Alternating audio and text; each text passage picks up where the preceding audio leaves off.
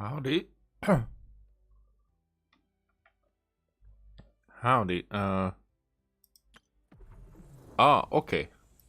I thought that there was no sound. Sorry. I had to finish my food. I haven't eaten all day. Anything. So I'm still digesting. And also the thing is that I'm doing this just because I wanna have a bit of release.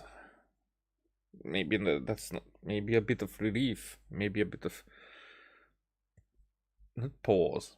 But I'm in the middle of moving, packing all my stuff, and yeah, I've been in this flat for 8 years. During that 8 years, I was living 2 years in the UK. I still kept this kept this apartment, I could say, flat. My landlady, landlord, is it landlord even when it's a landlady? I don't know, but they have the next flat as well, where I will be moving. So I'm staying in the same city. Oh yeah, so it was cheap, and even the new place will be cheap comparing to other places available in the city, because everything became very expensive in Hungary, like real estate wise. So I decided that I will do this on screen as a bit of a pause from packing, and also we have two anecdotes and Colombina thing available. So let's go start with the Colombina thing.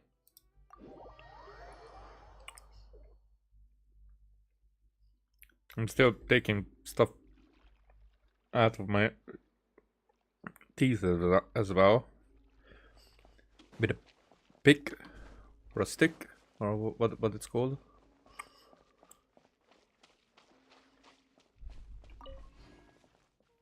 She there?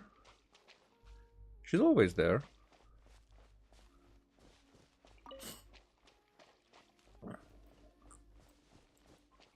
Is she painting? Yeah. Traveler, Paimon. How do you do?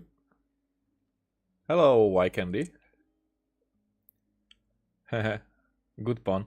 What's wrong, Columbina? You look like something's troubling you. Do you have any paint with you? I mean, I have everything on me, but calling it paint with all the stuff that I'm carrying around, that I don't think that I have paint. Malus. You're Malaus, right? Malaus. Oh, different.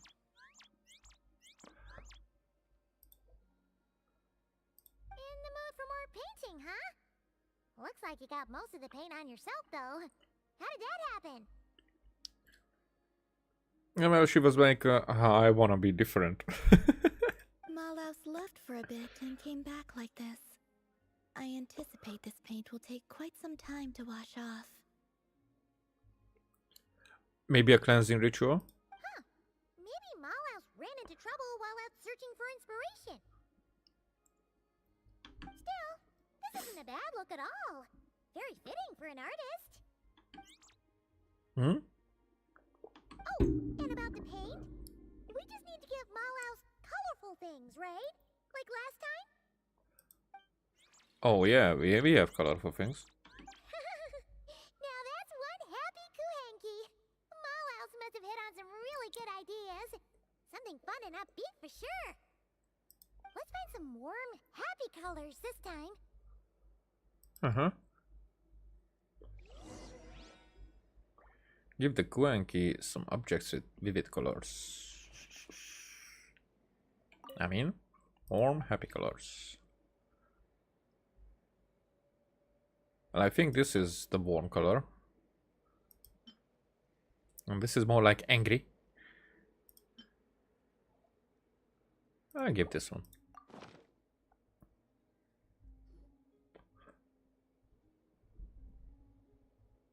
Huh? So it's empty. That should do it, right? Huh? And she is going to be using just one color. Oh, there she goes, painting away already. Ooh. Ahem.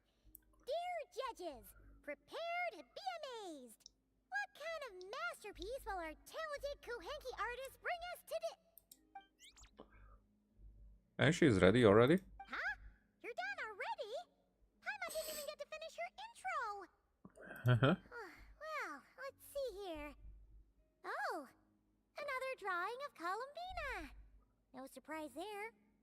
It's beautiful. Just looking at it makes me feel happy.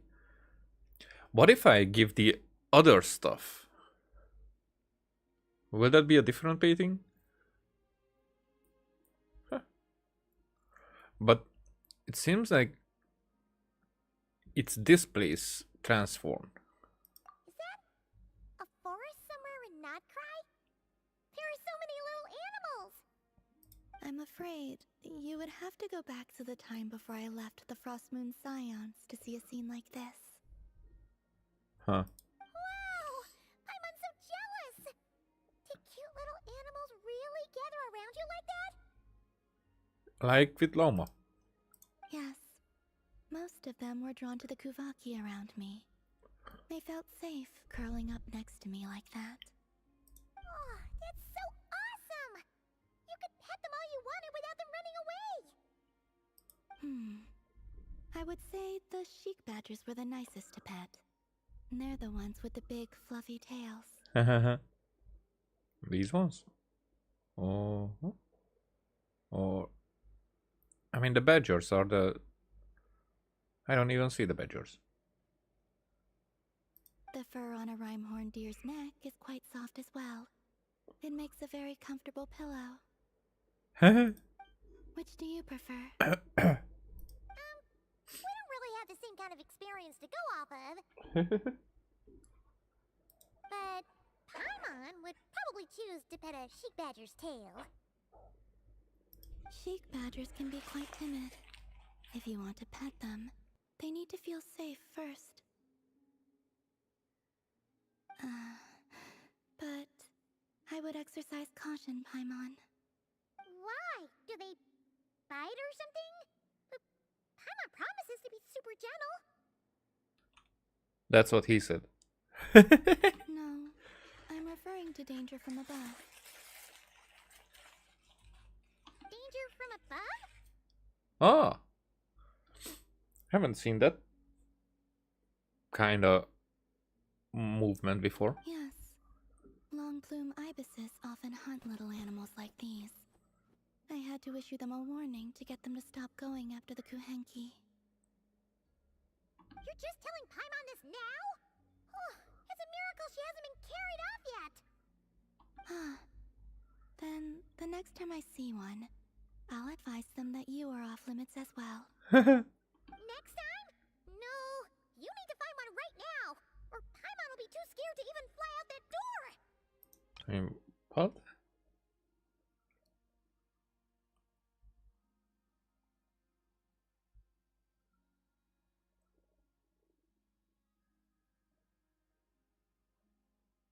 I mean, so she's afraid of ibises? Ibises? IBCs? The little one seems strangely curious about the idea of Paimon being carried off by a long plume ibis. Don't even think about painting a picture like that. And that was it.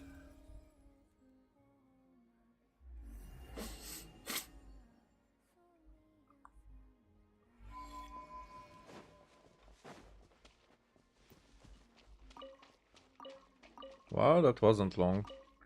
And that's what she said.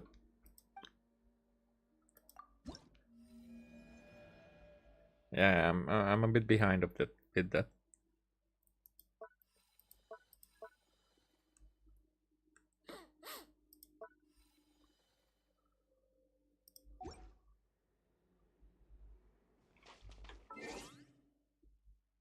Uh-huh.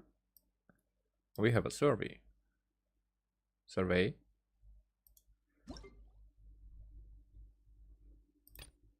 Event survey. Yeah.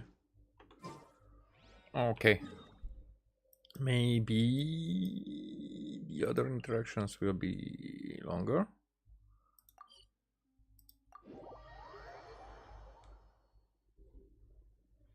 Uh-huh.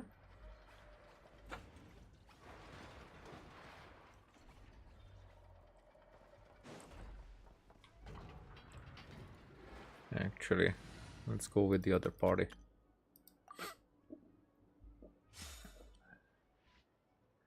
Yeah, I've upgraded Niffer a little bit.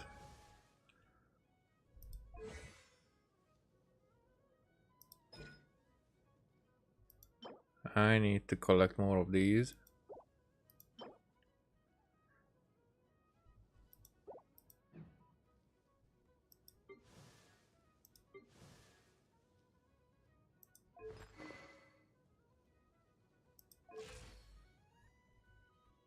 Her attack is very low. Yeah, because the elemental master is high. This is alright. Could be better, but alright.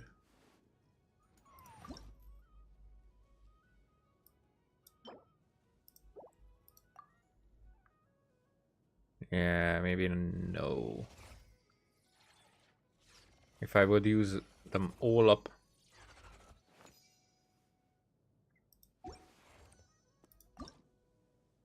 What if I just use this?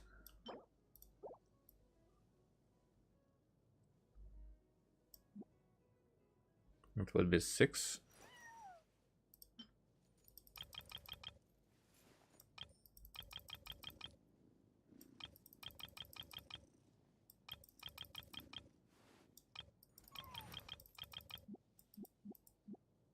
Still not enough.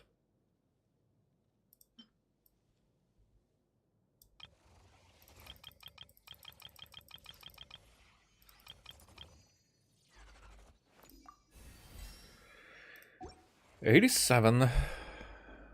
Well, closer to our goal still.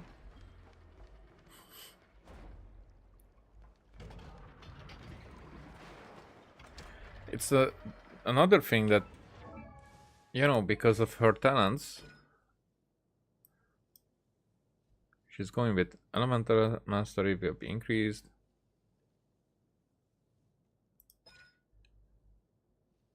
By her elemental mastery, but still, her attack is low.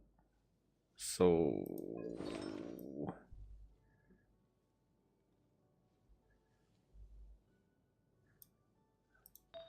I would need changes to that.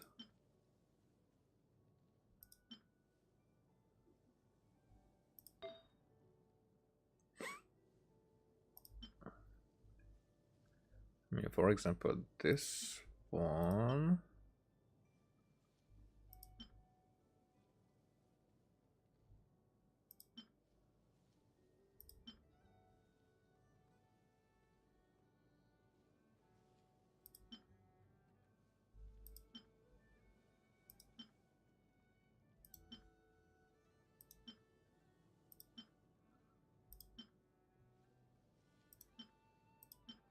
Yeah, no. Those are not really better.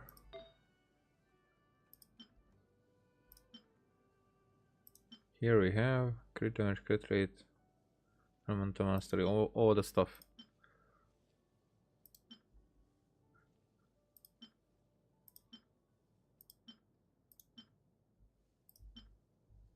Yeah, no. This one is elemental mastery, and this one could be better.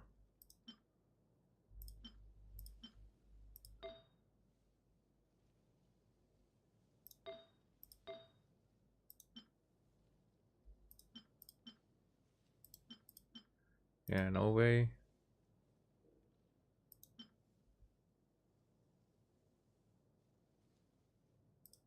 Why is this so behind? So the game would advise me to have crit damage over crit rate.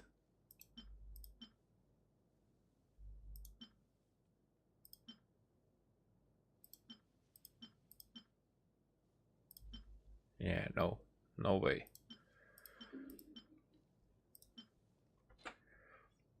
No way. I don't think that I would get uh better artifacts here. Huh.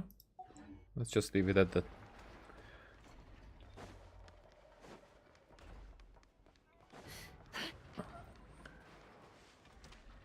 Ah. I don't think it would be polite to pick the Luckberries while Dinafai is right there.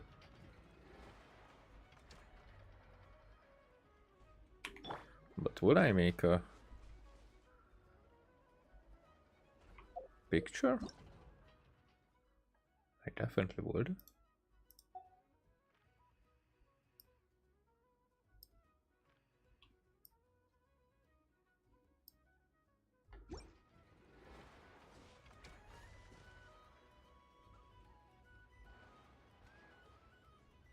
I think this way is better.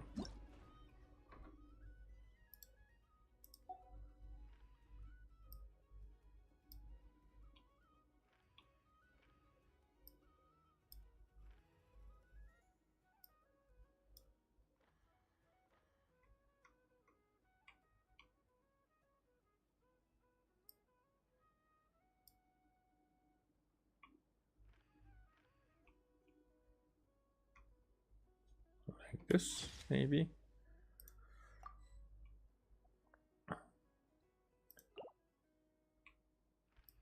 It's been way too long since I last had some candy. My brain's grinding to a halt, like a rusty machine. Oh, that's it! I'm having 5 whole crumb cakes for dinner tonight, and nothing's gonna stop me. Not even in Neffa's super angry mode.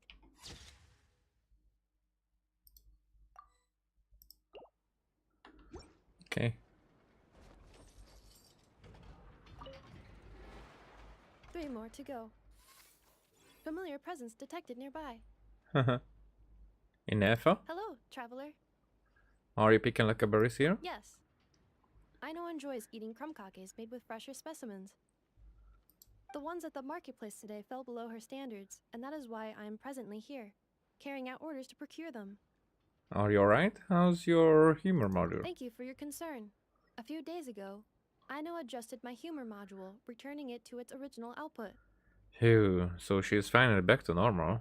Why did she undo the upgrade? Because my efficiency in generating jokes decreased significantly after my first few responses.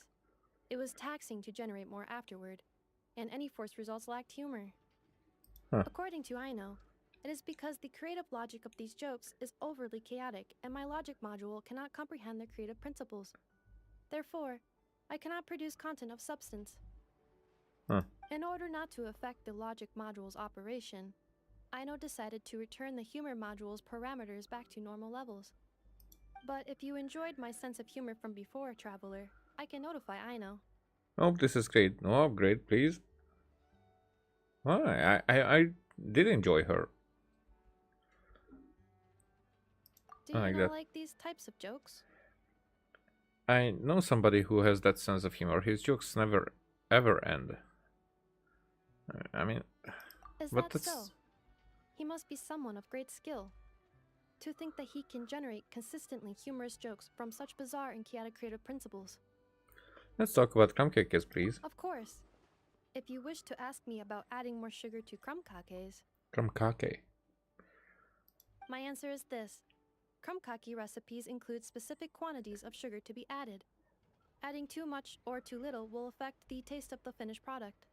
Thank goodness. So about Luckaberry crumb cakes. Of course. I am scanning the area to determine if it is suitable for a cooking demonstration. The results are not favorable. Backup plan activated. I will also write down the recipe and give it to you. Looks like enough. I was really back to normal. Thank you. You're welcome. If you have time, remember to come visit. Although my humor module has been restored to its original parameters, Aino has been researching the creative logic chain of these kinds of jokes. Should she manage to create a joke generation module, I will be able to continue telling jokes. Please look forward to this update, traveler.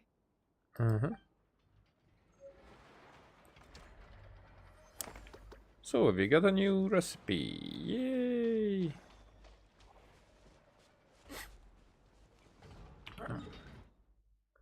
And that was that. Let's go to Flens.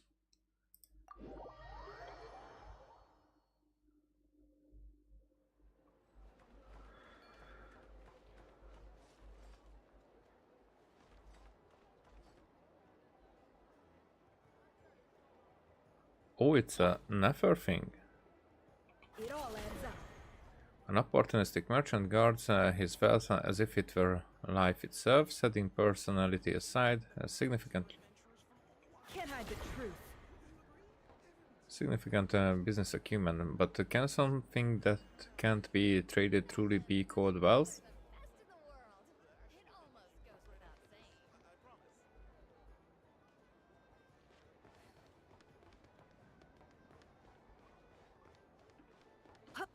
So there's only a few that can be interacted like that. It all adds up. Worked with Snezhnograd's Korolevsky trope. Her makeup designs are highly praised among the Snezhnaya nobility, enjoys a certain level of recognition in Fontaine's fashion circles as well, plans to make Yahoda her beauty model.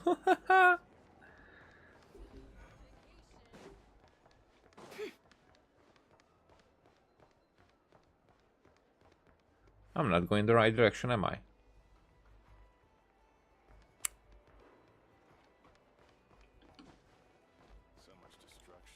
That help me.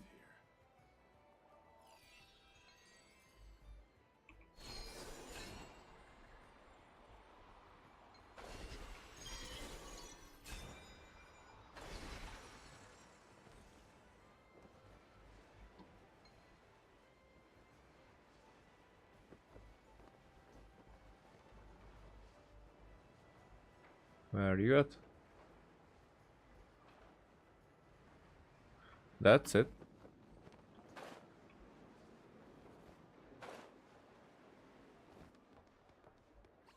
Why watching this door?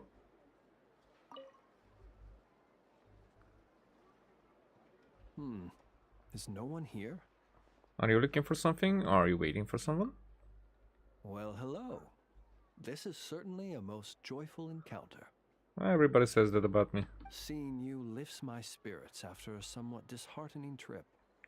Is something the matter? Do you need our help? I wouldn't say anything's the matter, merely that I am dealing with some unexpected circumstances.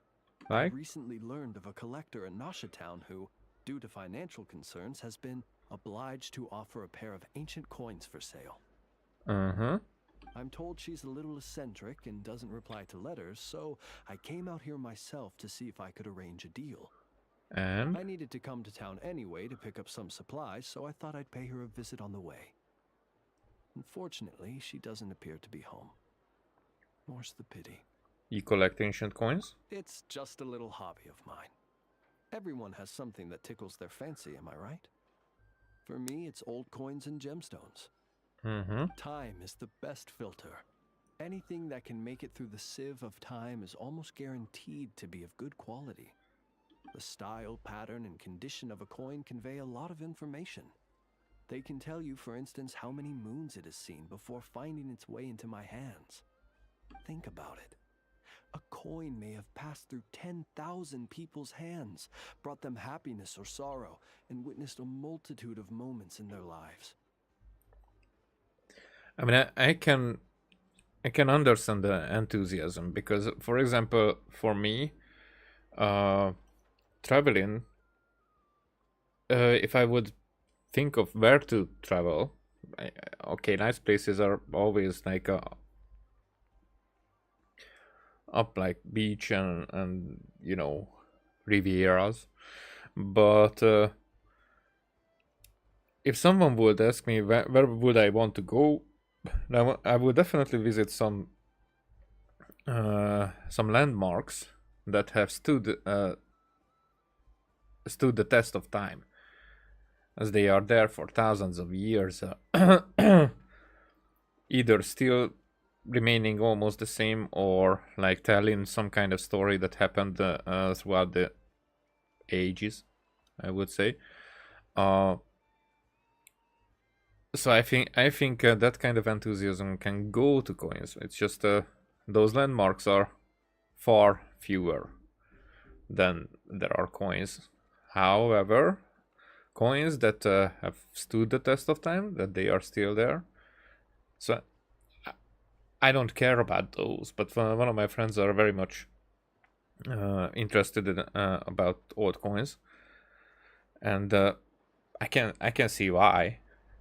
It's just those are not landmarks; those are like more small, little, and also their worth can very much change. Not they are because their worth can be different from the material that were used for them into the history that they still hold. The So yeah. weight of time it contains is far heavier than its appearance would suggest. It is a witness to the past and something that has value in the present day, which makes it more than worth collecting. These coins have been stuck in my mind these last few days. What do they look like? What stories can they tell? If I can't meet this collector, I fear all desire to return home shall desert me. Huh. Look at me, rambling on about coins without a thought for the friend standing by my side. Without a thought? Really? Let me think of a more interesting topic to make up for boring you just now. It's not like that. Ah, yes. Recently, I purchased a beautiful azure gemstone from a Fontanian merchant. It had long slumbered at the bottom of the ocean until being recovered just some days ago. I was told it was once embedded in the sword of a champion duelist at the court of Fontaine, while another story claims it was a pirate crew's prized treasure. I'm not sure which story is less believable. You don't suppose they were lying to you? That's exactly what I thought. Whenever a merchant starts waxing lyrical and weaving tales, it's usually a sign that they don't have faith in their wares. Huh. Fortunately, I'm very good at appraising a gemstone's true worth, even if its owner hasn't the faintest idea what they're holding. Please, allow me to invite you to my residence once more. I have a feeling you'll appreciate the gem itself, and you may well find my valuation of it quite interesting too. Alright, I'll be sure to drop by. Can't wait. I'll be waiting for you. Really?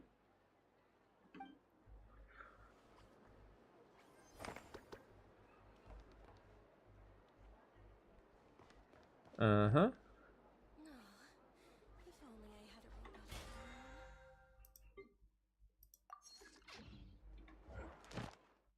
robot. We got the commissions out of that. Huh. Interesting. Why does Ashru sit up on the counter? To welcome our clients, of course. A kitty's gotta earn his kibble somehow.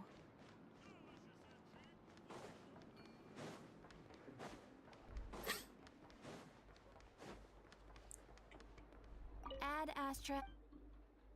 Thank you for completing. Add Astra.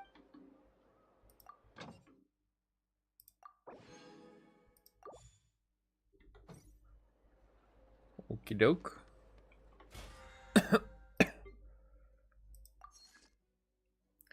Oh yeah, I did not use up any resin. Huh. What do we have here now? Oh, all of them. Okay.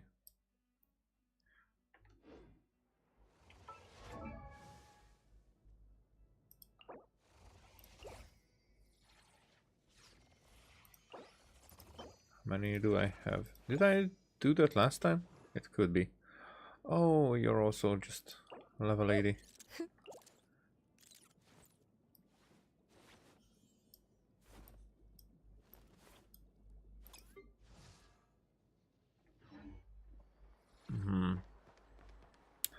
Okie doke, let's do the whatever this is.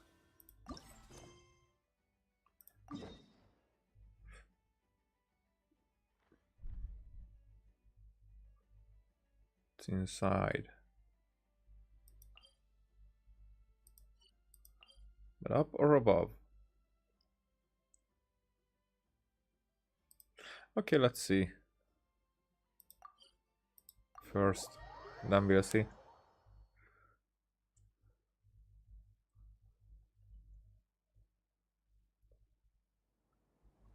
Yeah, it's in the academia.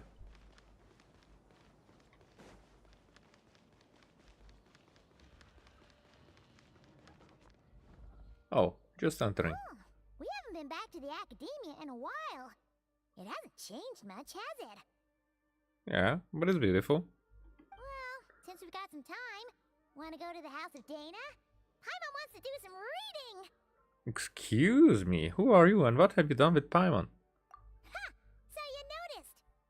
Well, you're too late. The Paimon you know and love is no more. Ah, You're looking at Paimon Plus, a new and improved treasure trove of travel know-how. Paimon Plus would like to find some new books to peruse. A gracious traveler like yourself wouldn't leave her companionless on her quest, right? I'm kind of afraid to see what would happen if I refused. You got me there, let's go. Come on, this way.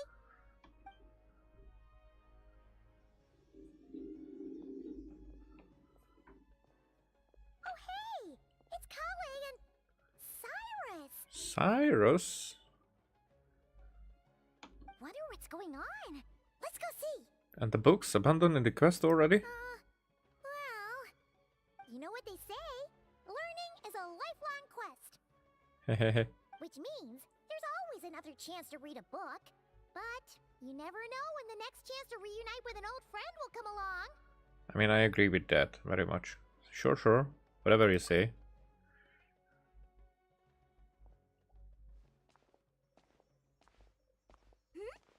Traveler, Paimon, you're back in Sumeru? Yeah, a little bit. Oh, hello, you two. It's been a while. Looking to spend time with some old friends? Yep. We saw some familiar faces, so we came to say hi. Hi, exactly. Hi, could I forget the old man who lives next to Howdy? Exactly. How could I forget Nafis' assistant? Ho ho! Excuse you, associating me with that woman. I answered the other thing. And if you're going to remember me that way, you should at least mention my tomato growing skills. So he's mad about the Zaha Hadid part and not the old man part? Well, Paimon's glad to see you in such good spirits, Cyrus. Must mean things are all good here in Sumeru. Apologies, Sir Cyrus. I couldn't help making a joke at your expense. Ah, well, it's quite all right. I'm not the type to take offense at that kind of thing. You definitely are. Anyway, Anyway, what were you and Kale chatting about just now? Ah, that. Well, it was quite a spontaneous meeting. I was leaving the sage's office when I spotted Kole in conversation with a Mahamata, and it looked serious. I thought something bad might have happened, so I hurried over as soon as the conversation ended. But as it turns out, our Kole is moving up in the world. The academia even hired her as a consultant. Wow! That's incredible! Oh, it's nothing, really. Look at that, so humble. Takes after me, she does. Not at all. Not at all. No, wait. I didn't mean that to sound like I don't think you're humble, Mr. Cyrus, because of course you are. I just, Oh, Kale is nervous. She's sweating. I should help her out. Anyway, what are you a consultant for exactly? Oh, well, I wouldn't even call myself a consultant. I'm just helping out. Now that the new semester has started, a lot of students and scholars are doing fieldwork for their research. But it can be dangerous for those who don't have a lot of experience in the wild. So, the academia is planning to establish an agency that provides guidance on outdoor survival and rescue for people who need it. Paimon gets it! So, you're here to explain rainforest survival as a representative of the forest rangers. Yeah, pretty much. Alright. Of course, when it comes to tips on deciphering mechanisms or defeating monsters, that's for people who are far more senior than me to handle. And speaking of which, since we're short on manpower, the person in charge at the academia said we're still accepting newcomers. If you're interested, you're welcome to join and share your insights. I mean, take your job already? Ah, seizing the moment. Well done, Cole. Recruiting someone as capable as the Traveler is a great idea. Everyone thinks so. Oh, and just between the four of us, the Academia has set aside a generous amount of funding for this project. Well, since Kali's thrown her hat in the ring, we should help out too. What do you say, traveler? Well, as we all know, nothing if not helpful. Great! We're all supposed to meet up in Aru Village later, so I guess we'll regroup there. Yeah, see you there. I was kind of worried, since Master Tainari isn't around to help this time, but now I feel much better. Have faith. You don't need anyone's help to do a great job. Yeah, even if you don't trust the Academia's eye for talent, you can trust ours for sure. And mine, of course. I have as good an eye for people as I do for tomatoes. Well, there you have it. Thanks, everyone. Oh, speaking of Tainari, how are things with him and the others? Good, thanks. All the forest rangers are doing great. Oh, but Master Tainari did mention that Sino and Sethos were heading to Gandharvaville. I'm not sure if it's for work or something else. I'm telling a few jokes. Knowing them, could just be to play some cards. Yeah, same thing. I'm not sure. Apparently Sethos is bringing someone else with him too. But with my academia commitment, I didn't have time to ask for more details. Huh. Well, now Paimon's curious. Should we go check things out, traveler? Why not? It's been a while since we've dropped on to say hi. That's true, and I'm sure they've missed you. Now that is how it should be between friends. Getting together to play cards or enjoy a meal. Yet here I am, stuck with Nephis, who only ever calls to talk about research. Well, I won't delay your reunion any longer. Until next time. Bye. Bye, Mr. Cyrus. Take care. Alright, I should probably get going too. See you later, guys. Come find me in Aru Village when you're ready. Sure thing. Looking forward to seeing you shine, Kali. Return from the mysterious realm started.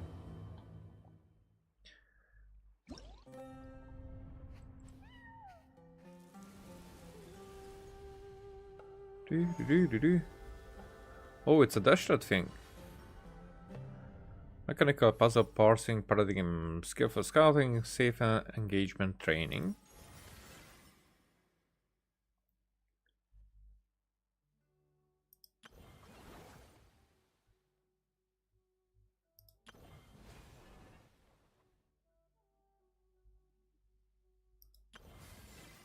What the?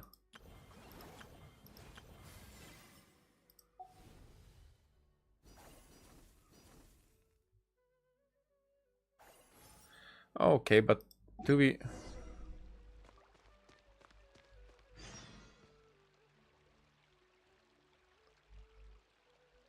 With the other one? Oh...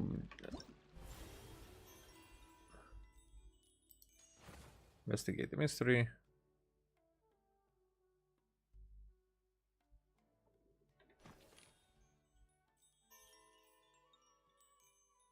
I don't know.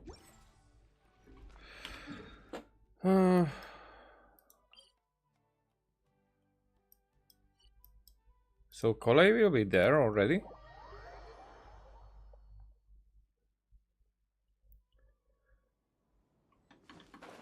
It could be.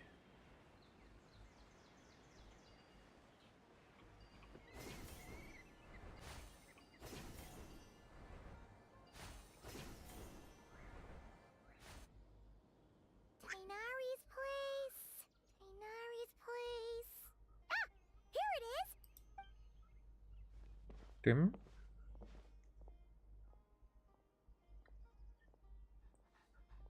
Sino! Sethos! Looks like the whole gang's here. Oh, and Layla's here too! So Layla is the mysterious guest. But, oh, she doesn't look too good. Did something happen? Hey Rabon, it's been a while. Is everything okay here? Ah, Paimon, Traveler. It's good to see you. I'd welcome you like a proper host, but I'm a bit busy at the moment. Apologies. No worries, this seems serious. Ah, no need to look that worried. My observations indicate Miss Layla's condition has improved quite a bit. There's no danger to her mind. She's just fatigued and needs some rest. Excuse me for a moment while I blend some calming incense. I'll let you two explain the situation. All right. What happened was, Sethos and a few members of the Temple of Silence rescued Layla, who was out in the desert trapped in a state of delirium. Huh. She had to be rescued? Oh, that sounds bad. That's all you're gonna say about it, Sino? I mean, we don't want people jumping to conclusions. That's all I can say about it. The person involved is unable to explain what happened to her, so we're limited in what we know. Sorry. My head. Still dizzy. The moons. The moons. Exactly how many are there? There are things happening that are probably messing up her senses as well. The moons? She's been repeating that phrase over and over again, but she can't seem to remember what happened to her. We tried a few things back at the Temple of Silence, but we couldn't recover her memories. Her symptoms are kind of similar to researchers in the Satyavada life state. So we brought her to Tainari to see if our veteran forest watcher had any other ideas. Is that what that Hypatia had when she was hallucinating? Tainari is pretty much our last option, so let's hope he can help. Well, the good news is, even if restoring her memory is a no-go, we can help with the headache at least. Jer was in a similar state when we found him, delirious and mumbling to himself, but he's more or less back to normal now. Sorry, I should give you some context first, huh? We should let Miss Layla get some rest. Come with me, you two, and I'll introduce you to the other victim of this incident. Yeah, let's go to the NPC Good instead. idea. I'll wait for Tainari here and keep an eye on our patient. All right then, this way.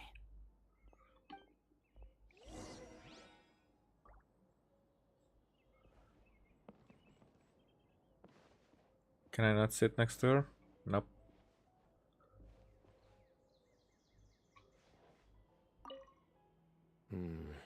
Something strange is going on.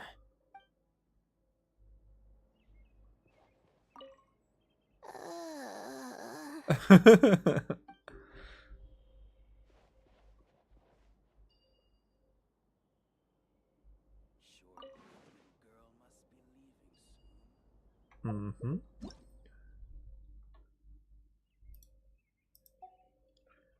Let's see if I can make something out of this. Interesting that I cannot move it lower because of the table.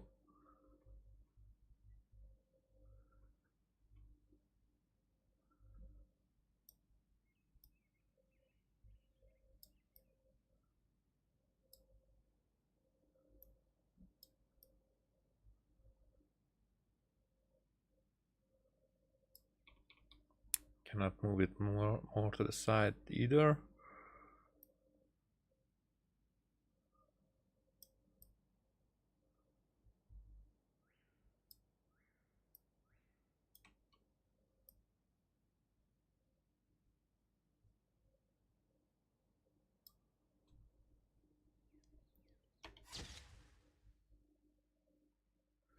No, it's not it.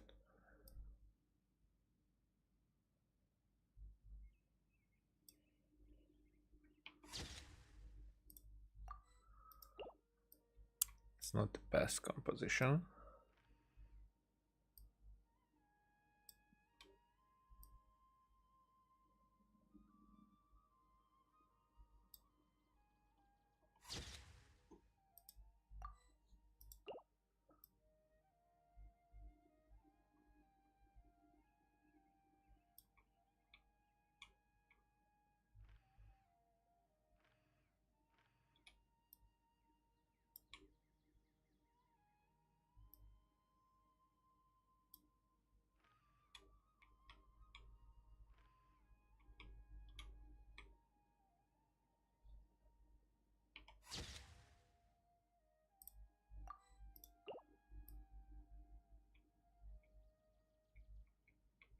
Can we do something like that?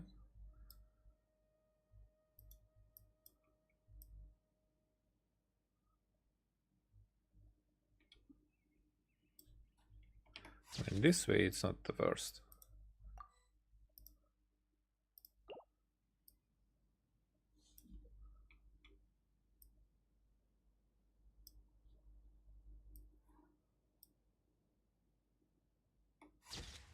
Oh, okay. Can I, when she's sitting, can I do something like that? Nope.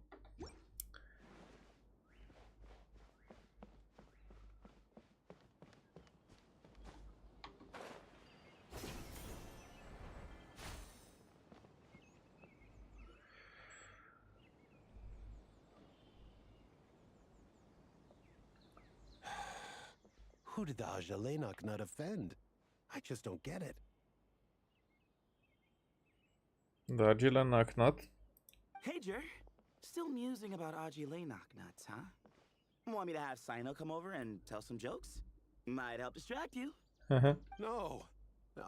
No need. I'm done.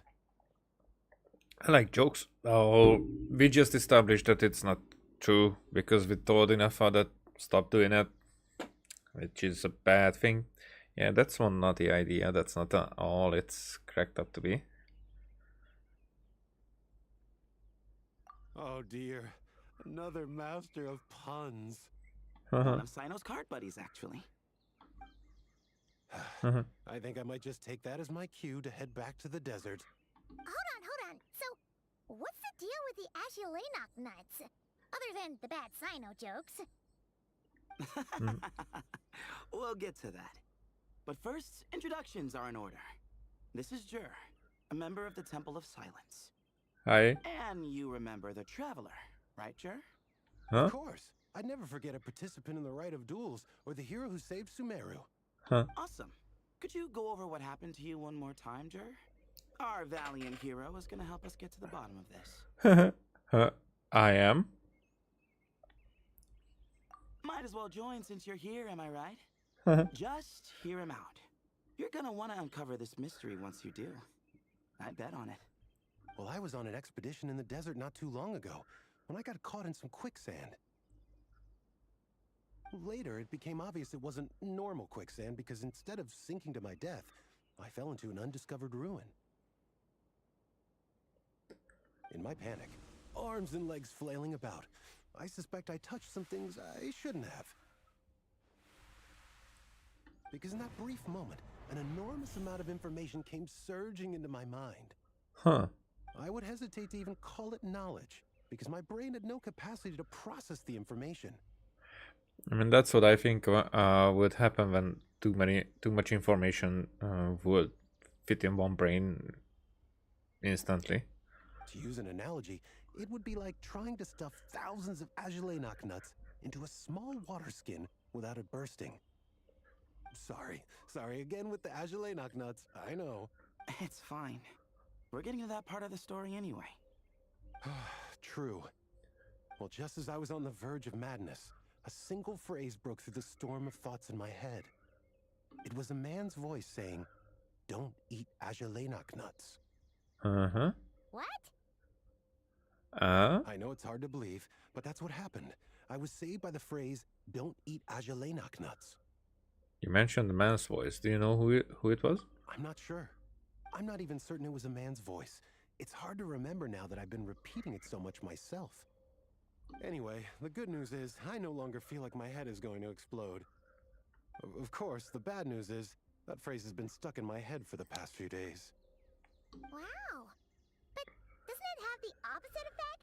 Like, the more you say don't eat it, the more you want to eat it? Yes, that's exactly right. Oh, I see what's going on then. Whoever the voice belongs to, I don't know what his deal is with those nuts. Well, the world's a big place. There's bound to be people who don't like sweet stuff. I suppose. Strangely enough, I'm starting to think the voice belonged not to a man, but a cat. What? How? Why? That's the question, isn't it? What would a cat be doing in an abandoned ruin like that? Just as my mind was reaching its breaking point, I could have sworn I heard the sound of a cat guiding me to exit. But when I came to, all I saw was endless desert, and Sethos shaking me in a desperate attempt to wake me up. I'll admit, it was pretty terrifying seeing you like that. Staring off into space and mumbling about Agelenok nuts. You sure don't sound terrified.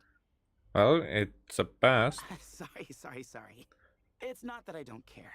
It's just kind of hard for rambling about Agelenok nuts to sound menacing. Now, what Layla was saying, on the other hand, that is much creepier. You mean about the number of moons? Exactly. The unknown is what breeds fear. Agelenok nuts are familiar. But the moon suspended above us at night? That's about as foreign as it gets. We don't know that for sure. There could be a whole other world inside an Agelenok nut, with a moon of its own. Huh. I guess. I mean, interestingly, that's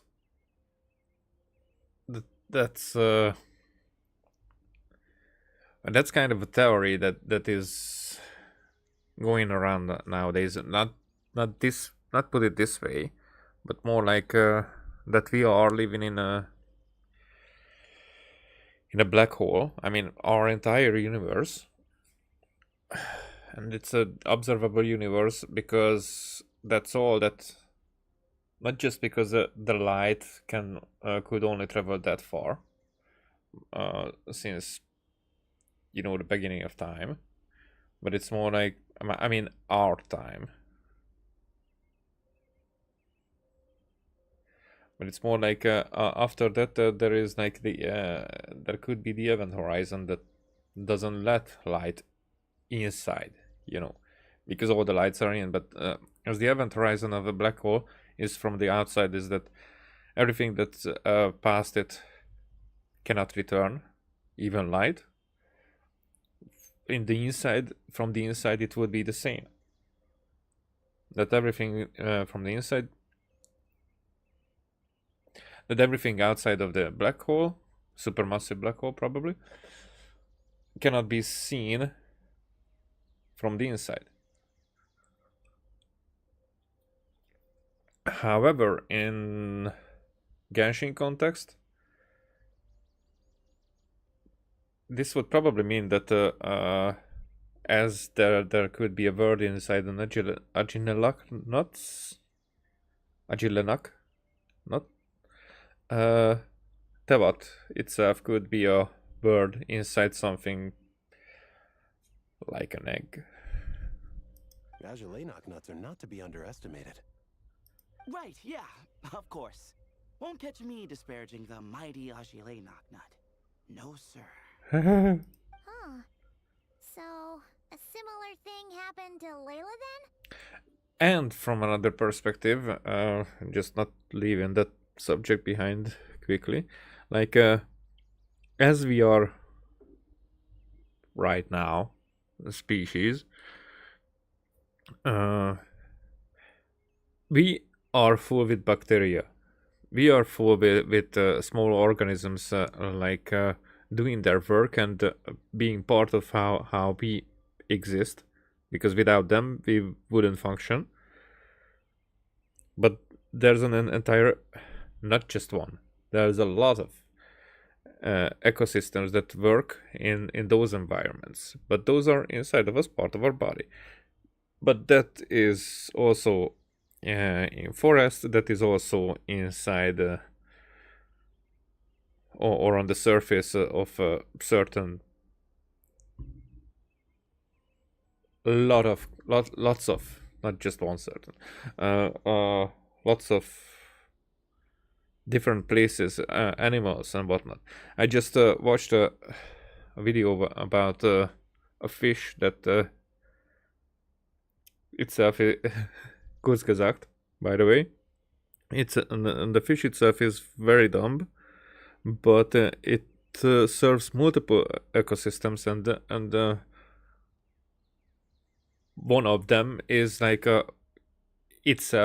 the fish itself is a word for a lot of other organisms like we are, and they are not even like parasites. There are parasites as well, but not just parasites, but bacteria and whatnot that are living on the surface of the fish.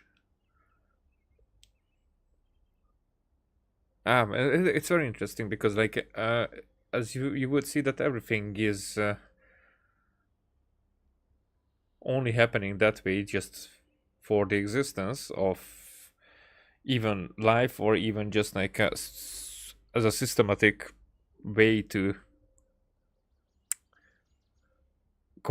not collaborate, but to coexist with everything, like or feed on other stuff. But those things are that they feed on are also like, have you ever thought about it, that a very, very, very few things are exceptions on that, but everything that we eat, they were alive at some point. Everything that we consume. I know exceptions like salt, and maybe water, but water I'm not so sure of. Salt is actually an exception, but like everything, like spices, like vegetables, and everything else, definitely. But mostly anything that we consume, it was like 99.9% or even more, they were living. So when they are I will sneeze. That was very close. That was very close. I did not sneeze. But when I'm thinking that when it's not just a circle of life, but like when someone says that, oh, you shouldn't eat like animals because they were living. No, they're just part of this ecosystem. The same way as vegetables are, the same way as fruits are, the same way as like I think even if you eat paper, that would be part of it. Now, in that regard, or not that regard, and that being said, not everything is consumable that was once living. So what I'm saying is that if we eat something and we feed off of something that was once a living thing, anything goes, because our world, our universe is working that way. Even not just because we are eating stuff that were alive on the earth. However, if we do not see life that way, that as we see life on Earth, because we determine how we see what is alive. But if you watch how like star systems work around the gravity, and how the universe works in that way, then there are like devourings and whatnot that happen with non-living things, you know, non-living as we see it, considering what is alive on the earth. But I definitely think that, like, for example, that's what I'm saying about water. That water is evaporating, goes into they become clouds, and then rain comes down, and the clouds are like moving around the atmosphere, in the atmosphere, and they are like let raining down into forests or and like from the ground it comes out into the streams, and they are feeding other people because they are feeding other people. So I think that's kind of life that we don't regard as life, but I think that's like as if the entire earth is breathing that way. Like we are the bacteria or viruses or whatever of the earth, as we are living on it, and when we are sick, when the earth is sick, then we are hurting it. We are unable to destroy it as of now, but as in our bodies, there are these microorganisms that are living. We are microorganisms of the planet, and as we are like breathing and whatnot, that could be similar as or like just having a shower and washing away some of our skin and whatever. That could be like similar to how the earth moves around, and how the water moves around the earth, for example, but the wind as well, or like even the volcanoes can be like pimples or whatever, you know. So I see earth living that way, and that's, you know, that's what I wanted to like. I shouldn't have taken that much time, because now it seems there should be a conclusion, but there isn't. It's just that's how I see it. Yeah, I think so. I was in a hurry to rescue Jur, so I put a marker on the incident site so we could go back and investigate. When his condition stabilized, we doubled back around to check and... You discovered Lila in a similar condition. Exactly. Multiple victims with the same symptoms at the same location. It wasn't hard to conclude that something is seriously wrong with that place. So, after we got Layla out of there, I had the Temple of Silence put up a warning sign at the scene and send patrols to watch the area. Speaking of, Sino, Tainari, and I are going to head back there and investigate once Layla is stable. So, as per usual, you're here just in time. Yeah, it sounds like you need all the help you can get. That's for sure. But there's another reason I want Sino and Tainari involved in this. Because the story doesn't end there. Right, Jer? Huh?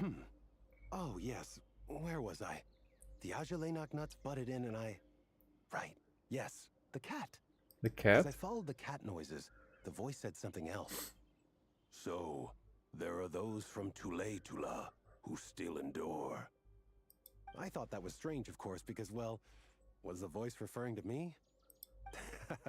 Records of my ancestry are rather sparse, so I'm not sure if my bloodline even traces back to that place.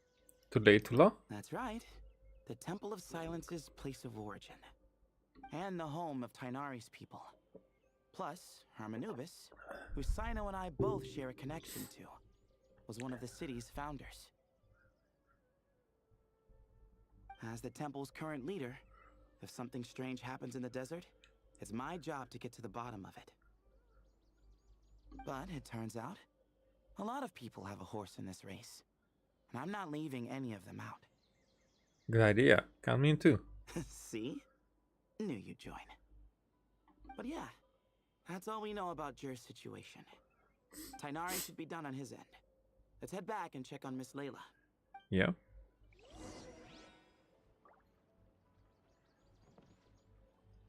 Tududum. Is there anything here? Nope.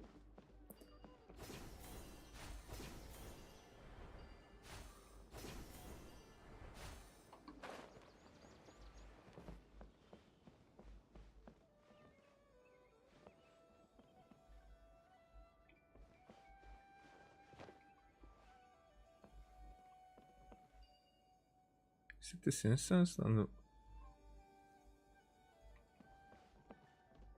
what am I hearing then? Oh, but it... Oh, it gets stronger and then releases, then stronger again and then releases. How are you feeling? But don't speak if it's too taxing. It's fine. I'm much better now, thanks. I feel like I haven't slept in 2 days, so pretty much back to normal. Whoa. That's your normal? Haha, Ayla. Traveler, Paimon, I thought I heard your voices earlier. Oh, and, I'm sorry. Huh? You don't have to apologize. You didn't do anything wrong. No, I just mean, I think I'm about to disappoint you. Uh-huh. My head was kinda muddled earlier, but I still heard your conversation. I know you're trying to figure out what happened to me, and I want to help.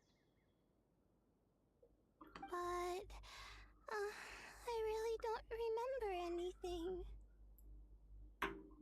Does your head still hurt? No, I feel fine. The incense you made helped a lot.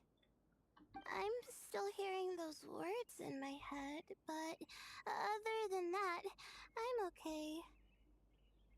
It's just, all I remember are those words. Everything else is a total blank. One moment I was heading to the stargazing point I'd calculated, and the next, I was on my back in the sand. The same phrase playing over and over again in my mind. How many moons are there in the sky?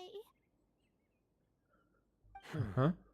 Sethos, did your friend Jer suffer from memory loss too? Not really. His memories are blurry, but there aren't huge gaps like this. He remembers touching something. Someone talking, a voice mentioning Tuletula, and hearing a cat lead him to the exit. A cat. Ah, the iris twitching. Did you hear it too? Huh? Now that you mention it, I think so. It was so soft. I thought I was imagining things. Which means, at the very least, what the two of you experienced while escaping the ruin is consistent. A single sentence repeating in your heads, and the faint sound of a cat. Still not a lot to go off of. Agreed. Oh, is your head hurting again, Layla?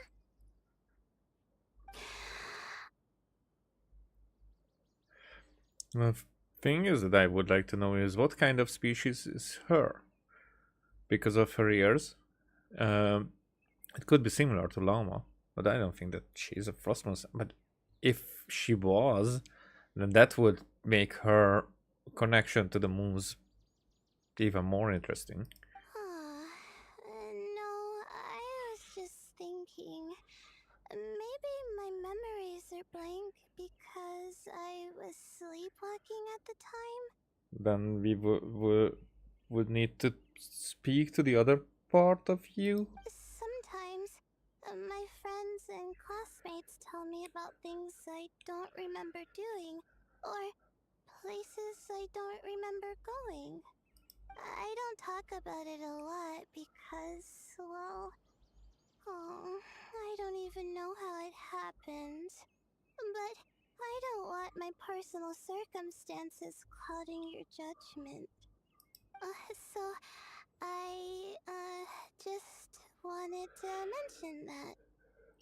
Ah, I see. Well, thank you for telling us. But I don't think we need to dwell on that for now. We're gonna check out the site of the incident for ourselves, so that should help us come to our own conclusions. I'm with Tainari. Don't put too much pressure on yourself, Lila. Okay. Then could I come too? I have to know what happened to me back there. Sure, but on one condition. You need to be in tip-top shape before we head out. If your condition isn't stable enough before then, I'll have to figure out something else. Of course. No problem. Well, I'm more concerned about Tainari. You sure you'll be alright in the desert? You say that like I'll evaporate on first contact with sand or something. Call it curiosity. If this concerns my ancestors, I want to figure out what's going on. Anyway, as long as I take things slow when the sun's out, I should be fine with the right preparation. Besides, it's a good idea to have a doctor on hand in case of emergencies. So long as our doctor doesn't become the emergency. Huh. Interesting point. Well, if that happens, I suppose I'll just have to rely on the kindness of my entourage to haul me back home. Alright, well, that all sounds good to me. Let's meet in 2 days like we agreed. In 2 days, as usual. Jer and I are gonna head back to the Temple of Silence to do some research in the meantime. See you in a couple days. See ya. Sounds good.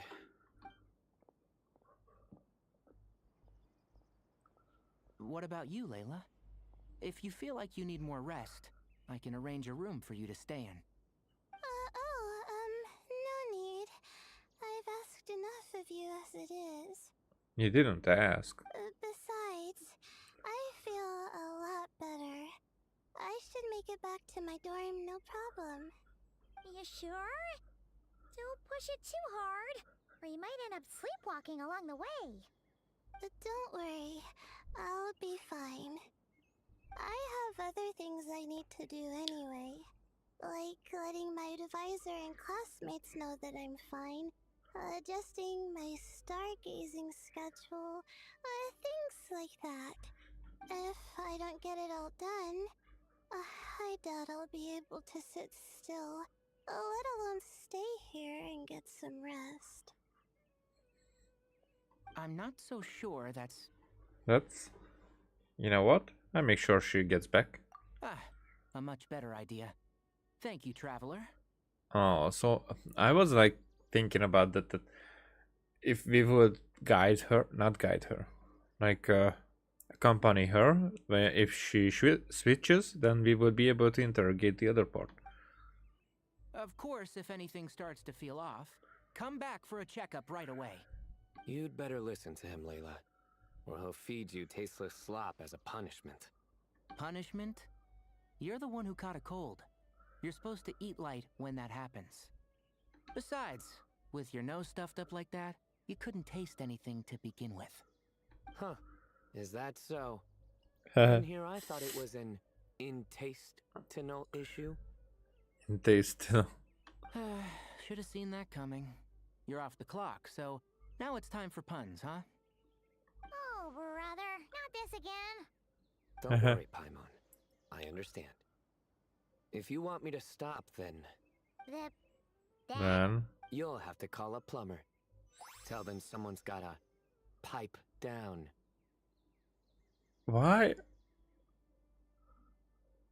Why are we so excited about that? this is getting more insufferable by the second. Huh? Put a sock in it already, please. Got it. Buy one second. Come in right up.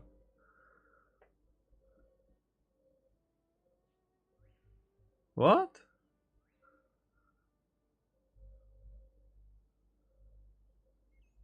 What does that mean?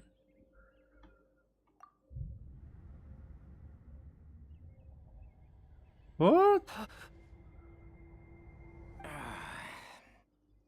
Paimon's done with this game. What does that mean?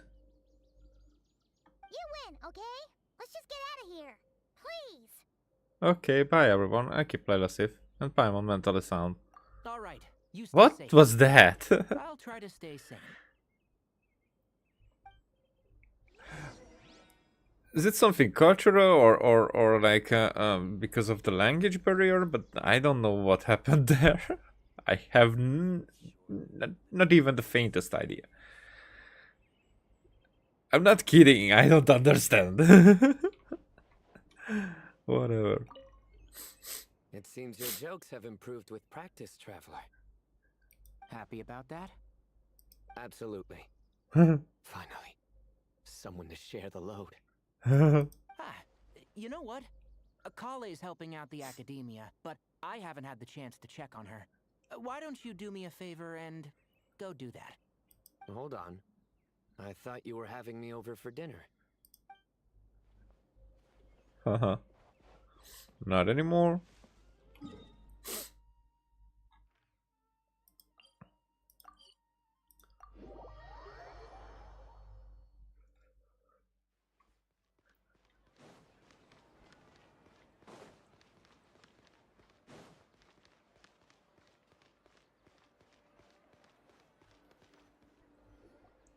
Moons. Ashelinok nuts. Moons. Ashelinok nuts? Are the moons going nuts? Paimon, please, enough repeating. You're putting me to sleep over here. Oh no! Looks like Paimon's caught the brain bug too! She can't stop thinking about those two things! Oh, Paimon's gotta clear her head. But how? How, indeed. Aha! Food. Got it! The cafe over there! Why don't we head over for a quick pick-me-up? Huh? Something's up with Lila. Sorry. I feel kinda tired all of a sudden. Wait! Is it because of all Paimon's muttering just now? Maybe? Sorry. The coffee will be Paimon's treat, okay? So generous all of a sudden. Hey! You make it sound like Paimon's stingy or something! I mean, you are. Huh. Well, she'll just have to show you her true colors. Yeah! Starting now! After 4 years, 5, 4, 5, 4, 5. You sit tight and take care of Layla, traveler. Paimon's gonna get us some snacks and coffee. Be right back. Don't go anywhere in the meantime. Huh? She's pushing herself again as always. Other Lila, I presume. Layla. Lila. Saw right through me, huh? I apologize for the sudden emergence, but I didn't have any other options. It's fine. As far as I'm concerned, you're Layla as well. Well, that's true. So, for our sake and your safety, allow me to fill in the gaps in her memory. I knew it. You were in control when it happened. That's right. Layla was already in bad shape, stressing about her new study topic, focusing on the stars instead of her surroundings. By the time she realized the danger she was in, it was too late.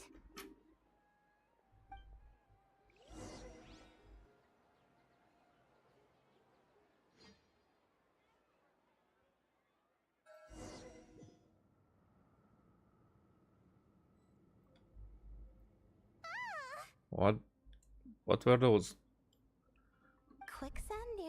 ideal viewing spot? Wasn't expecting that. Oh, she fell through? Looks like Layla's been under a lot of pressure lately. She hasn't been paying attention to her surroundings. But why would quicksand lead to a place like this? Well, all in all, looks like a common desert ruin. Guess there's nothing to do but try to find a way out. Oh, Layla, what have you gotten yourself into this time? I'm so curious about this story. I mean, not just like this story, but Layla's story altogether. So we have different doors.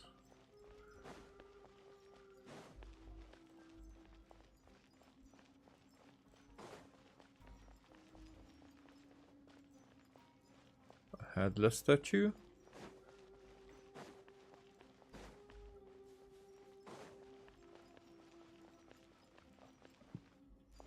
Uh-huh.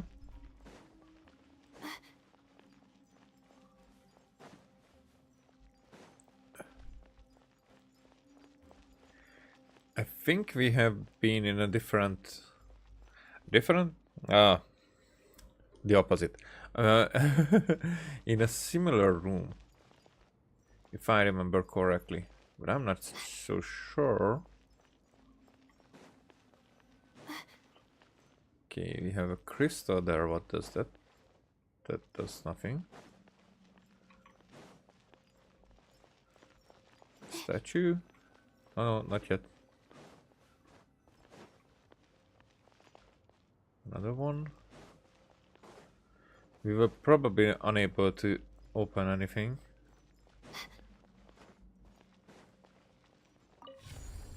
No, we can open it.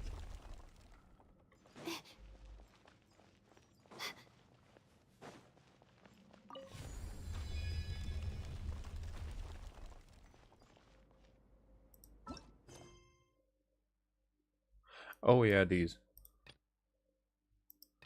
Ah, I see. Okay.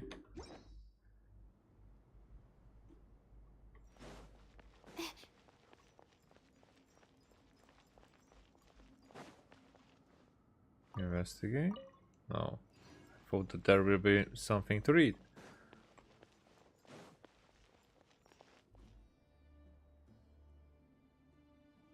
I mean, is this Dashrat?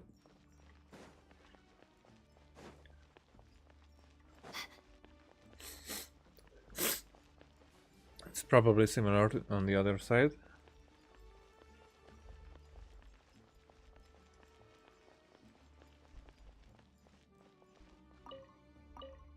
Well, very similar. Okay, let's see what our real goal is.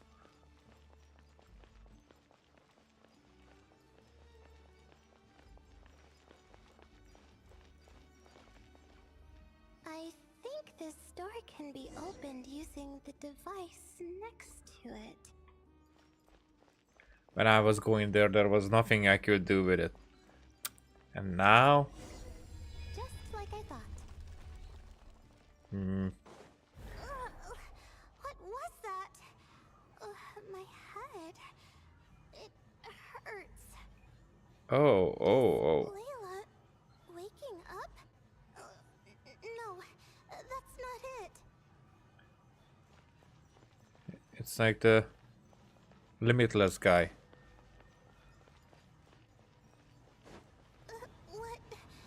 What's going on? It's Oh. too much. I don't understand. The ground is... Where am I? It's spinning. And now I can only walk. Can I walk backwards? Probably not.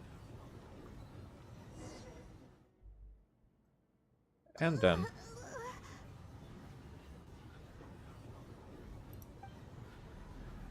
Uh-huh.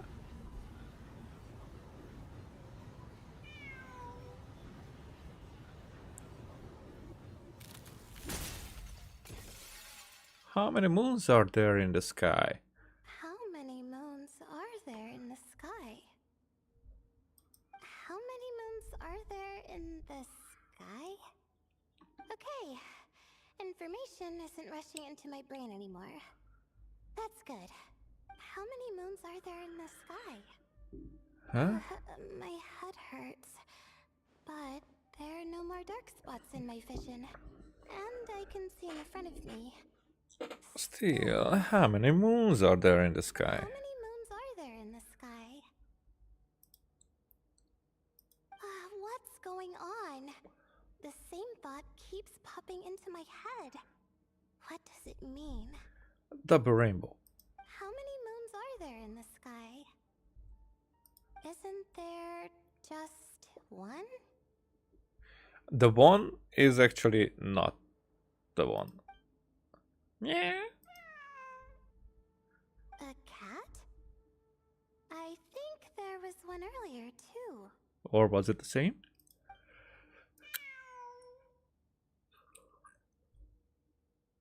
I'm not hearing things. It really is a cat. But what is it doing here?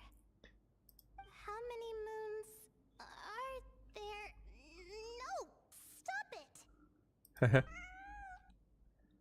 Does it want me to follow its cries? Cries? Well, it's not like I've got other options.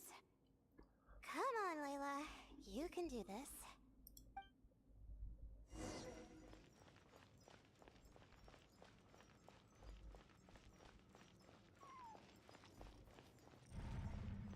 Oh.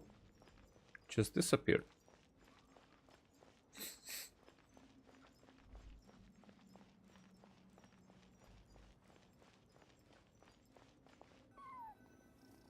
Leave.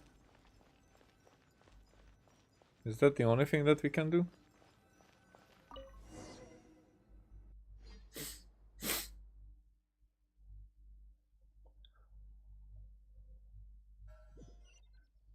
So? And so I Oh. followed the cat's cries to find my way out. And it wasn't even difficult, just straight ahead. It was quite a kind creature. It didn't even leave until the other me started to wake up. Well, that fills in the gaps. Sounds very similar to what happened to Jer. Thinking back, it all started when I touched that device. The device? I've heard fellow students talk about it before. How the desert is full of objects that do strange things. Sometimes it's just a minor inconvenience, but other times devices like that can cause massive trouble. I know exactly what you mean. Of course. I forgot how much adventuring experience you have. Yeah, we touch everything. Still, carrying an umbrella doesn't mean you can't get soaked, so just be careful and stay away from unknown devices. Thanks for the device. No need to thank me. You and Layla are about to head into dangerous territory together. You need to be safe so she can be safe. Haha. Well, I think that about sums it up. Yeah, so you're leaving? And just in time. Your coffee's here. Traveler? A little help over here? You can... You can do it yourself. Seeing Paimon precariously try to keep her balance, you rush over to help her out. When you turn around, Layla is rubbing her eyes sleepily. Did I fall asleep? Just for a moment. Aha, Dollhouse comes into mind. Paimon's an excellent hypnotist. Puts people right to sleep. Wow! Paimon didn't even know she had such an impressive skill. Ha! Does that mean since Paimon bought this coffee, it would just make you sleepier? Nope, that doesn't. A beverage that puts people to sleep. Oh, I hate them. Better Hi. saved for work hours, I think. What? So you can nap on the job? Who does that? Huh? Oh. Oh. Beep boop. Beep boop. Oops.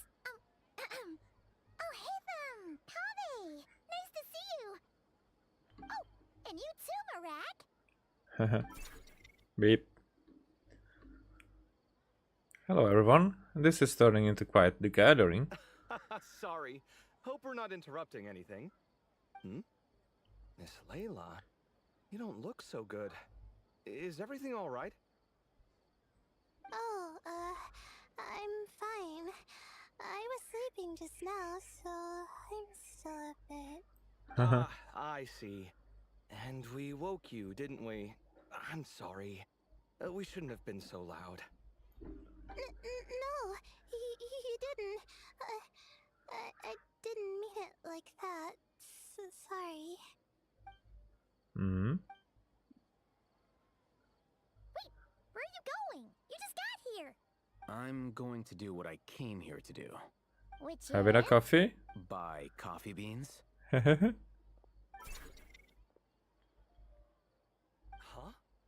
You're going too? Marak! Fine. Run off with him. See if I care. I mean, what's the problem with that? Well, looks like I get you to myself. For a second. It's been a while, hasn't it? How have you been? Same old, same old. So, a busy life of adventuring for you, and a busy life of academics for Miss Layla, is that right? Oh, is something wrong? Just a bit of trouble in the desert, that's all. The desert's not always the friendliest place, that's for sure. And from the look on your faces, I'm guessing this problem's not resolved? Huh? Don't force yourself to talk about it, of course. But But I've worked on several projects in the desert before, so if there's anything I can do to help, just say the word. I mean, help. No, I don't have anything to hide. It's just complicated, so explaining might take time. Okay, start now. Well, lucky for us, I've got that in spades. Yes. You have been quite sedentary recently. Sedentary? Now, I want to know what that means.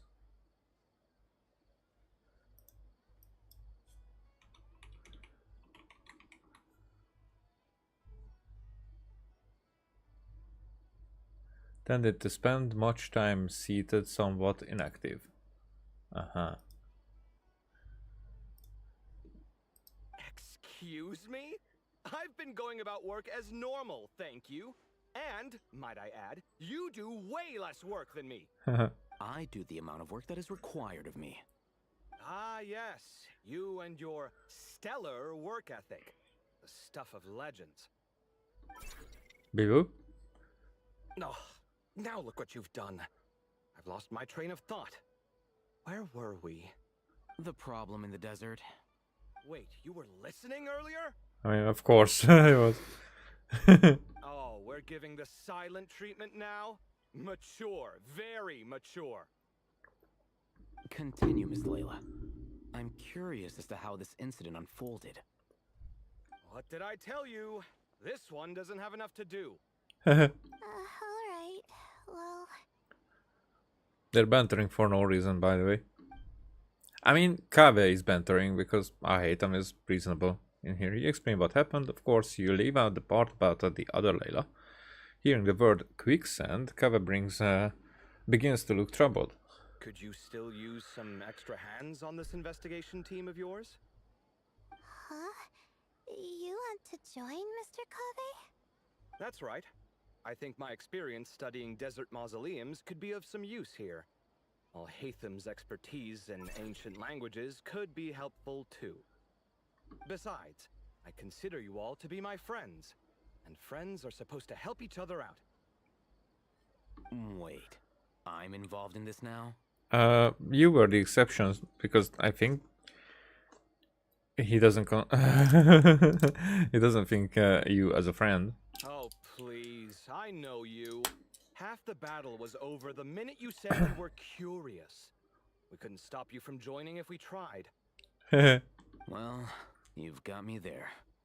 Besides... This suitcase of yours has been jumping at the chance to volunteer for a while now. Volunteer? I imagine. You imagine? What do you Mechanical imagine? life forms might also feel homesick from time to time. Huh. Huh. Yeah, that's what I was saying. Huh. Now that you mention Huh. it, Everybody says huh. Brax core was a component sourced from the desert. That could prove useful. You're sure you want to come with us? It could be dangerous. Oh, I'm sure. All the more reason to recruit as much help as possible. It's important to count on friends at times like these. We appreciate the help. Our pleasure. It's a plan, then. It's a plan. You give Kava and Ahitam the direction set as provided. You all chat for a while longer and Lila's spirits are lifted. Alright, we'll head back to our place to get ready. This one hasn't been on a trip in a while. Chances are, he doesn't even remember how to pack a suitcase. Oh, there's a suitcase. I'm not worried. It'll get done. Somehow. Would it kill you to help every once in a while? I do help. It's called moral support. Oh, of course. And I am ever so grateful. Goodbye, you three. We'll see you soon. Bye. Oh, and Kave, your coffee beans. You were too busy glaring at Alhaitham, you almost forgot them. Huh? Beep boop, beep boop. Oh, that transition was interesting. Well, we're pretty close to the academia now. I should be fine from here. Wait a second, I'm a bit behind.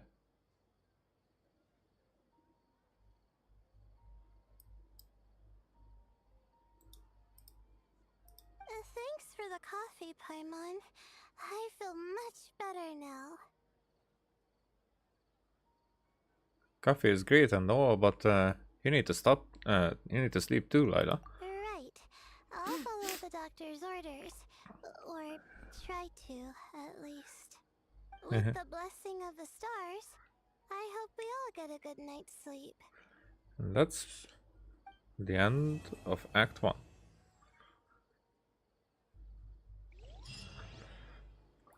Okay. Hey Victor, what up? 2 days later. We're doing it right away.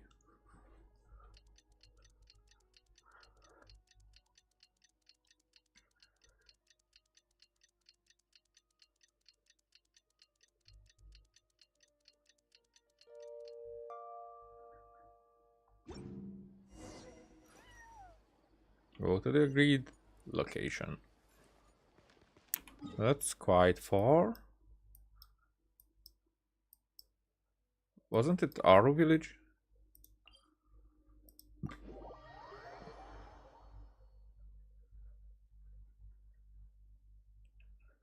A deja vu I could have done without.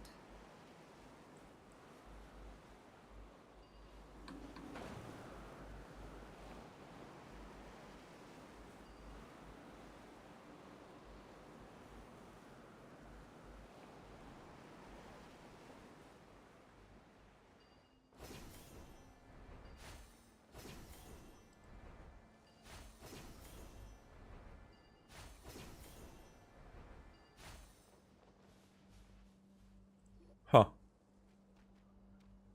What the? It's Tatooine.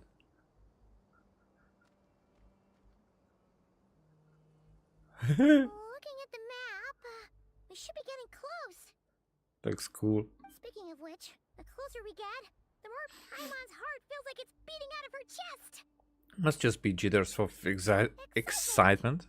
Yeah, sure, that's it. Oh look, it's Tainari and the others. Everyone's here bright and early. They must have set out last night. Yeah, the desert's a pretty harsh environment. Better to travel at night and beat the heat. Hey everyone, we're here. Ah, right on time. Looks like the desert treating you okay so far. You don't need to worry about me.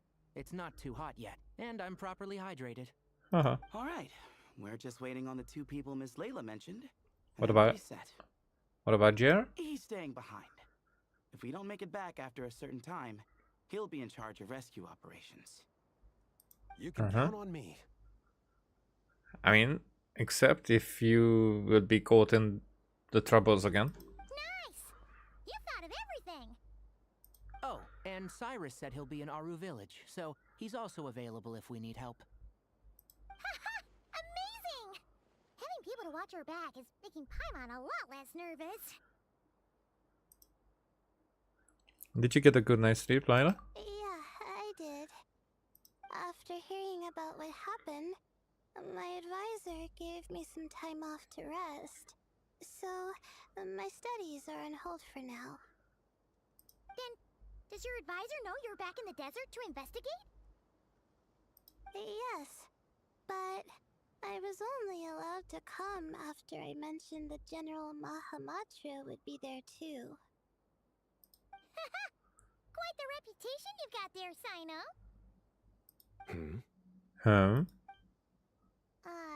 Something wrong? You haven't said a word this whole time.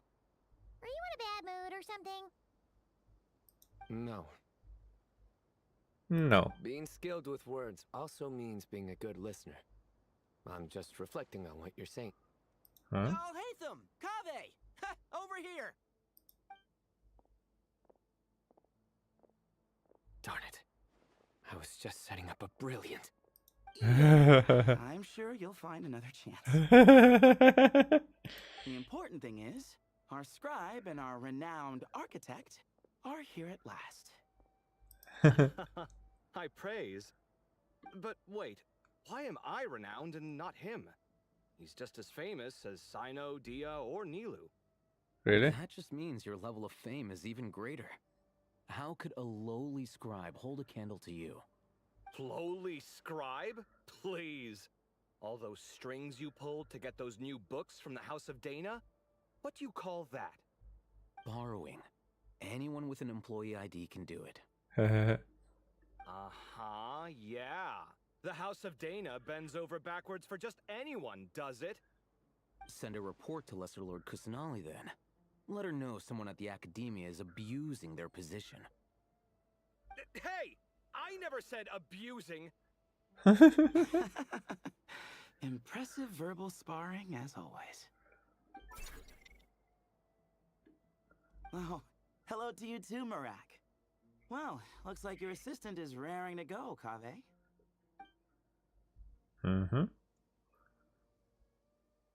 Maybe it knows something. So, I say we get this show on the road. No sense delaying the inevitable. True. Let me scout ahead. No need. We're in this together, remember? Sure. This is the entrance, yeah? Yes. Perfect. Then, if we're all set, let's get moving. Let's. Headlong into the sands.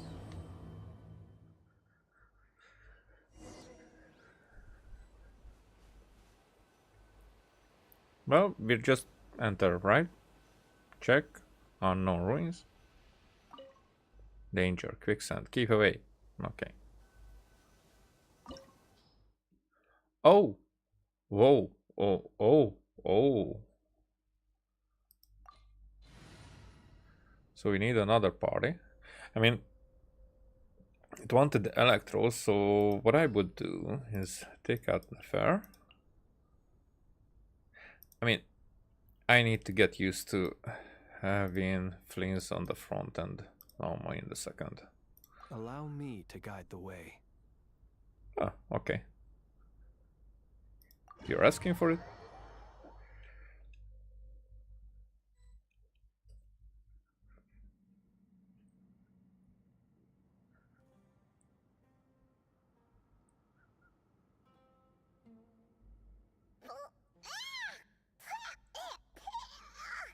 Paimon's mouth is full of sand! So that's what falling into quicksand feels like?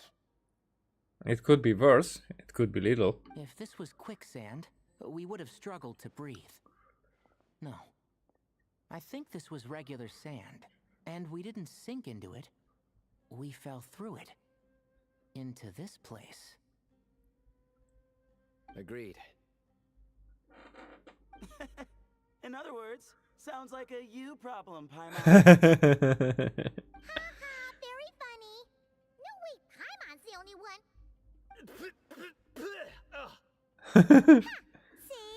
See? What? I'm the only one with sand in my shoes? Yeah, right. This place looks kind of familiar.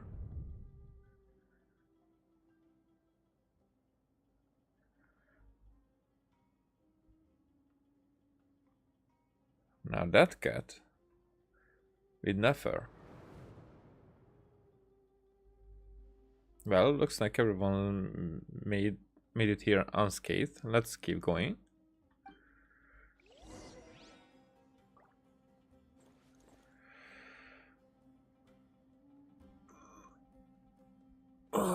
Sorry, I'm just moving a little bit.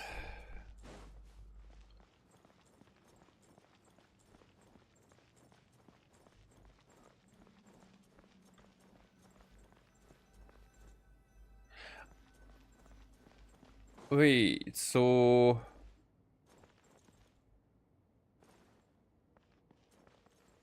what we were saying, feeling is that this is where Nefer was with Harrier? When Harrier was trapped?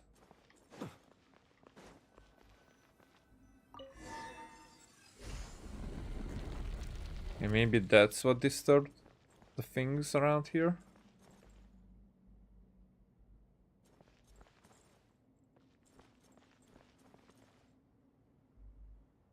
Yeah, so that is the headless one. Whoa, there are monsters here? Sure didn't say anything about that. Probably means he didn't run into them. Because we're just unlucky. Not the best sign of what's to come. We'll be fine. Let's just use up all our bad luck and we'll be golden.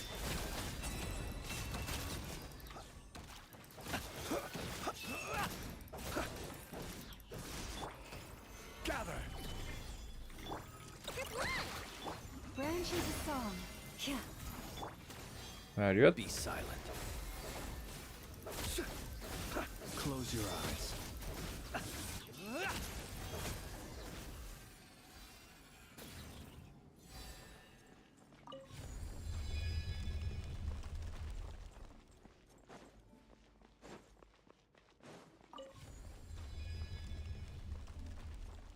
Maybe we will need to go that way now.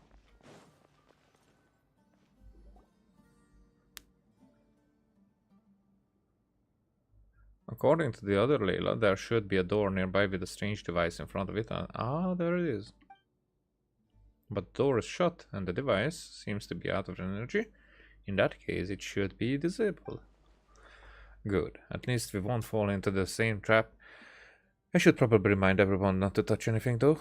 Be careful everyone. Don't run around touching everything. Well, that goes without saying. Fair point. There's just one problem though. The only way forward is through that door. Not the only way. Oh, is it time to hunt for a key? Paimon loves this part. Really? Don't worry. With our adventuring experience, we'll find it no problem. Let's get searching. Mm-hmm. And someone else will find it. Marak, wait! Follow Marak? Really?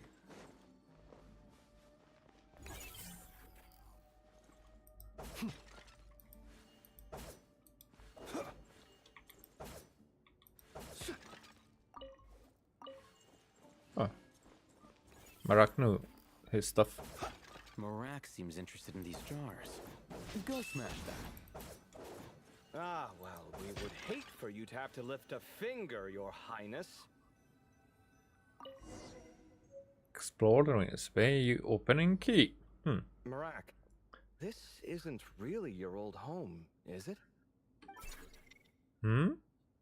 No idea what that means, but Marak does sound pretty happy. So, mechanical life forms do have the capacity to miss home. A novel discovery. Well, with Marak leading the way, we should be safe, right? And we already know that mechanical life forms are able to do that because of Inetha, of course. Yep, let's follow Marak's lead and open the door. Stay on your guard, everyone.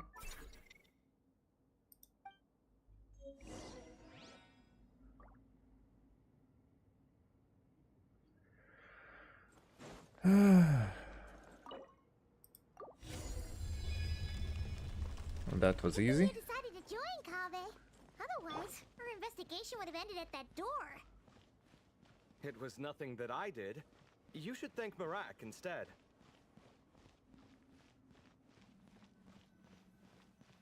Whoosh. Puzzle? Hold on. At this rate, Paimon's gonna lose her title as best guy to a mechanical suitcase. Paimon's jealous all the time. Don't worry, Paimon. Even at your most useless, you're stuck with me. Aw, thanks. Hey, wait. What do you mean, useless? Well, no weird mental symptoms so far. I'll take that as a win. That said... Uh-huh.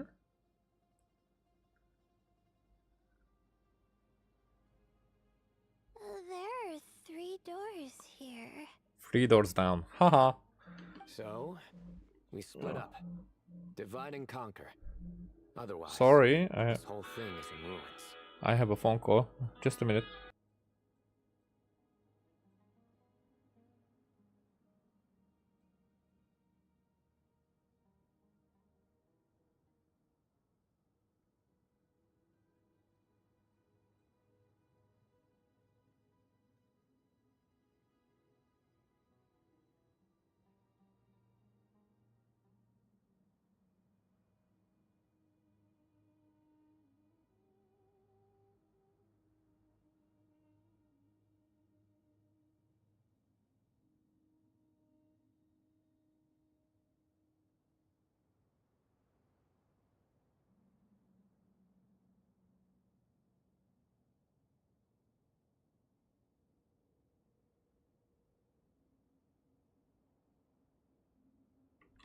Alright, thank you for your patience.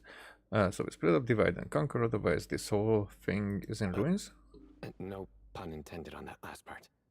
I I swear. Yeah, that might be our best option.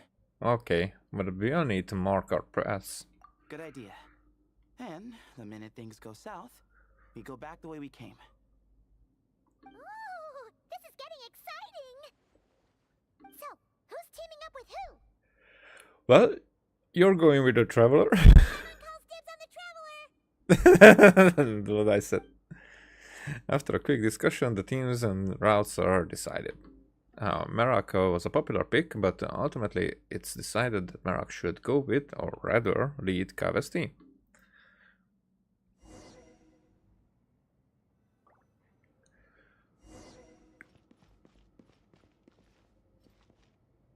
Is that our only option?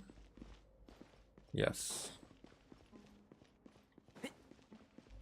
Oh, we going one by one? Well, this takes me back. The last time we were in the desert together, the 2 of you came all the way out here to gang up on me. Oh, sounds like someone's holding a grudge. Just what I like to hear. If you're still hung up on that last one, just name the time and place, and we'll have ourselves another thrilling... duel. Is he holding back? What's with the awkward pause? Were you expecting me to stop you from saying something stupid? You 2 can have 1,000 duels for all I care, after we're done here. For now, focus on the task at hand.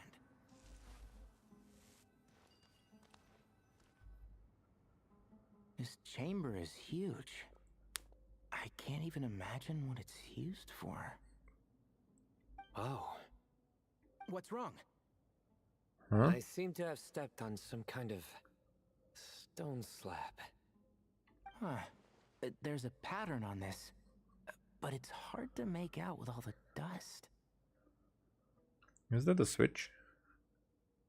Or lever? Huh? Look! The shape seems to match the markings on the ground over there. Oh. Let's slot it in and see.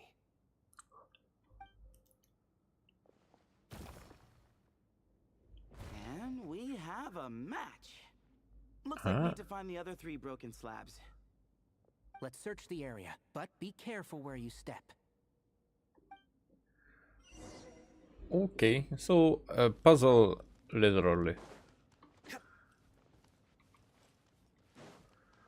Oh, it tells us. I would like to find it, but no. Oh, wait. We cannot climb here.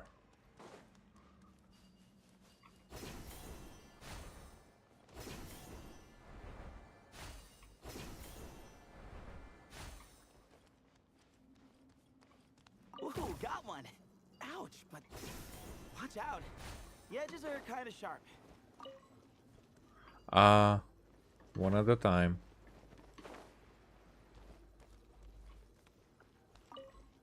Okay.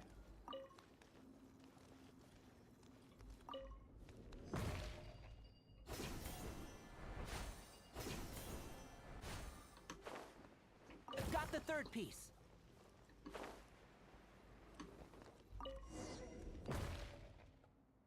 Huh?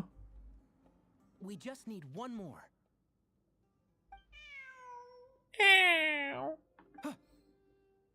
Really? Look, a cat.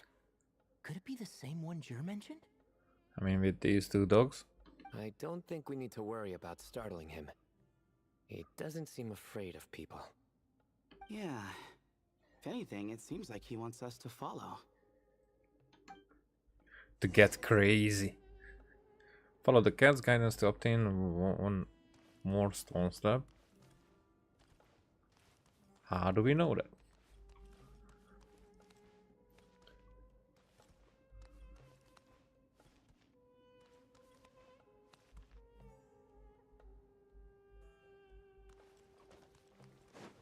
I saw this one.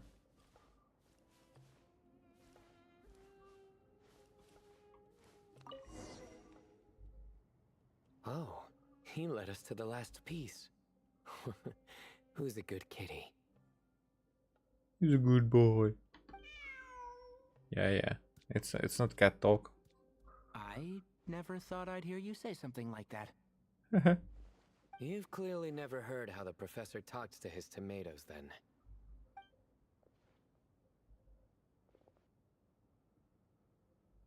All right, well, that's that.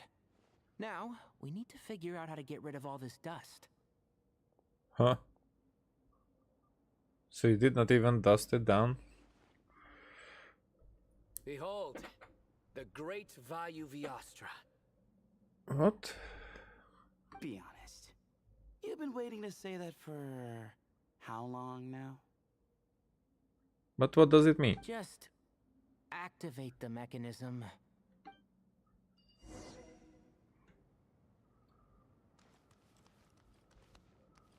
Let's try to figure it out without. So there's one person here, another here, and another here. So it wasn't a switch, it's more like a head piece. Just activating from here.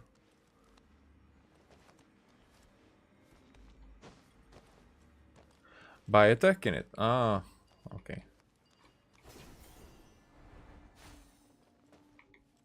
Then Satos.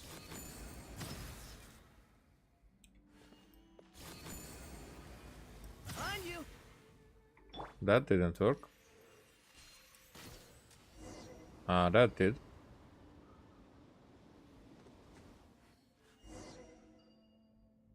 Don't we need to... Oh.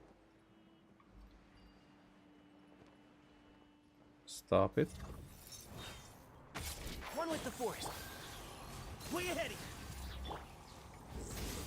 Your sins weigh upon your soul. Your penance is due.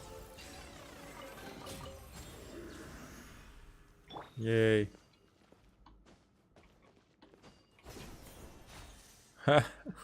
Did not work. Let me check if now we can use this. Nope.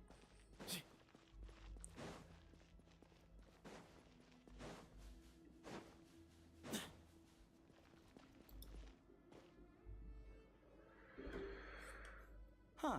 It worked. It's a picture of... You free? 3 Hermanubises? That can't be right. The ears aren't vertical. Not true. And the looks fall short. My hat is much better looking. Hehehe. A goat, an ibis, and a crocodile. Mm-hmm.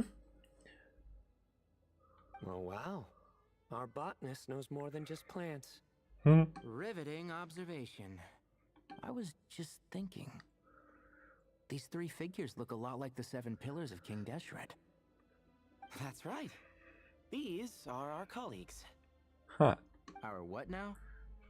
You sure about that? Just kidding. But what I meant by that is these were Hermanubis' colleagues back then. The middle one is the Goat King Hereshef, Minister of Ministers, the god Amun's most trusted chancellor.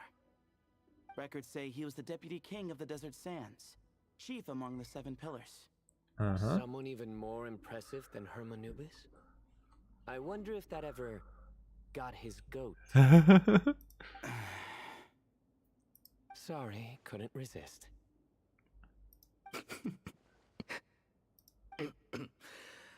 Okay, that was a good one. Wait, really? I've got so much more where that came from.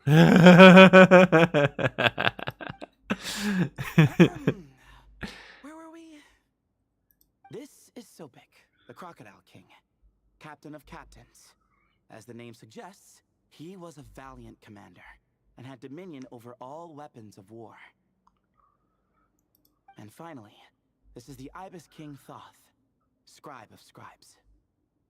Your memory's pretty impressive. I bet you're almost as good as me at memorizing cards. A scribe? Did he manage archives then? Like Alhaitham? Wait, that's all Alhaitham does? I never knew being an academia scribe was such a cushy job. Cushy. Well, that's how his friend put it, anyway. But it does seem like he has a lot of free time. Well, I don't know much about the academia, but I'm sure the Ibis King had more responsibilities than that.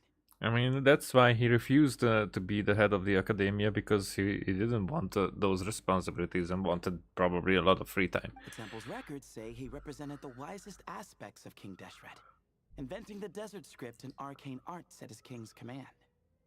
He must have been quite the impressive man then. Or creature, depending on how you look at it.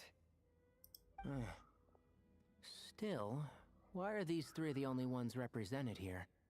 What about the other pillars of King Deshret? On the other rooms, where the others are. Maybe because the 3 of them were extra close?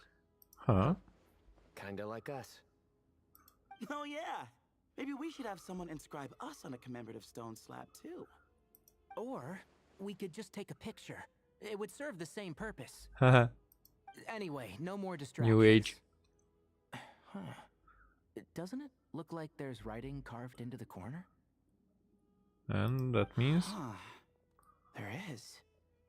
And it's in the ancient desert script too. Looks like the Ibis King left you some homework. Give me a sec. I'll try and translate it. And you will succeed. The ministers are unvirtuous. The scribes unwise. The captains unworthy. Huh. My end is not humanity's end.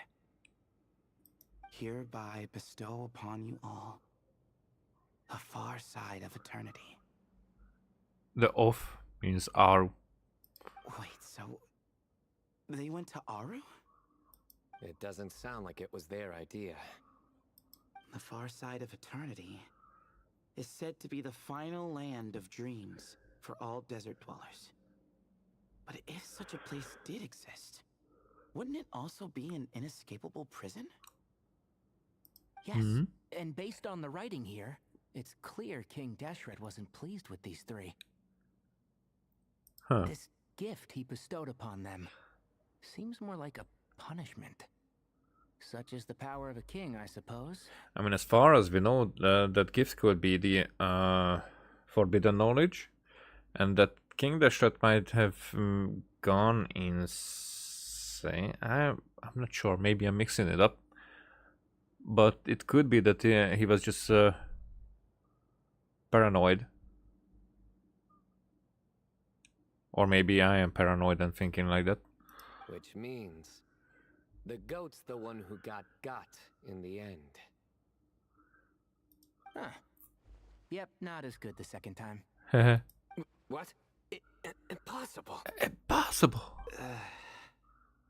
Well, looks like that's all we can learn here. Should we keep going? Yes, no time to waste.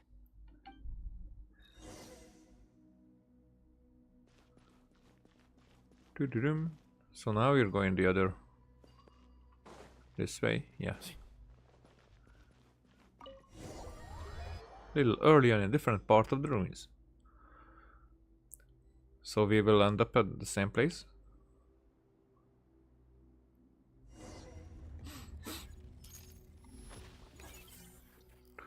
Jeez, who knew a suitcase could be so fast? Marak is nothing like this when it comes to housework. Hey, wait up! A scout's job is to take the lead. Just let Marak figure it out. Easy for you to say. I'll be the one doing the repairs if something happens. Why don't you go scout ahead then? When I think of a comeback, I'll let you know. Oh, Marak stopped.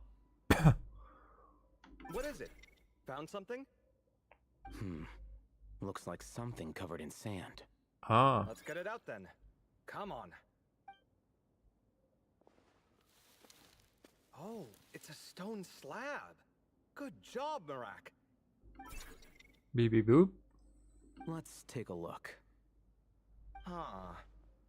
Looks like this part of the picture goes over there?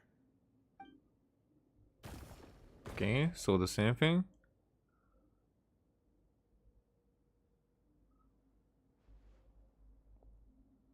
In that case, there must be other pieces. All right, and let's look around. Hey! Why are you sitting down? I thought Marak was helping. Oh, so you do know what that word means. Great. Are we supposed to just sit back while Marak does all the work? No, I doubt you could do that. Exactly. But I can.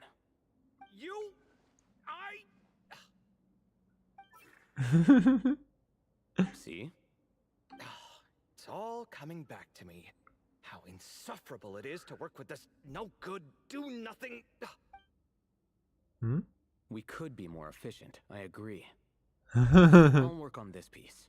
You take care of the rest.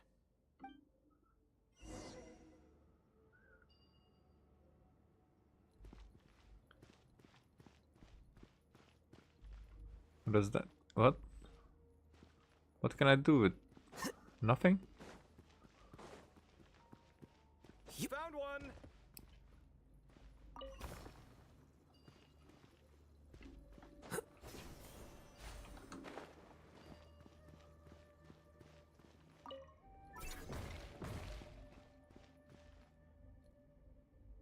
Good teamwork. Looks like we found them all.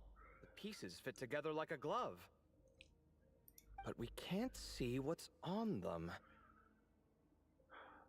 A glove fits together, as we learned right now. Not on the hand, just the glove fits. together. I just wanted to point it out. Turn around. Huh? Look. Uh-huh. Oh, I've seen this before. It can create strong winds. Just what we need to clean off the slab. Come on, let's... Hey! Don't worry about me. If I sit here, I won't be in the way. Oh, you don't want to be in the way? Then sit right in front, so the device can blow you straight back to Sumeru City.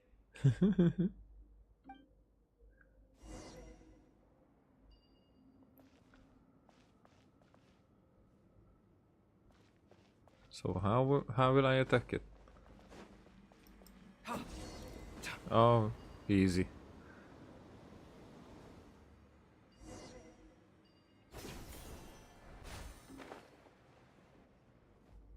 But what does it mean? Huh. That's one big cat. Or a small word? What is the rest? That's a crown. And there's a shattered crown. I think it's depicting some kind of story. Look, there's writing too. And this is like the Kuwaki energy. The Ibis King answered the young noble, granting him the wisdom he sought. But the fragile crown was shattered by lies in the end. Here I leave the name, Gudars. Gudars. Gudars. I've seen that name in a history book before. He About? was a young noble who sought to save his realm, and a king who once united the desert. That's right. Although his methods were rather shameful. During his long reign, he betrayed his family and the nobles who supported him, only realizing the error of his ways after his enemies left him nowhere to turn. But by then, it was too late. Seems like a common occurrence across history. Different people, same mistakes. It's an inevitable pattern, destined to repeat itself. The writing mentions the Ibis King, but a cat is depicted here. Does that mean... That... So far, what's depicted on the slab seems true to history. In which case, this cat is either a proxy for the Ibis King or a manifestation of said king himself. What does that mean? Exaggeration is a common method ancient records use to highlight a being of higher status. And as we know, Layla and Jur both heard the sound of a cat while escaping the ruin. So maybe it's one of them is trapped. It sounds like the Ibis King, but one of them is trapped inside the cat's body for eternity. Because eternity, Aru. It came up multiple times now. And now we're freeing it. You're saying the Ibis King, one of the legendary 7 pillars of King Deshret, is here, still helping those in need? That's exactly what I said. I'm saying we can't rule it out. There you are. Wait, there it is! The cat! So what was that? All that data, the forbidden knowledge? Ah, Marak went after him. The cat's showing us the way forward. Come, let's follow. Okay. Huh. Catch up. Oh.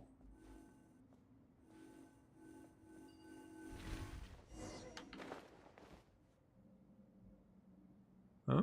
Huh? That was it?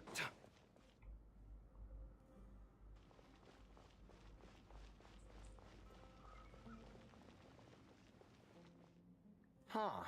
The cat's gone. Yes, but look where he led us. Oh. Another slab. It looks similar to the last one. And? there is the device again. Oh, by all means, take your sweet time. Wouldn't want you to overexert yourself.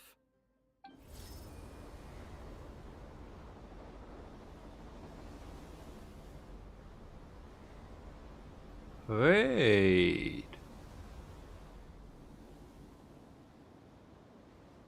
Now that makes me think of Rerir. Huh. The scene depicted here seems to be a different tale. The Ibis King answered the gin-blooded dancing girl, granting her the wisdom she sought. But enemies plotted to kill her close kin. Snake venom was her self-chosen end. Here I leave the name. Makaira. Makaira. The Temptress of Woe? Oh, you know about her? You've heard of her? But of course. I don't just sit around doodling all day. She's mentioned in tons of papers about the desert. Huh. As I recall, she was given as a gift to the tyrant king of Gurabad, and later seized the opportunity to kill him. After getting her vengeance, she reigned as queen for many years, until her enemies attempted a coup, and she took her own life. Huh. That's more or less the version I've read as well. It seems this queen also had dealings with the Ibis King.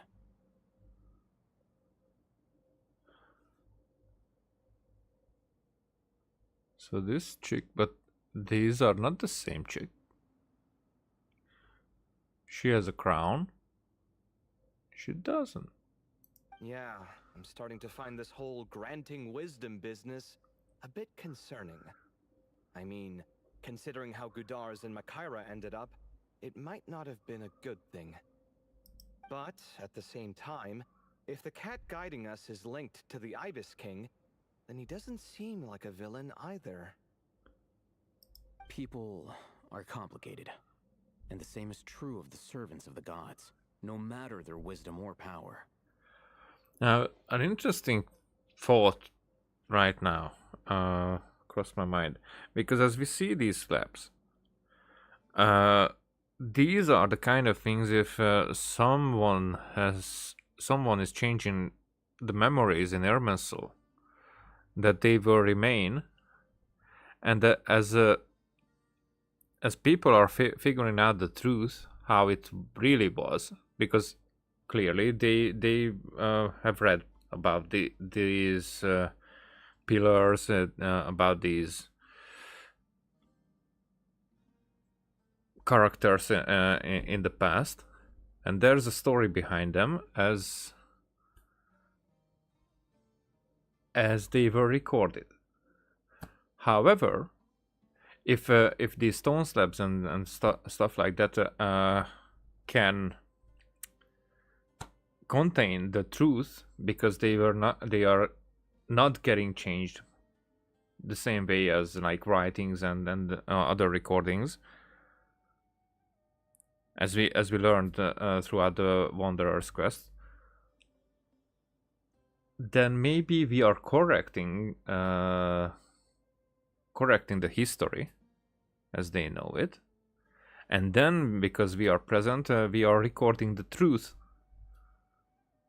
Because this happened in I don't know, dozens of quests, or a lot, when there were things that people believed about the history, and they turned out to be not quite like how they were recorded previously. And we are the witness, who records everything. I mean, the traveler, as we. So it's curious, because right now we are recovering the truth about the world. Let's reserve about the what? And keep moving.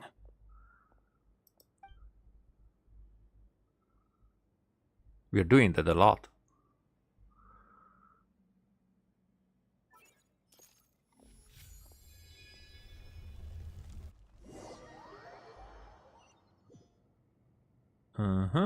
So now we're with Paimon.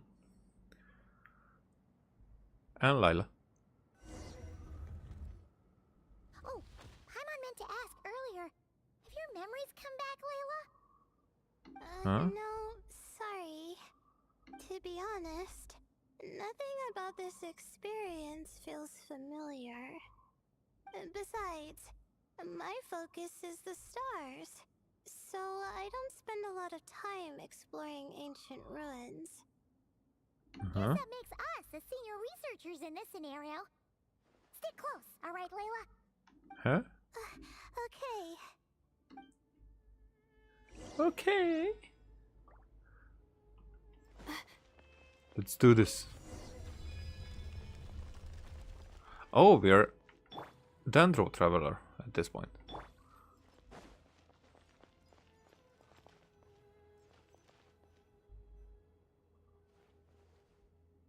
Wow. What a tall ceiling. I mean, it's very similar to the previous play. Yeah. I mean, For such a for big them place, previous plays. it's so empty. Like no one ever lived here. Sure must have been boring to live in ancient times, staring at ceilings all day. You don't have to stare at the ceilings. There are walls and doors and stone slabs. Now that you mention it, I've heard some people used to draw star maps on their vaulted ceilings. So now you have something interesting to look at. Some would even make them transparent to better observe the movement of the stars. It sounds so nice. Stargazing from the comfort of your own home. Wait a second. I think I see something up there. Go check it out for us, Paimon. How is Paimon supposed to do that? Oh, right. Flying. Duh. Alright. Sit tight, everyone. Adventurer Paimon will be right back. I like it that we are using Paimon's flying abilities a bit more. Okay. So, there's nothing super special up there. Just a couple of shelves, tables, jars, and scrolls. And a whole bunch of dust, dirt, and sand. You really want to search through all that stuff? Of course, the more dirt, the better the treasure. Well, when you put it that way. Come on then, let's see what we've got. Paimon's hoping for something super valuable. It's a little higher, but so be careful. Thanks. I'll stick close. Investigate the upper level. Oh, it's convenient.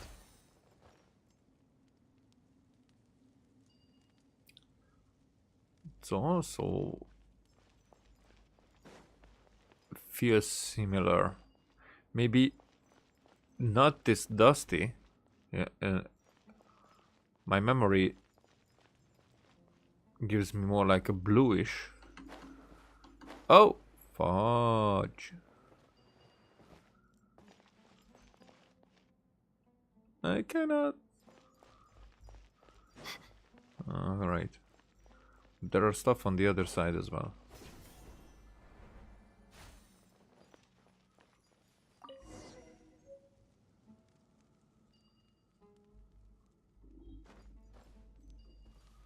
Doo-doo-dum.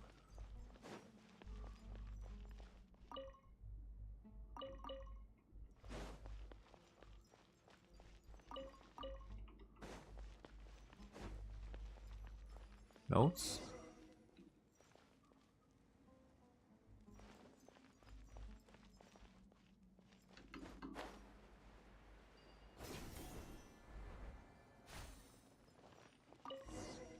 Notes.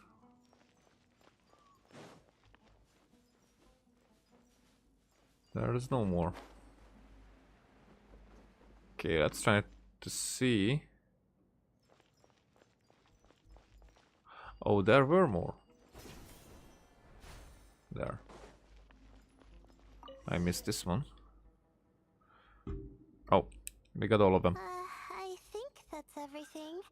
Most of the documents are in the ancient desert script, except these ones. These seem old as well, but the Old as handwriting hell. makes them stand out. And there are dates on them. Dates? I thought Genshin doesn't have dates. It's like everything is this many years before, and this many years before, but like we don't have dates. Right! Let's arrange them in chronological order before we read through. So we are reading it through. Craft. Hey! Read. As luck would have it, a previously unrecorded ruin came upon me by chance. This is proof positive that my efforts to overcome the relentless obstructions of the Mahamata have all been worth it. The Academia aversion to the desert has grown to comedic proportions. The unknown is our playground, while Akasha shackles us. And those who hide behind the shackles, what is it exactly that they fear? I won't be leaving this place anytime soon. I've discovered a number of sites worth exploring, and it would be remiss of me not to seize this opportunity. It won't be easy to tell day from night, since I'm cut off from the outside world. If I'm to avoid losing myself in the unknown, I must not forget to mark the passage of time, recorded on the morning on the 10th of May. So they do have May, whatever. The senior scholar fell and hurt himself, typical of someone from the West, always gazing skyward and never at their feet. I'm guessing the obscuring cell must have been one of the King Dashrat's prized creations, judging by how many of them there are around here. Thankfully, the injury was limited to a few scrapes and a mild dislocation. After I popped the bone back into place, I had him lie down and rest. This whole thing will set us back a while, but perhaps that's not such a bad thing. For those like him who lack the skills, doing nothing might be the best contribution they can make. As I was treating him, he brought up that tired old topic, asking me to join the darshan. Once more, I firmly refused. Mediocre students find safety in confining themselves to a single field. But what good would that do me? It's only been a few days, but I've already made significant progress. There are numerous writings here about the 7 pillars, each one captivating and exciting in its depth and detail. Now that the senior is no longer holding me back, I can finally work at a faster pace. Recorded in the morning of the 13th of May. 10th? 13th? The appearance of the Ibis King was a pleasant surprise, though not as pleasant as one might expect. He's a skilled storyteller, but he loses steam once it's clear his listeners aren't fooled. That said, there are elements of his tales worth investigating and verifying, although he did point out the exit route. In this current state, he can't really intervene. And I can tell he's putting on a front and isn't all that friendly toward me. But that's typical of people who care about their status. Since I need a bit more time, given how big this place is, I suppose we'll have to put up with each other a little while longer. Besides, isn't mutual dislike a positive emotion in those who can't get along? I don't know why it would be. In addition, saving that senior was definitely the correct decision. Oh, I nearly forgot. Recorded at noon on the 16th of May. Another 3 days. My supplies have run out. Unless I wish to die here, I will have to leave this place. But I still refuse to accept anything from Thoth. People like him, who only talk benefits and never mention the cost, are a dime a dozen at the Grand Bazaar. Of course, for anyone after me who falls into the temptations of offers, remembers this at least, do not trust the Ibis King, recorded on the final day, Zandik.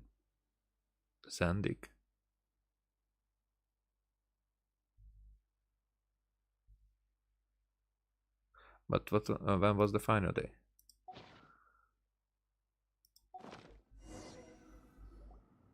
Okay, now let's take a look. Yeah, I just did. Seems like the notes of someone who was trapped here. Maybe this person fell in by accident, like Mr. Jur and me. But it sounded like he decided to stay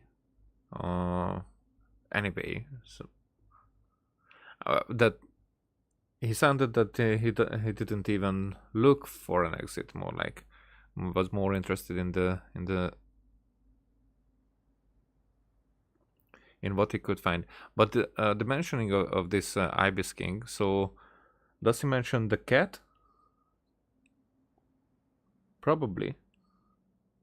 He didn't say that it was a cat. Yeah, right? maybe. But they don't sound super worried about their situation. That's what I'm saying. So, either this person's an ace adventurer, like the Traveler, or some kind of super optimist. An optimist, huh?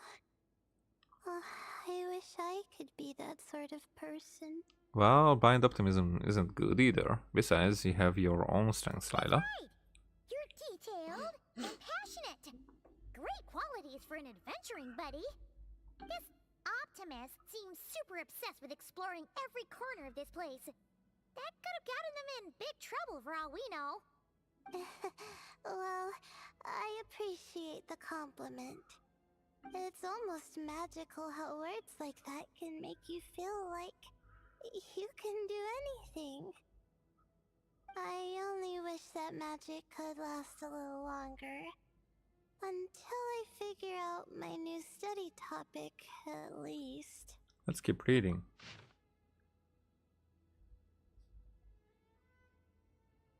I mean, yeah. Oh, looks like you were spot on, Paimon. See? Told ya! That's what happens when you don't think things through. And all this talk about seniors and juniors, he was a student just like you, Layla. Whew, he sure talks a big talk for a student, though. You'd think he was some kind of old scholar instead. Huh. What is it? Did Paimon say something wrong? No, not at all. I was just thinking, and this might sound rude, but the way this person speaks is just so... Cold? You noticed too. I mean, it's good that he helped treat his companion's wound, but it didn't seem like it was out of kindness. More like he was looking out for his own self-interest, or thought he could get something out of it. I don't know. Maybe I'm reading too much into it. No, you're right. He didn't even mention this companion on the previous page. Yeah. If you're both in this dangerous situation together, wouldn't you mention them at least once? If it were Paimon, she would write down the name of every single person she was with. No one would be able to get away. You'd all be stuck here together, so. Actually, I find Paimon's approach quite sensible. It makes sense from a safety perspective, too. That way, if anyone came to the rescue, the notes would be able to tell them everything they needed to know. Whoa! That's genius level thinking! Well, I learned that from Madame Farzan, actually. I'm not speaking from personal experience or anything. It's a very useful tip. Thanks, Teach. Oh, no! I'm just a student. It's fine! You taught us something, so you're our teacher. Simple as that. Anyway, from the looks of things, the student who left these notes behind was pretty weird. Let's keep reading. Yeah. Oh, the appearance, huh? They're not as pleasant as one might. So it doesn't mention the cat, but the appearance of the Ibis King. Whoa! Huh? Hang on! That's a lot of information. Paimon needs a moment to take this in. The Ibis King. So, did this person actually meet the Ibis King here? Never talked about the Ibis King before. Sorry. Who? Oh, you've never heard about the Ibis King? Strange. Probably about Nefer. Jeez, not again. Stop teasing her, Traveler. You know she was asking about Nefer. Anyway, Nefer's, a friend of ours. And she's mentioned the Ibis King before, but not in much detail. Huh? Paimon handled that pretty well, actually. She managed to not to spill any of Nefer's secrets. Guess the boss of the curatorium has earned her respect and then some. Oh, I see. Well, that's not too surprising. Most people in Sumeru know about King Deshret, and most in the academia have at least some knowledge on the Seven Pillars. Legend has it, King Deshret ruled the desert at the head of several wise retainers, guiding their people to pursue the limits of wisdom. He also left behind treasures for future generations, which continue to be relevant in nearly every research discipline. Now, this message indicates this student and his senior were rescued by the Ibis King. But to think it's possible to meet him in a place like this... We don't know when these notes were written, but didn't the Seven Pillars disappear a long time ago? There's something else that's odd. The Ibis King's form. Yeah, the notes made it sound like his powers were restricted. Also, the mention of this form? What is that supposed to mean? Cat. I'm not sure. Let's keep reading. Uh-huh. Oh, this is the last page. There's even a signature at the end. Well, sounds like they made it out. Guess it was a happy ending after all. Zandik and Zandaik. Zandaik? Because the Zandaik is, I think that's the Torres name. Zandik? I hope so. Wait, but it says the Ibis King cannot be trusted. Huh. Our friend said something similar. That the Ibis King was a liar. And the notes did make it seem like something wasn't quite right with him. Maybe he wasn't one of the Seven Pillars at all, but some kind of con artist. 1,000 apologies, Eminent Lord. Paimon meant no offense. Paimon's words do not reflect the opinion of the group. Huh? What's that supposed to mean?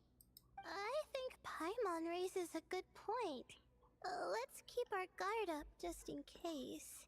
Alright, I think that's all the clues around here. How about we... So the others have arrived. Oh, it's Marak! That means Kave and the others should be around here, right? Hello? Anyone up there? Can you hear us? Yeah, we can! You know, sound travels just fine in an empty chamber like this. You don't have to shout. Of course, if you're shouting to express your excitement at being reunited, by all means, pretend I never said anything. Yelling like this is kinda exhausting. Come on, let's head back down.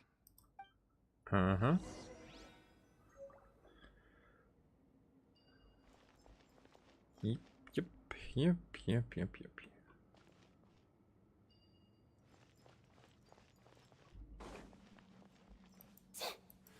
Oh, these are unbreakable.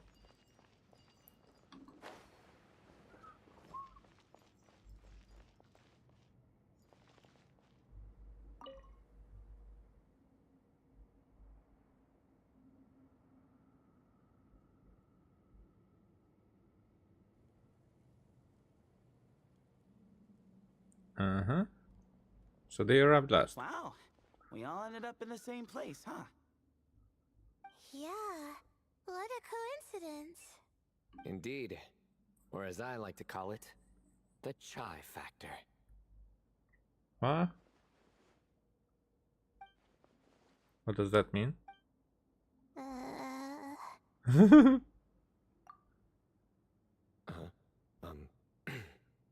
No reply?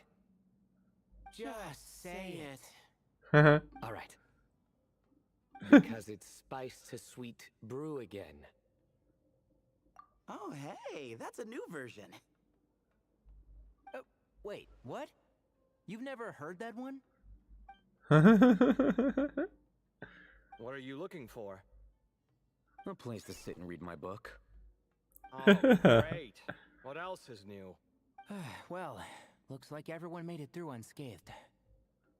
Let's take this chance to get some water, rest a bit, and discuss what we learned. Sound good? Yeah. Oh, Let's sorry. debrief. Everyone shares water, food, and also their findings. It turns out Sino actually did bring some spice tea. Okay, so we all learned a lot, but it feels like we ended up with even more questions. As usual. Yeah, but one thing's for sure. This place is tied to the Ibis King in some way. Hey, Sino. You're the current representative of Hermanubis. Can you call him up for a sec? Of course. Just let me sense his presence.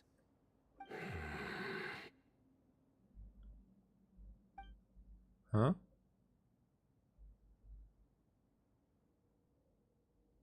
Just kidding. I can't sense him at all. Jeez, Sethos. Did you set him up for that one? What are you, a two-man act? Wow, good one. Sorry, Hermanubis isn't like the Ibis King. He can possess me, but I can't talk to him whenever I want. Oh, truly? Does that mean he's gone? I would have liked to reminisce about old times with him. Uh-huh. It was about time. The cat! It speaks! Of course it speaks. In fact, it is not an it at all. You do me a great offense. Haha. My apologies. Esteemed cats, sir? Oh, this little contraption is still here. Contraption? No, this is Marak. Marak is a contraption. Which means you do his assistant a great offense. Huh? Well, I didn't mean... Well, I apologize. Now, that is a good one. That one. I wasn't referring to this Marak, but rather the thing that operates it. King Deshret was quite partial to it. I have forgotten what it was called. It must have had an official name, albeit in the old tongue. Even if I did remember, I would need to translate it into modern language. Uh-huh. It's not important. Marak's a fine name. Even better than the original, if you ask me. Who thought of it? And the remodeling, quite well done indeed. This Marak looks much happier in its current form. Oh, and the components should have model numbers written on them. You can look them up if you're curious. This cat talks a lot. Quite the one-sided conversation.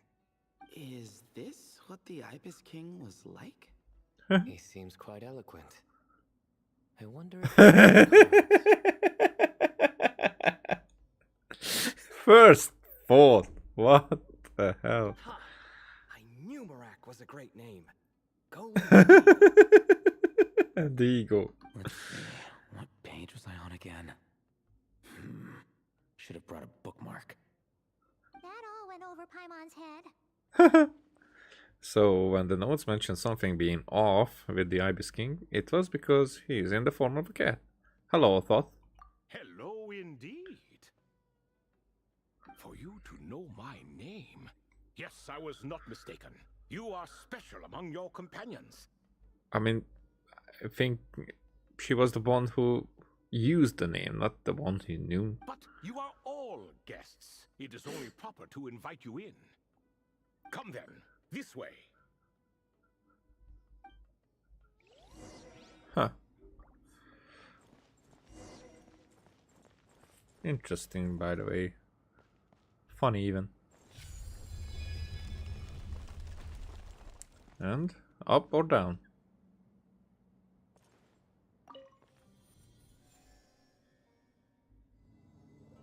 Down we go.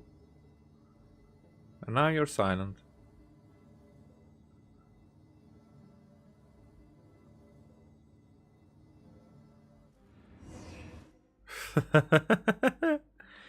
Good timing.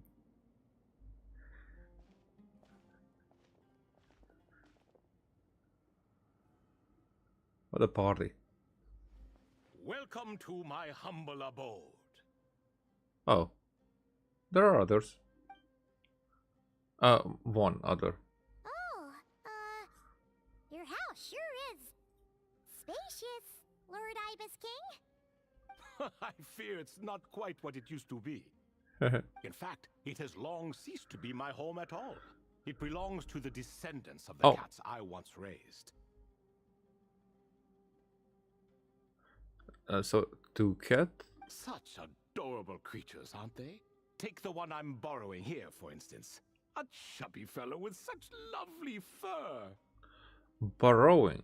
I see. Anyway, tradition dictates that a special guest such as yourself be presented with a gift. Alas, it's a first-come, first-served basis, you see. I fear with the passage of time, none are left. What? So the treasure's gone already? Treasure, you say?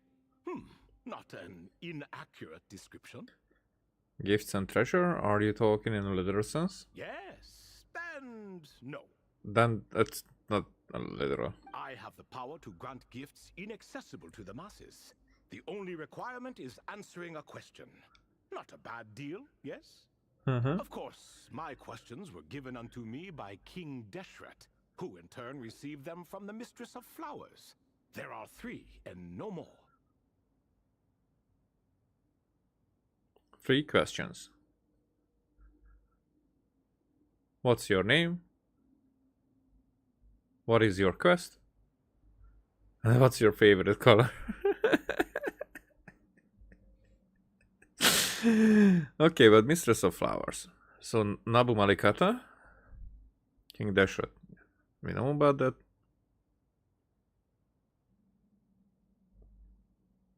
So the questions are from Nabu Malikata. What causes our rise and fall? Huh. What obliterates love and hate?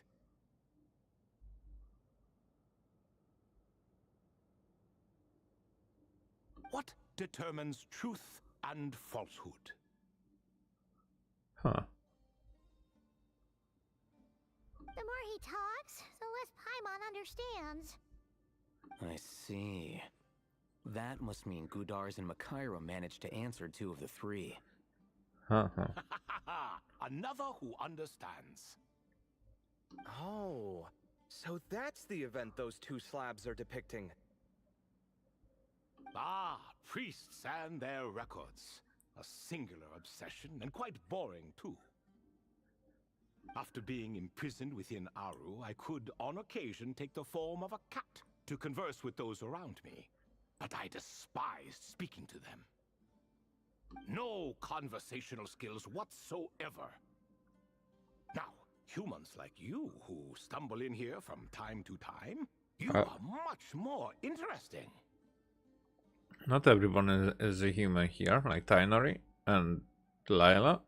They are definitely not. Paimon is not, and we are like, well, not from this world, but definitely not human because we live quite long. So, So we have 4 humans. These four are humans, right? I'm not sure. We're getting off topic again. The 3 questions you just mentioned? What are they for, exactly? Ah, that is a story that begins with King Deshret. And we're in for another long one. Nostalgia for the past is common to us all, is it not? And But our king, he was such a proud, solemn man in those days.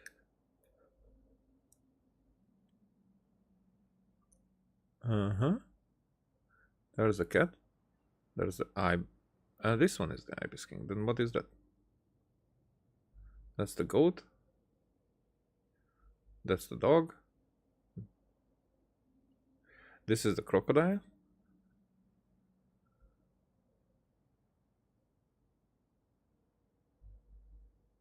He watched us speak of the present and the future, of the wisdom we possessed or were about to obtain.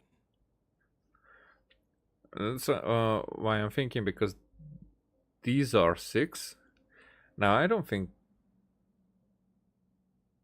Dashlet himself will be the 7th. Maybe this one is no, it's just the end of the stuff. So maybe actually it was Dashlet, last one.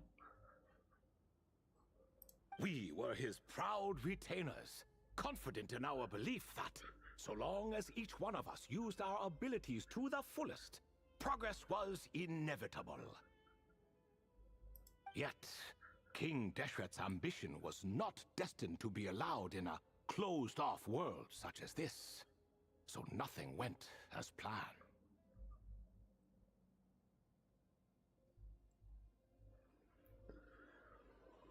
In fact, from the beginning, there were signs an outcome of this nature was inevitable. Because although there were 7 pillars, one was forever absent. So I was just hitting the nail on the head. So one was forever absent. Now what I'm thinking is, about Karia, this one is, because there were the different nations that got destroyed when they arrived at a certain stage of their civilization, evolution, or whatever, and which is probably because of the wisdom. We know that King Deshret's civilization has fallen because of the forbidden knowledge, which is, as we think, is connected to abyssal powers. The other thing was with Karia also. It got to a certain point where abyssal powers were like obtained and then they were destroyed by by higher powers. And as far as we know, King Deshret's civilization was destroyed because of higher powers, via higher powers. Now there was Remuria that had a similar backstory. There was Enconomia. I don't know about Enconomia exactly being there, but probably. And now here, this is not an 8 point. This is a 10-point star, which, but still, usually, like 99% of the time, it is with a 8-point star, as black star usually, as with Karia. I don't know if it was the symbol of Remuria, but what I'm thinking about more like how it connects all together, because now we will be switching somehow to the moons story, because the question was raised, how many moons are there, and the moons were responsible for the fates of maybe humanity, maybe like all living things, or the fates in Tevat. And it could be that those fates were determined, and when the moons were destroyed, that was like I don't know how it was connected. So now I'm not talking about that part. It's more like that. It is always happening over and over again, and it has to be stopped at some point, because if the knowledge gets out, then it would challenge those higher powers. So the higher powers intervene, and then everything has to be restarted. I mean, not that way. So as in a samsara, so it's not like going back in time and starting it again. The civilization stays as it is, but like everything, like the story starts anew, and that's how the samsara goes on. But this one seems to be the last samsara. However, it's the Narcissenkreuz that said it, so it. But it's still probably the last samsara that we are in. And something has to change for that. So because if nothing changes, then it will restart again. Now the question is, how will the next cataclysm come to pass? And I think that's what would happen when the Tsaritsa gets her goal. That there would be the next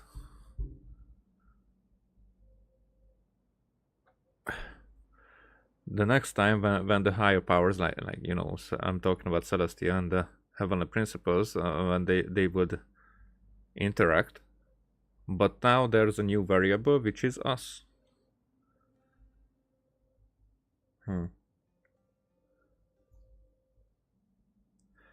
And also the new variable could be a new moon that would allow new fates to happen. The new variable could be like the bringing back of Karia, if Arabisa twin would succeed. So there are quite a few things. Al-Ahmar would insist the Dendro Dragon Sovereign was one of us, but the dragon herself rejected that idea. Huh. Like a card you can never seem to draw from your deck. More like a card that was never in the deck to begin with. Oh, well, which deck are we talking about? Because there's a deck that was here before someone came with new cards. Alas, that's just who Al-Ahmar was. There was nothing we could do about that. And I always preferred chess to cards. In the end, life grew unbearable for our king. But, of course, those who remain must continue to live on. I'm curious if that sentence had a deeper meaning. Because the chess is representative of the archons, I would say. And also, like, there is this chess table, the giant chess table in Sumeru, in the desert.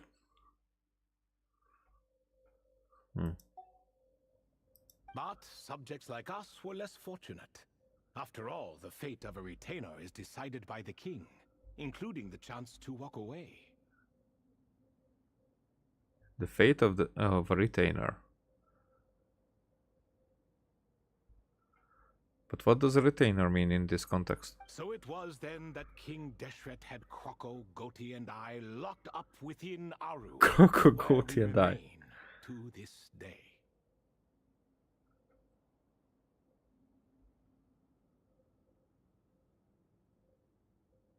Kroko, Goti, and I. Goti?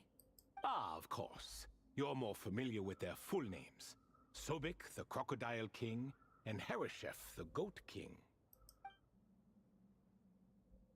And let me tell you, when it comes to chess, Hereshef was a habitual backseat strategist, always spewing nonsense from the sidelines. Well, Sobek was all too quick to take his terrible advice, to the point where I was the one who got accused of cheating. Chess is an exercise in patience.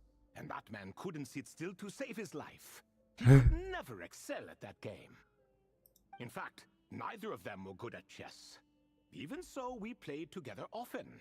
And since I was always the winner, we got along quite well. Because if you were not the winner, then you would fight more.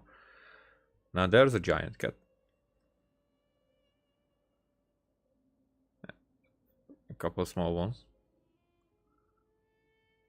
Hmm? What are you laughing at? Were we not good friends? No one's laughing. Paimon would never. Ah. No, not you. It's Goti. He's laughing for no reason again. Can you not hear him? Huh? Right, of course you can't.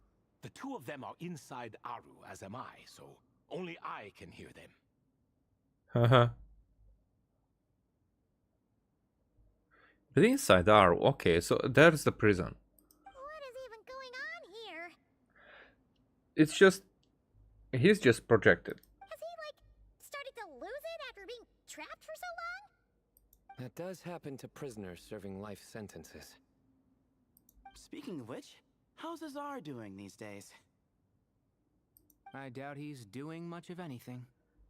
Just what I wanted to hear. What is the meaning of this? You doubt my words? I have half a mind to not talk at all. Oh, no. They're not questioning you, Lord Ibis King, just discussing other things. Please, continue. In that case, where were we? Getting to the part about the 3 questions. Hopefully. Yes, we're almost there. Before I entered Aru, King Deshret said I could be released from my eternal seal if I chose humans who could provide the correct answers to those 3 questions. Huh. The first person who caught my eye was Gudars. I asked him, what causes our rise and fall? He answered, conspiracy and betrayal, for it renders the righteous and wise unable to succeed, and thus nations fall.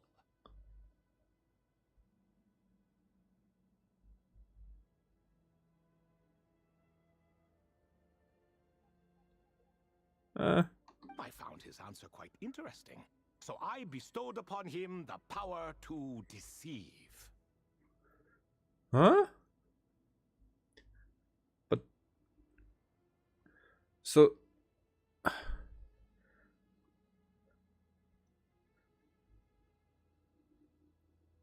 it's not about the right answer, but the answer that you like. The second human I chose was Makaira. I asked her, what obliterates love and hate? She said unto me, I have nothing left to lose. Vengeance alone can quench both love and hate. Huh.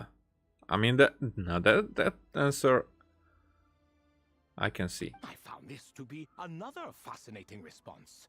So I granted her the power to be loved. But both of them ended up... Now then, young one, riddle me this. Did their answers point to this fate, or was it the power I bestowed upon them that determined their end? Huh. I'm just an observer who doesn't understand their circumstances, so I can't answer. Good point. A clever reply. Yeah. I do not wish to comment either. It is all in the past at this point. Huh. My only wish was for their answers to be acknowledged by King Deshret's rules, and bring me one step closer to freedom. As for the final person, her fate remains to be seen, so I will not reveal her name. But now we know who she is. That must have been Nefer then. I asked her, what determines truth and falsehood? And found her answer quite compelling, so I bestowed upon her a gift to match. To match? As you can see, however, I have not been freed, so it's clear the answer she gave at that time was wrong. But alas, 3 people were chosen and 3 questions were asked. So now all I can do is wait. Wait until her wisdom is in line with the rules set forth by my king.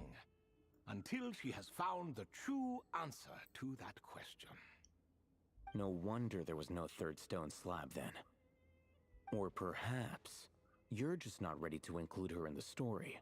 Though, that might be a generous interpretation. Huh.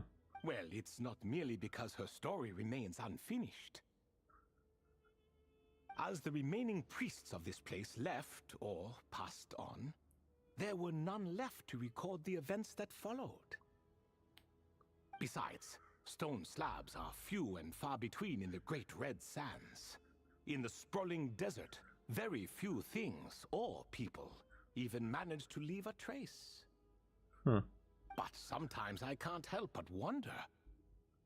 If that young man from several centuries ago had been willing to answer my question, would I have left Aru by now? The young man from several centuries ago had been willing to answer my... Now I'm very curious if this would be young lady if I would play as Ether. Wait, so there was someone else? Of course, it has been thousands of years after all. All sorts of people have stumbled upon this place, but I only chose the special ones. That young man had such a singular intelligence, though his companion, by contrast, was rather average.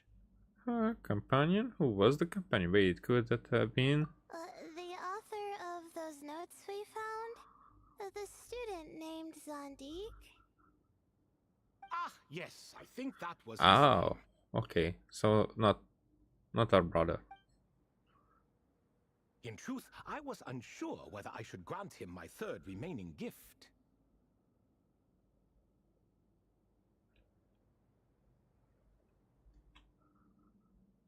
Wait.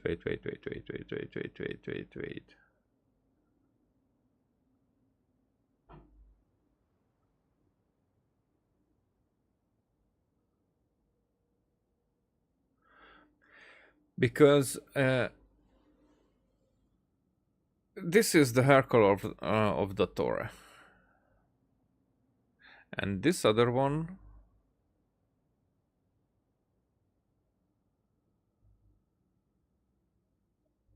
Could it be the other Harbinger? The big nose one? He was, of course, exceedingly clever, but he was also mistrustful and narcissistic in equal measure, and there did not seem to be a line he was unwilling to cross. Yeah, the Torah. Too much power could be dangerous in the hands of someone like him, so I found myself rather relieved when he declined my gift. Huh. Oh, he turned you down? Did he give a reason? Yes. He said he didn't need it. Haha. I still remember the look in his eyes. Nothing stood out per se, and still No, I could that's... sense contempt and disdain radiating from his gaze. No, that's not the other picture. It looked like a small gnome-like creature, but this one, not. But this is definitely the Torah, and especially the red eyes. I could not give an exact reason, but on instinct I just knew. It would not end well to get close to a man like that.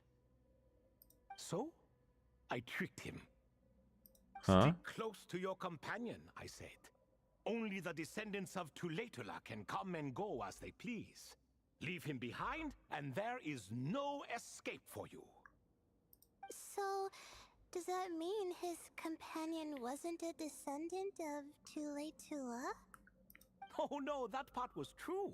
The lie was in the other half. Anyone can enter or exit this place. There are no restrictions. I saw that his companion was exhausted and was concerned Zondik might leave him behind, or worse, that some other accident might befall him. So I made up an excuse to prevent Zondik from going a step too far.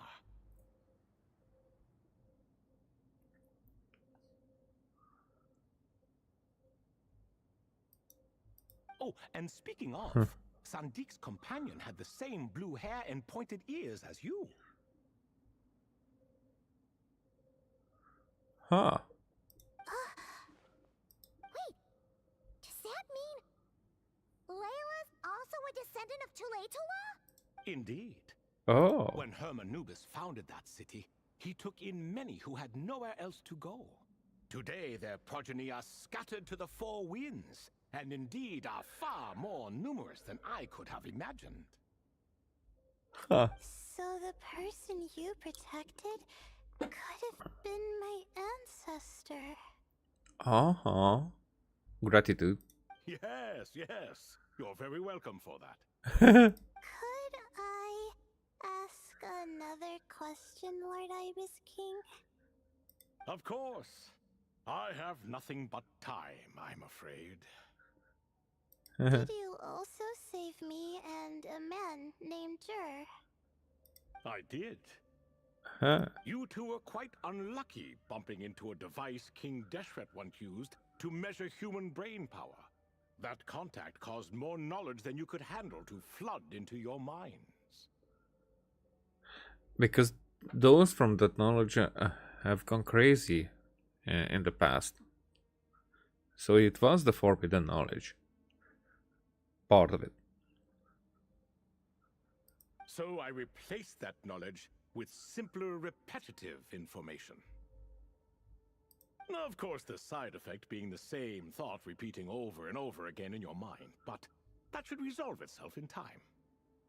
Uh-huh. How many moons are there in the sky? Yes, that was the phrase I used in your head. I forgot the other one, though. I believe it had something to do with food. Both were spur-of-the-moment decisions, so no need to dwell on the meaning too much. They go crazy about those. Oh, I see. Thank you, Lord Ibis King. As I said, young one, you are most welcome. If you're inclined to return the favor, perhaps you could turn off that device so no one else can trigger it? There's only so much a cat's paw can do, so I'm afraid this is something I must leave to you. Or Marak, I suppose. Don't worry, that device can no longer be activated. Oh, splendid! Another one bites the dust. Such is the fate of things here. Oh. Day by day, little by little, the remnants of ages past fade into obscurity.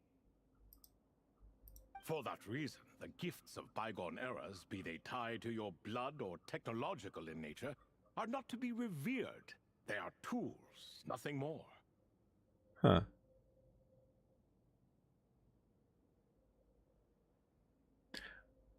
I like and dislike this, what he says. In both ways, it sounds fascinating. Disrespectful? I simply make the most of what I have. Besides, our king has been gone all these years. What good does it do to revere him now? Oh, are you talking to the Goat King again? No, Croco this time. He's pestering me for another game of chess. Says he wants to even the score. Wishful thinking, if you ask me. If we counted one push-up for every loss, he'd owe me 300,000 by now. Of course, that's just a rough estimate. I've never kept count. It appears that's something you like. Being someone unable to be defeated. I suppose so. I mean, why would it be a problem? All right then. Time for me to extend my winning streak. And for you all to head home. Best of luck to you. In truth, deep down, I know even the answers to those 3 questions will not change my fate. Huh. Interesting. I kinda like this cat. But that is for me to reckon with. Go on now. Are we going to be kicked out, or do we have to find a challenge completed? Ah.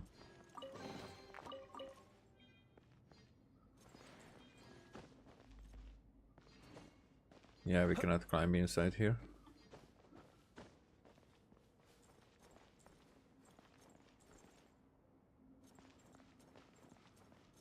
So 2.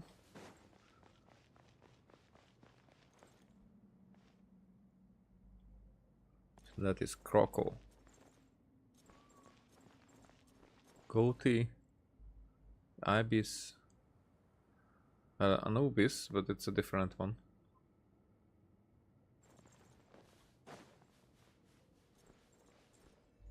So 3 cats here.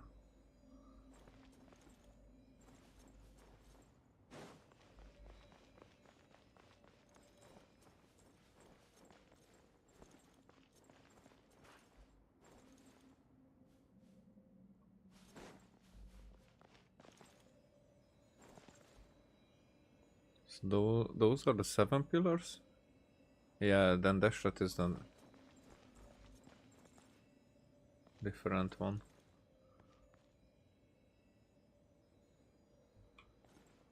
When I look at it, that these are cat-like, dog-like creatures, but quite tall compared to, I mean, human size, because these are probably believers and whatnot, who are sitting, maybe revering.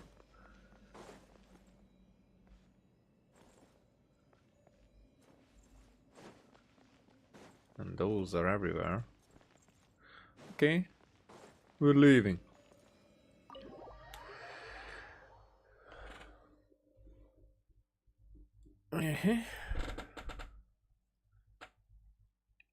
Excuse me. Do you even know what time it is? I've harvested 3 crops of tomatoes while you've been gone. You're exaggerating, Professor. I'm making a point. There's a difference. The sincerest apologies for keeping you waiting, Professor Cyrus. Our mistake, please accept our apology. See, that's what I call manners. Now, are any of you hurt? Nope. It went way smoother than we expected, actually. I presume the investigation is complete then. Come, tell me all about it. It tells Cyrus what happened. Oh my, did you look out? If you've read the work from the Vahumana Dashan, you would know that the Ibis King is, well, let's call it a mixed record. Perhaps he softened up a bit in his old age, and that's why he chose to help you. Or perhaps he just didn't have a good enough reason not to help us. Huh.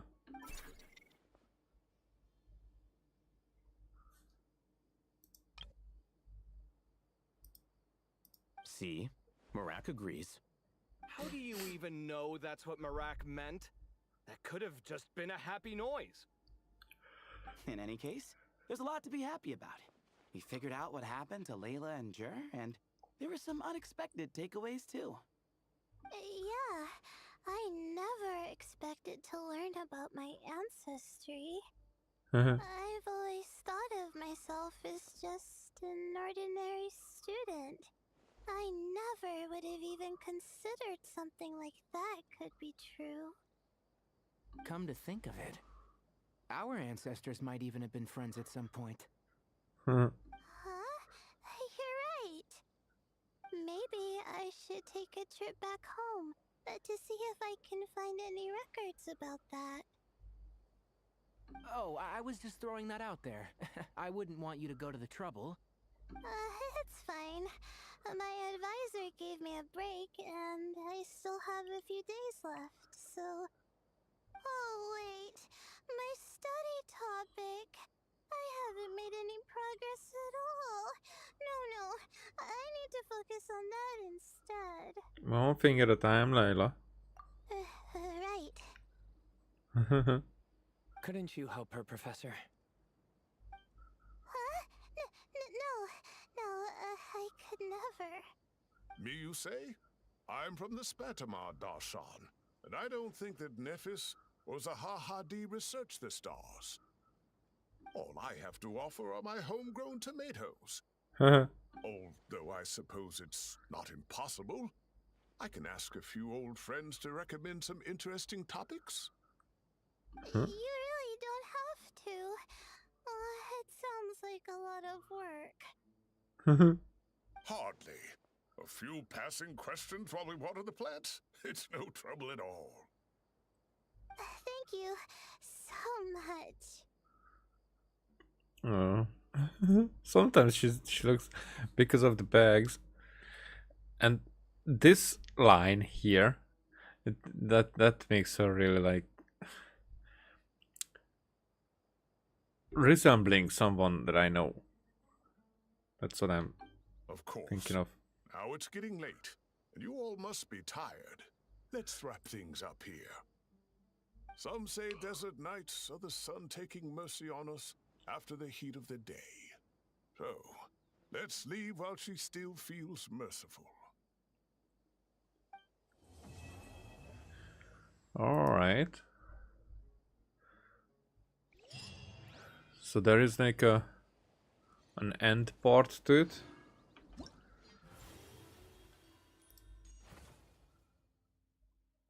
Oh, so it was a two-parter. I see.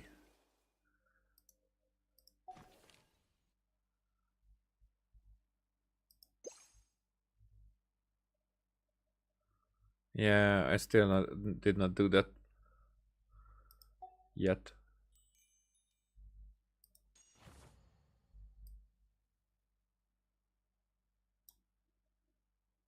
How many of these do I have? 32 still.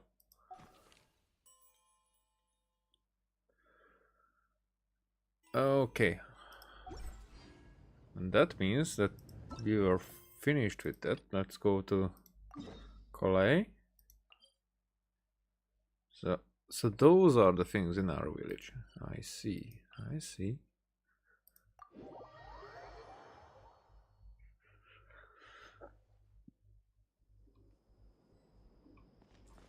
Let's check on these.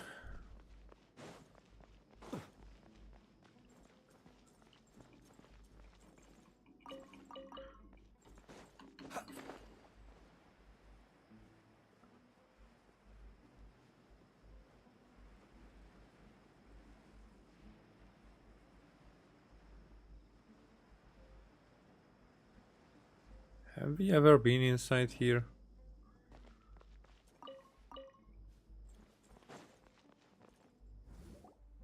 Traveler, Paimon, over here! Welcome to the home base of the Fieldwise Center.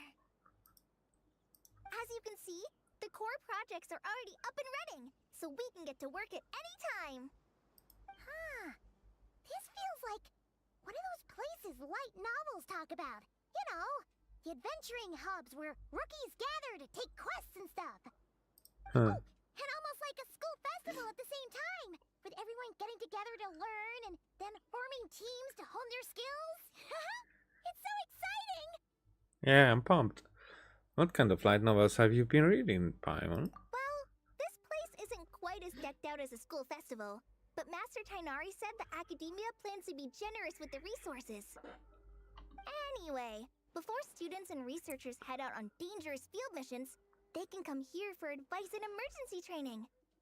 We even have professionals on staff that can join their teams to serve as guides or safety personnel. That's like an adventurer's guild. Yeah, you can think of it like a forward operating base, equal parts theoretical training and field practice. We'll familiarize new recruits with potential challenges in the wild and take them through drills, so there's no reason to panic during the real thing. Ah. You're here too? As the outrider getting new job responsibilities? You've been calling in reinforcements from far and wide, Calais. Surprised? I know I was. I'm off duty right now, so I was planning to just drop in on Kali for a bit. But I didn't realize how busy she'd be. I'm not the type of person to sit around and watch, so I decided to be her assistant.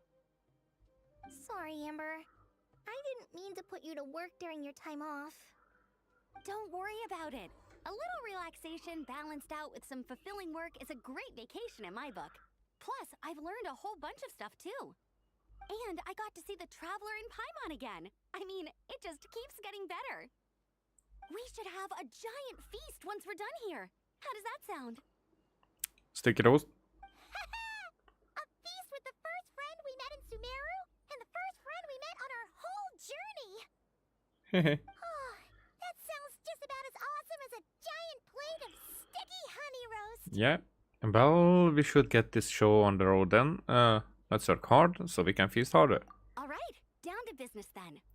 Kale and I are in charge of the Scouting Speedsters project.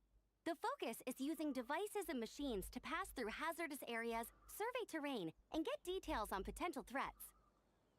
Plus, a mortar research indicates that during dangerous situations, having the support of an adorable companion can help set adventurers' minds at ease and prevent excess nerves. Huh. So, we took inspiration from Cullen Anba and Baron Bunny to create 2 scouting devices that are both adorable and useful. Cullen Anbot and Bar Drone Bunny. So far, feedback has been pretty positive. Once we've collected enough data, the Academia will continue to refine the scouting buddies and release even more designs. A bunch of Cullen Ambas and Baron Bunnies running around the wilderness? What is that gonna look like? Like a sight for sore eyes, no doubt. It's kind of hard to picture. Plus, with you to guide our 2 little scouts, we'll be able to obtain some great data. Once you have a more complete understanding of the Fieldwise Center, you should come test them out. Now come with me. I'll introduce you to the other consultants. Oh yeah, the lady with the greenish-blue hair also has a super adorable device over there. Greenish blue? But it does something completely different than our scouting buddies. I'm looking forward to seeing it in action. Oh hey! Another familiar face! Ah, greenish blue. I get it. Come on, let's go say hi!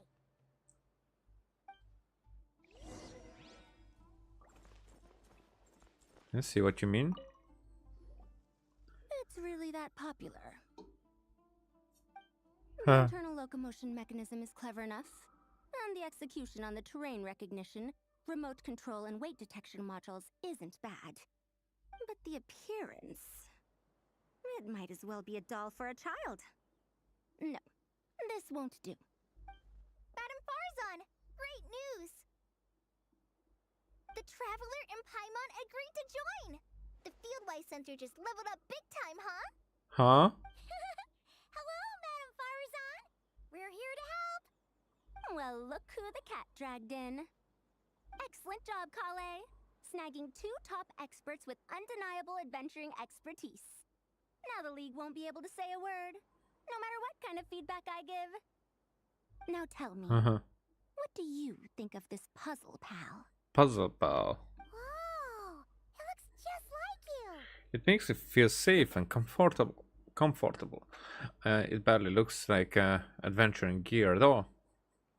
It's a collaboration between my juniors in the Haravatat Darshan, the Puzzlers League, and the Synopsium on Ruin Mechanisms. Clearly, the technological aspect is quite advanced. But the appearance... it couldn't be more childish. You should have seen Anise, defending this design choice with more passion than her thesis. Young people these days. Far too obsessed with making things cute. Paimon kinda likes it. Kale and Amber were just saying how cute companions can help adventurers stay calm. With a doll that looks like you by her side, Paimon thinks she could go adventuring in a super dark ruin and not even get scared. I mean, you get scared when the Traveler is on your side, and this doll could do the trick. Well, that line of thinking does have merit. And I suppose choosing this particular appearance is a sign of their respect. For me. Still, there are adventurers who place greater emphasis on reliability and technical composition. People like that don't just want their devices to be able to survive an avalanche, but to look the part. And for their appearance to reflect the high-tech composition. So don't reflect the high-tech composition? The fluffiness of this puzzle pal, on the other hand, doesn't give the impression it would be a reliable or formidable device. The appearance may even be distracting. Now picture this. A thick metal casing, square in shape, with a matte finish and openings to showcase the complex technical composition. That would have much more visual impact.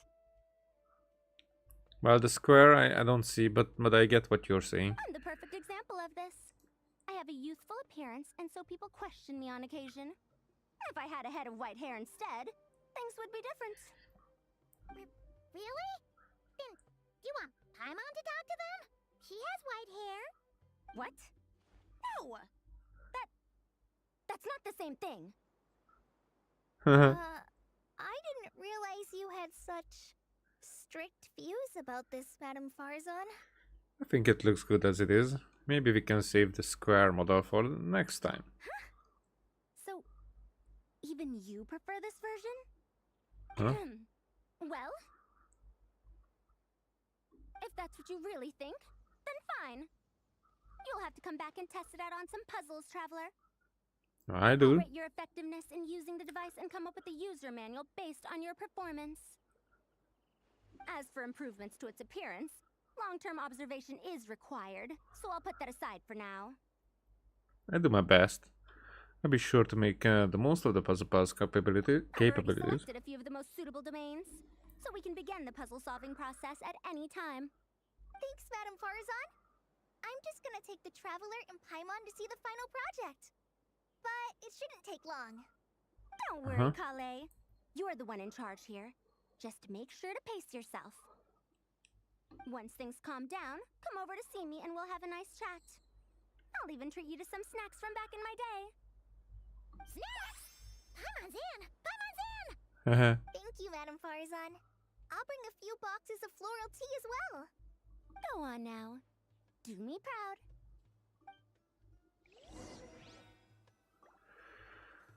Next program is... Who will be there? This last one is a long-term project we're calling the Security Division.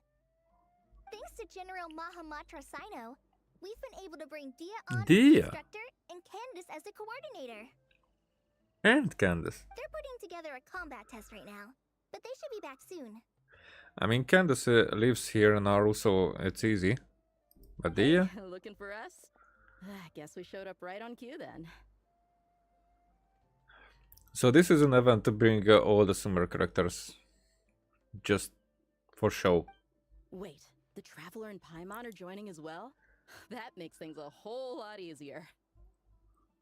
Except Nahida. Sorry for keeping you waiting, everyone.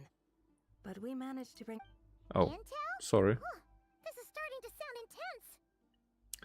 That's the type of prep you do before a major battle. Are we planning some sort of offense? Of course. What better way to protect the students than to sweep through the desert and rid it of all potential dangers? Not a bad plan, right? You in? Not the best time for jokes, Dia. Besides, when it comes to striking down danger, the Traveler is a woman on a mission. She might take you up on that offer. Defeating anything that might pose a threat? Even if the Traveler worked non-stop, that could still take years. You'd have to stop traveling. Paimon doesn't even want to think about that. After all, the desert's just too big. Who knows how many enemies there are? Time would be the least of our problems. Some dangers aren't visible to the naked eye, like the scorpions burrowed underground, or the terrifying raptors sleeping in the trees. You can't get rid of them until they jump out to attack you. I mean, we did all the time. For situations like these, we'd have to combine Madame Farzan's recommendations with Amber's approach to scouting, calculating our chances of encountering enemies and our expected operation times. Whoa, pencils down, everyone. That was just a joke. The Security Division's goal is a lot simpler, actually. We're just here to ensure that fieldwork teams include trained combat personnel. Some of this work has been entrusted to the Blazing Beasts and other mercenaries, but members of investigation teams who pass the combat test can also qualify. Before an investigation team is allowed to head into a dangerous area, the group must include at least 2 professionals who have passed the assessment. And Dia and I were just out collecting intel on the best place to hold the test. We found a domain filled with monsters and bandits of all levels. Hopefully, they don't mind us borrowing their stomping ground for a bit. It'll only cost a few smacks on the head. And Nilu. I realized Nilu isn't here either. Oh, so we just need to supervise, right? That's right. Participant safety is our utmost priority, so we'll organize a group of capable personnel to take it in shifts. We still need to figure out our testing metrics, though. Fighting is different from an actual exam, and there's no one right answer. Mercenaries like me, we all have our own style. That's not a problem in actual combat, but when it comes to teaching, we tend to stick too much to what we're used to. So, we need someone to give us a baseline. Someone who has the experience, but also takes a more flexible approach in combat. That's my specialty. Leave it to me. I'm here to help as much as I can. Yeah, based on what you just described, the Traveler seems like the perfect person for the job. Great. Working with you is always a pleasure, Traveler. Smooth as butter on a steak. Don't forget about compensation for the Traveler in Paimon, Dia. You agreed without doing the math first. Ah, it's fine. We'll just split the funds Kale wrangled for us, 20-80. 10 for me, 10 for you, 80 for the two of them.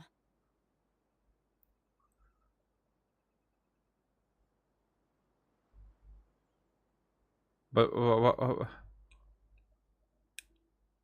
why? Wait, we're getting 80%? That seems like a bit much. Thank you for your generosity, Dia. Don't sweat it. We're just in charge of the long-term operations. You're the one setting the metrics for the whole thing. So I think we got the better end of the deal. We've talked about a partnership in the past, haven't we? Well then, consider this the perfect place to start. Then I'll draw up a detailed overview of the compensation so it's clear for everyone. That'd be great. I don't get how her math works, but yeah, we are going to get away with the money. And don't worry, Miss Candace. About that piece of land you're leasing to the academia, the one used for grain storage, I managed to get them to agree to a 30% increase in their rent payments. Oh, thank you. Those funds will go to fixing up some of the village facilities, which should make for a more comfortable experience when investigation teams stop there in the future. Alright, we should finish up our arrangements for the combat test. Stop by our station when you're ready, Traveler. See you soon.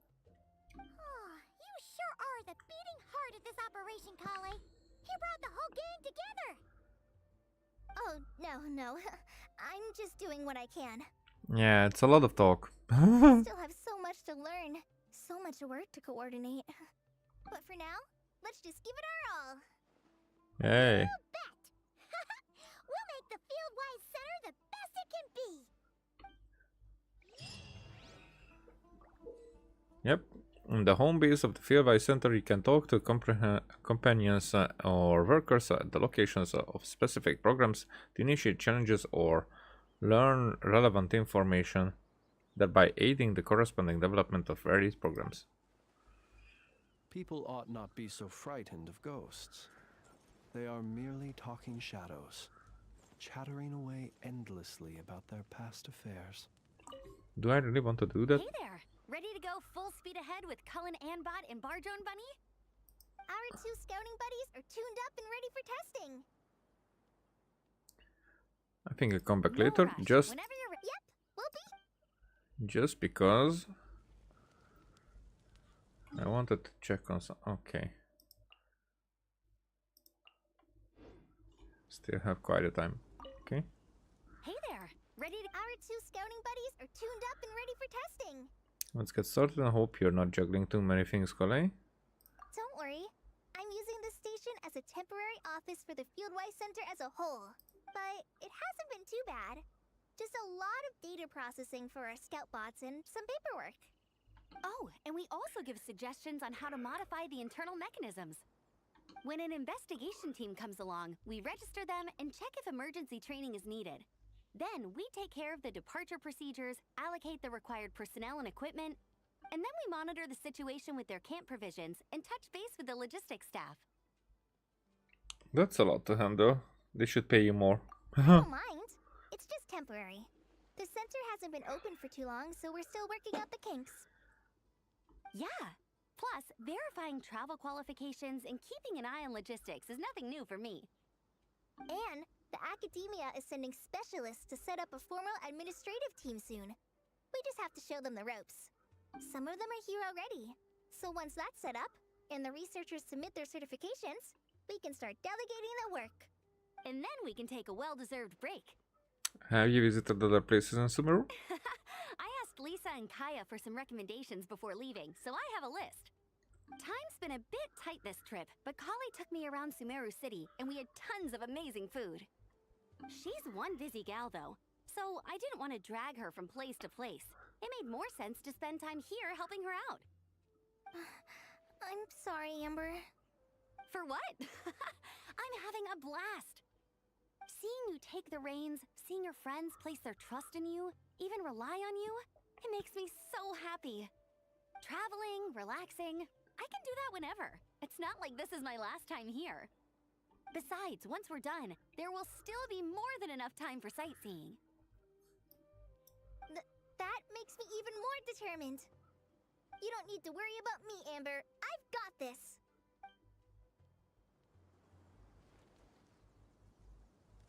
Alright. Hey there! Ready to go full speed ahead with our two scouting buddies are tuned up and... Let's get started. Sure takes you back to the gliding test days, huh? Be right here. So... Oh, not right here.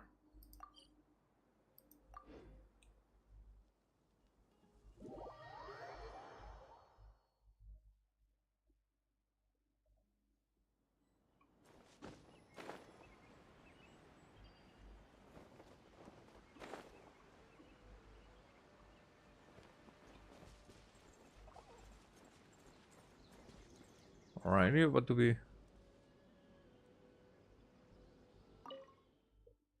I don't know, cannot use in current state, and then I can. Scouting buddies are getting ready. In school for scouting, you must pilot the scouting devices, calling on button bar drone bunny. To conduct high speed reconnaissance. During reconnaissance, you can press the corresponding buttons to switch between the two scouting buddies. When the color of the scouting buddy matches the color of the track, it will advance at full speed. Conversely, it will be forced to slow down when the colors don't match. During the challenge, you can switch tracks by jumping while facing the corresponding direction. Scouting buddies can double jump to remain in the air over longer distances or switch tracks multiple times in succession. Red-green acceleration orbs will appear on the tracks. When the scouting buddies touch orbs that match their color, they will gain a speed boost. Conversely, touching orbs that don't match will cause them to slow down.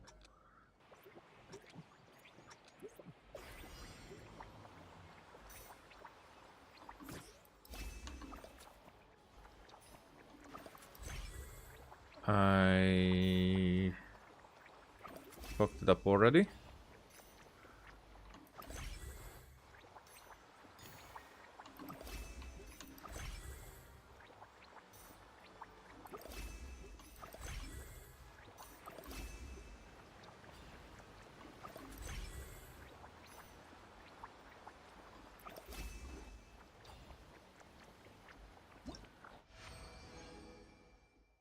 Okay.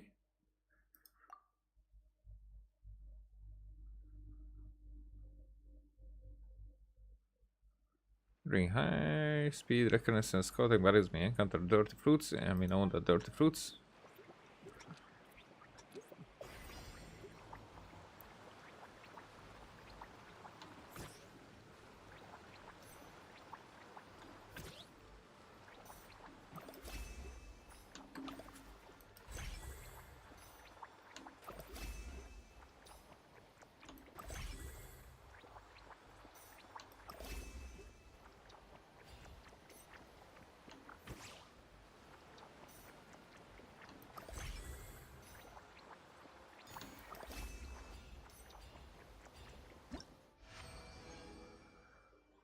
Okay. The music is toned down for these. I see.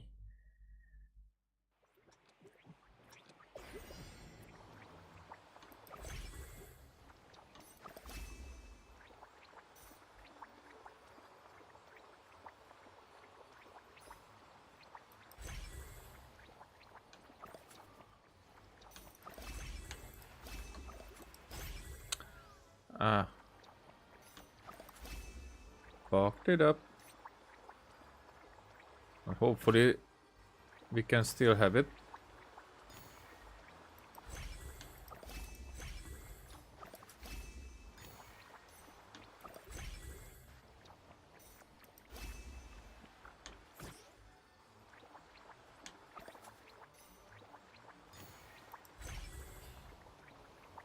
Yep. So it allows one miss.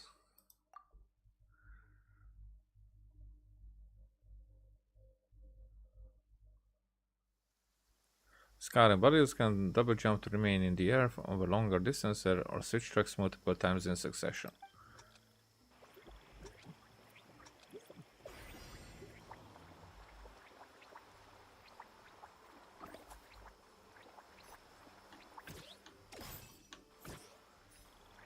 That was a triple jump.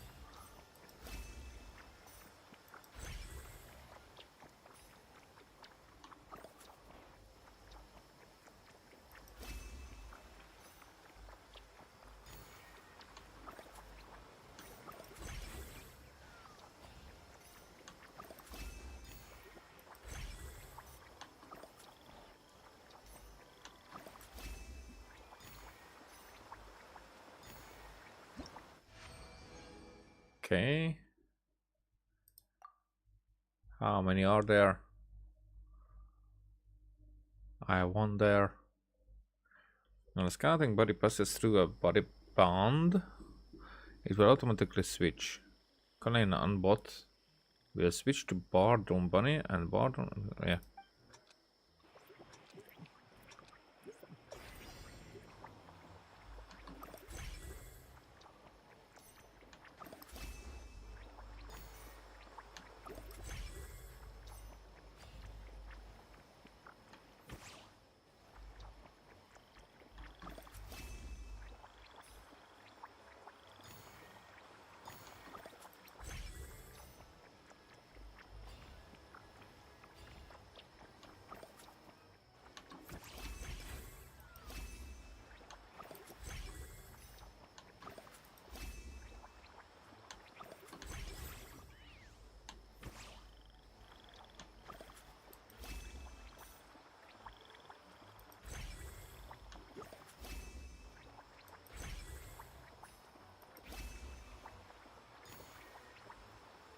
Oh, okay. Restart, restart. Try again.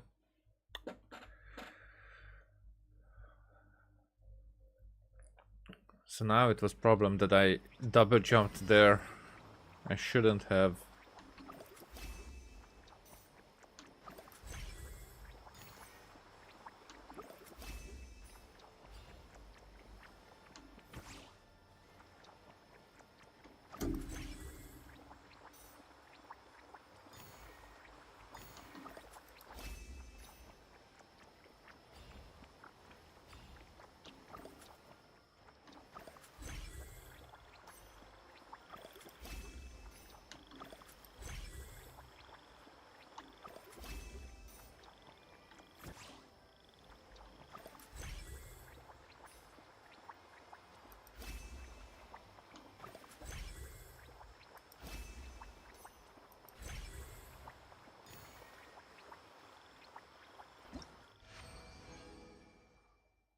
Okay.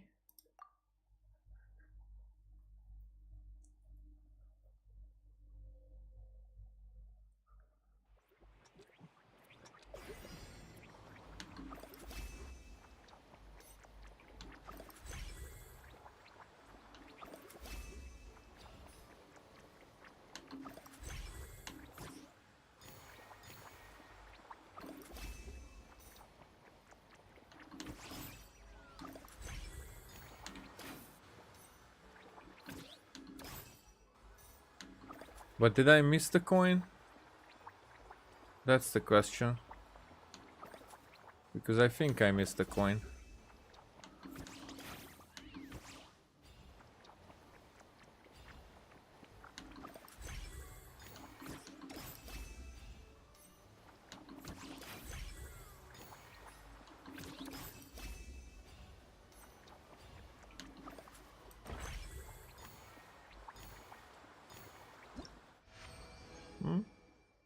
Okay, not the best one,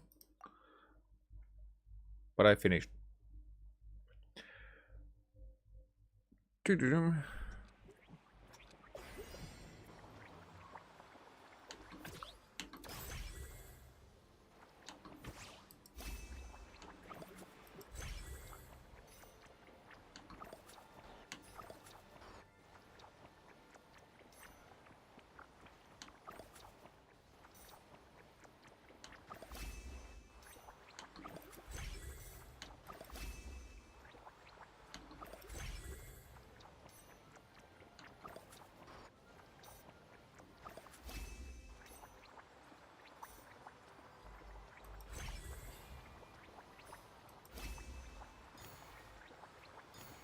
Have to say, this is actually fun, easy, but I have to concentrate, and I'm feeling like if I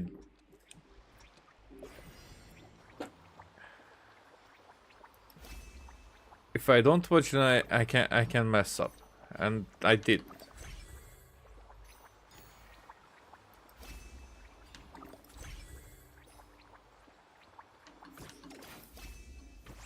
Oh, like that one. It's very easy to jump over like a coin.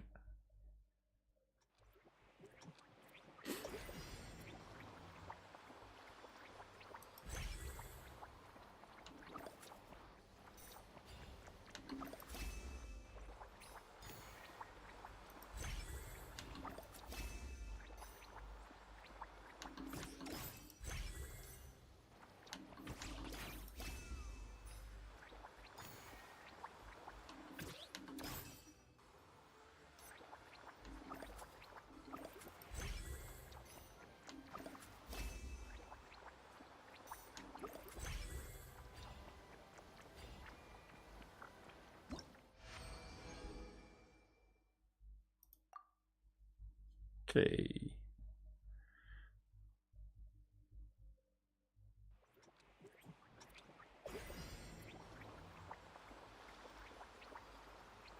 Well.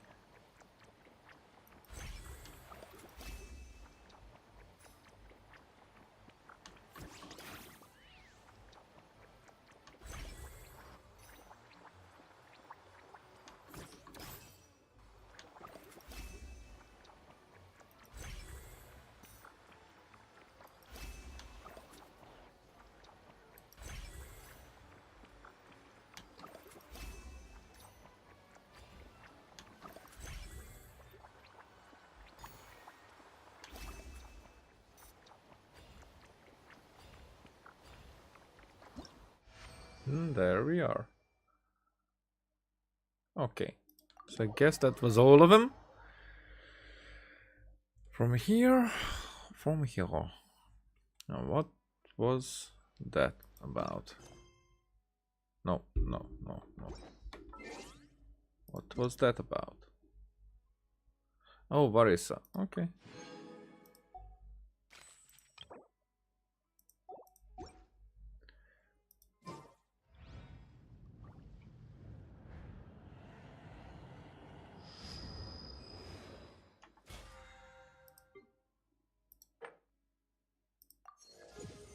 Yay.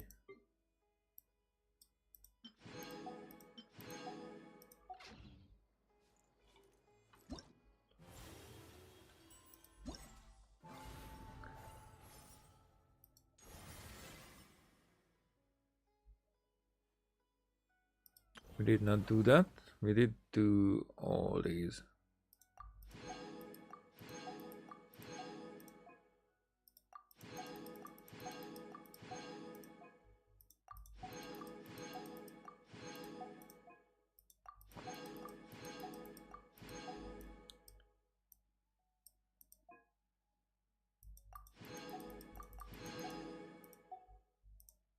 Can I really click that quickly?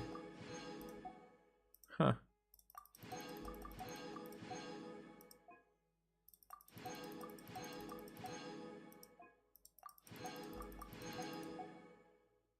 All right.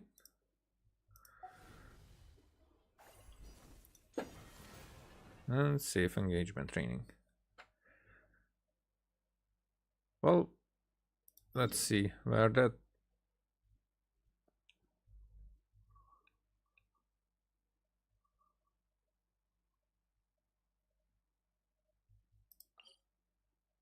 So I do need to do the talk again first to be able to do the challenge.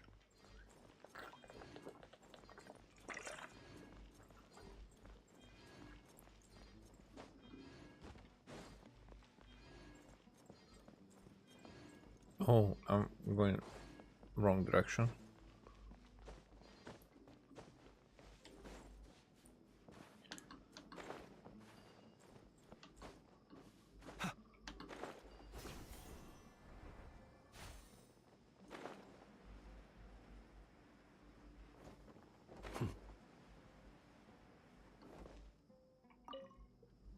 Hey, ready to do some quality assurance on our test questions? Wonderful. Just don't forget to pace yourself. Yep, all you gotta do is defeat a certain number within the time limit. But hey, leave some for the trainees, okay? Okay, so party step? No, we're not going. We're going fearless. Party setup.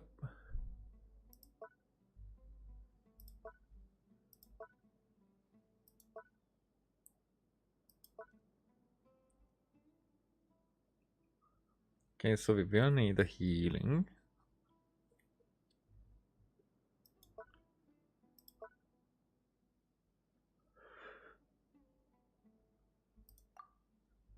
But maybe I will not care about that enemy info. What does that mean?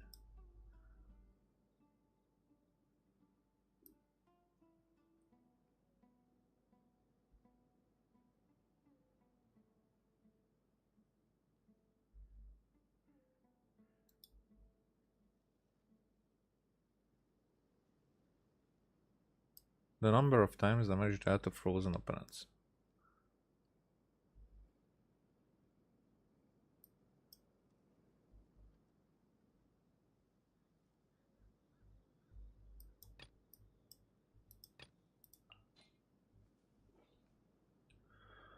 Well, let's go with the... I mean, I have my own.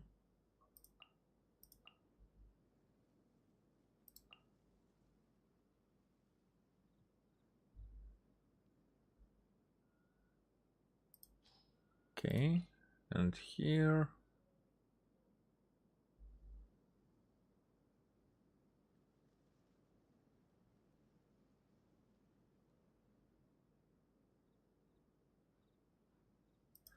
I mean, let's do it this way, I guess. Who would...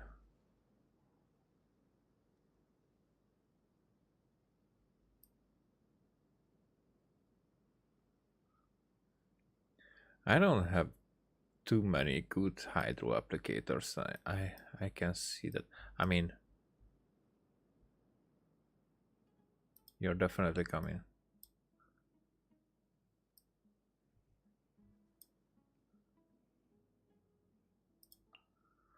Let's take you as well. Then a healer would be a good choice. I mean, at this point, I don't need a healer.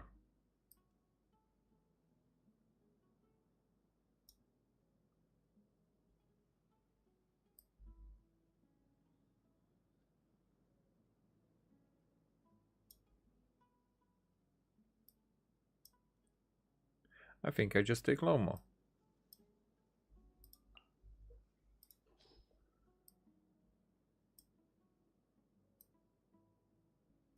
Should I? Okay. Maybe I keep it this way. I mean, if I do that, then I should go with... because why not?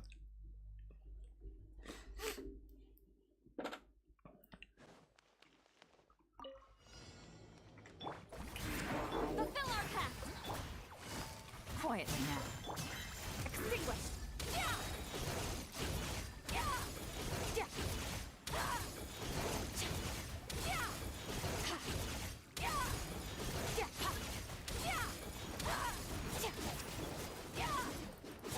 Get to work. Gotcha.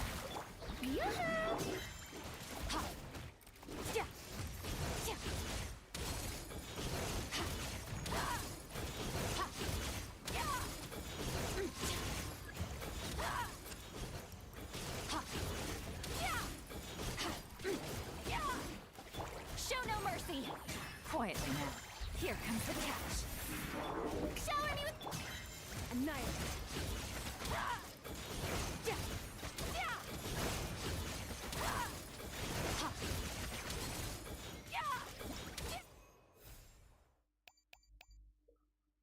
Okay. Continue.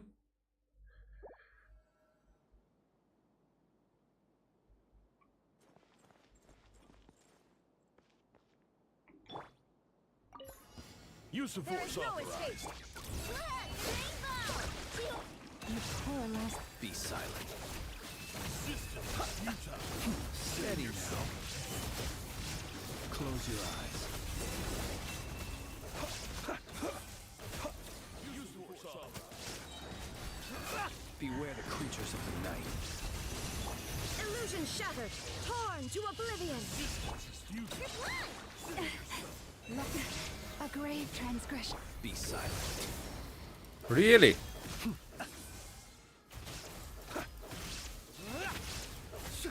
Observe. Do you fear the dark? Oh, I should have brought someone. Now you shall perish. Shine down. Receive my blessing for the everlasting. Burn. Yeah.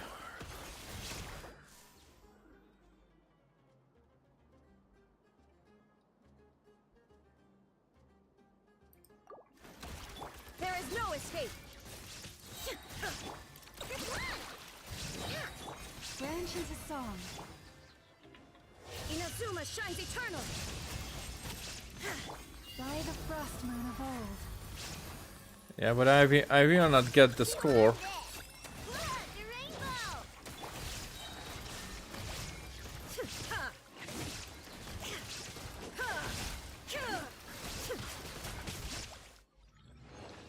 Yeah.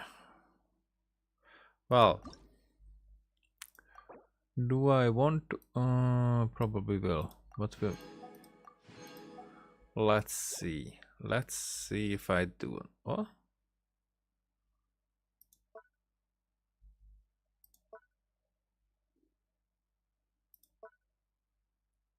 Huh?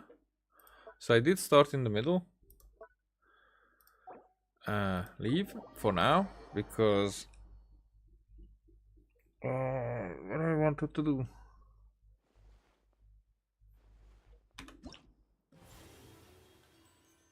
Yeah, I wanted to check on this one.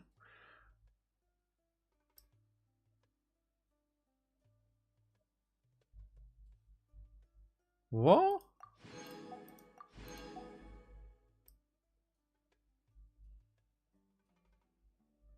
Ah, so we can go for 1,000. 750 for the character, but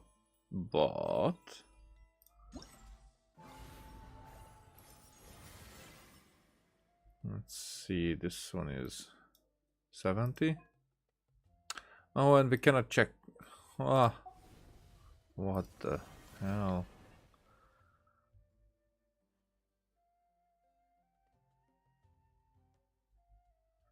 So it will be 60, 60.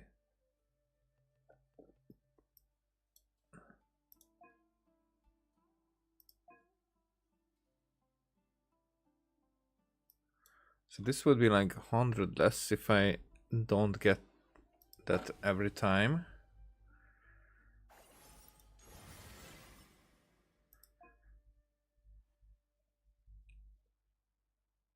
So that was 300 altogether. I think. Yeah, 300 will be there.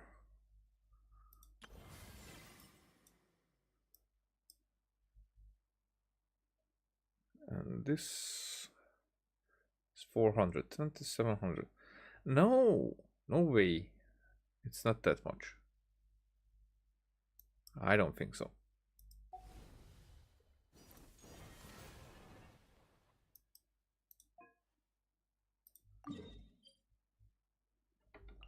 Oh, it's right here. Okay.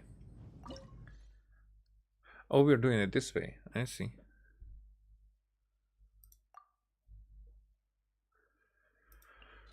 So for here, we need Pyro and Andrew.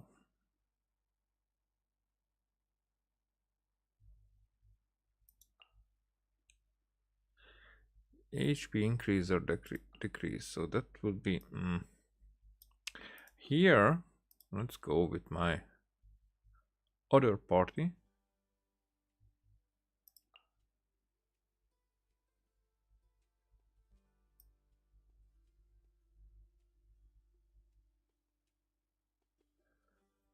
Whom should I use for the last?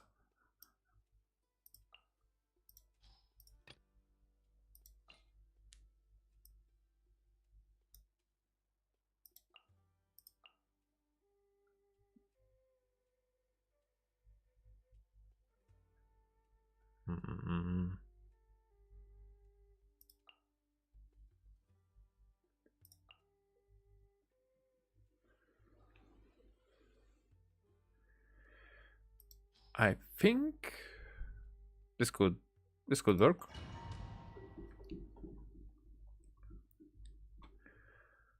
Fulfill our pact.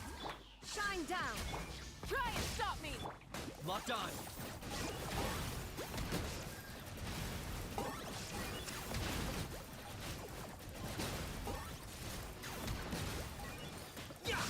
Claim these souls. Show no mercy. Your soul. Lolling. Papa. Get him. Fulfill our pact. There is no escape. Torn to oblivion. Rise with the sun.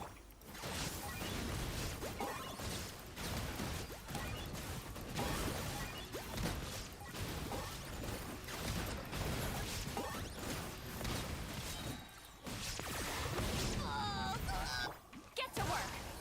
You two. Time to bear. Now you shall perish. Light it up. Target acquired.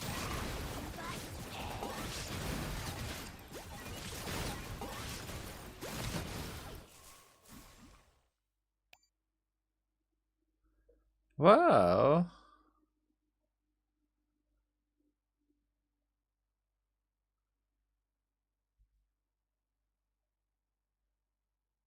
that could be better, but whatever.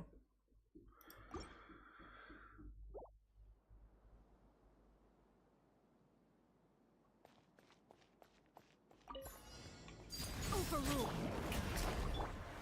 Solidify. Into the shadows.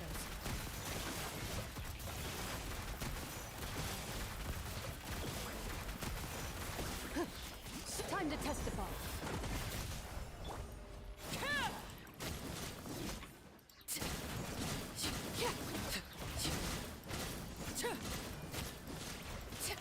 Witness my rise.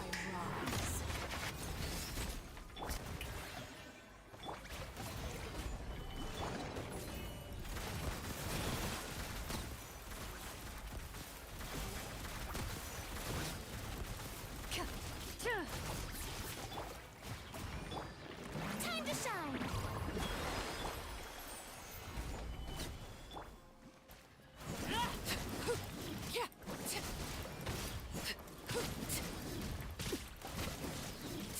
Laid bare.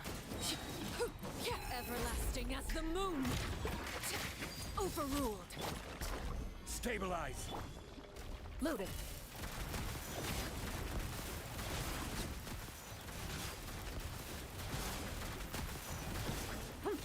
Where evil lurks, shoot on sight.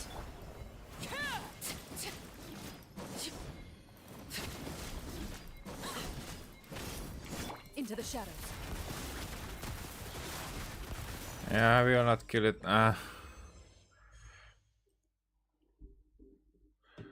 2,500. So I'm not getting the 400s, which is actually a good thing. Difficulty is nothing that because I probably would be able to get together reported to get that, but I appreciate when things getting more difficult in this game.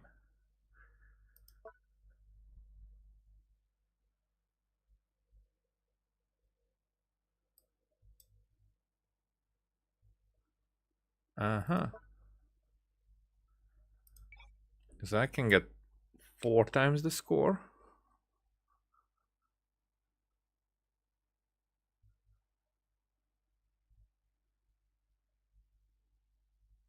Ten times.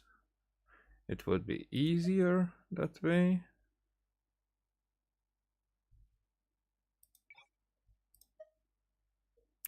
But whatever, I'm sticking with these.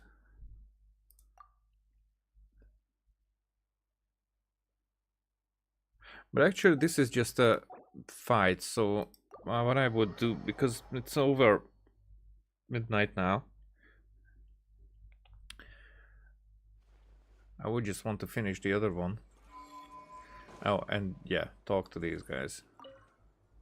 Hey, ready to do some quality assurance on our test questions? I'm not in a rush. Up for a chat? Sure. Feels like it's been ages since we last saw each other. If we'd known you were coming, we would have prepared a whole welcome feast.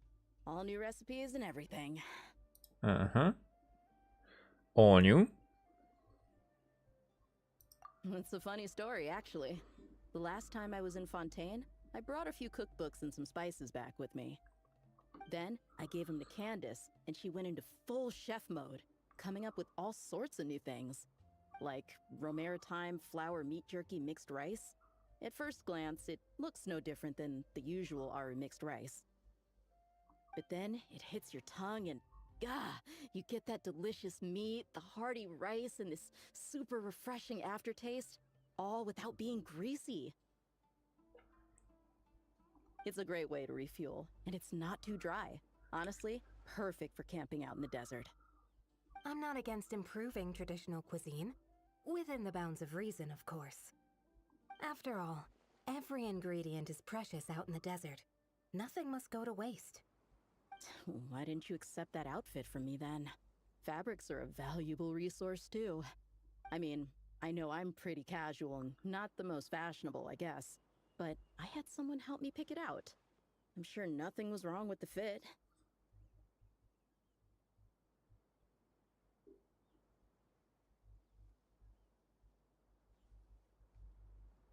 In the end, it went to the girl in our Merc band who does the accounting.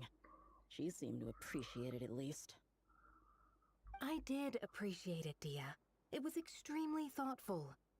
Uh-huh. As the guardian of Aru Village, my goal is to blend in, not stand out. Besides, fine clothes should go to people who have an occasion to wear them. So you would think that in this clothing you are not standing out? I mean, you two are like showing a lot of skin, I would say. If your accountant is to represent the blazing beasts in business settings, she should have something to wear. That's why I recommended the clothes go to her. Oh, why didn't you say so earlier? I thought you just didn't like what I picked out.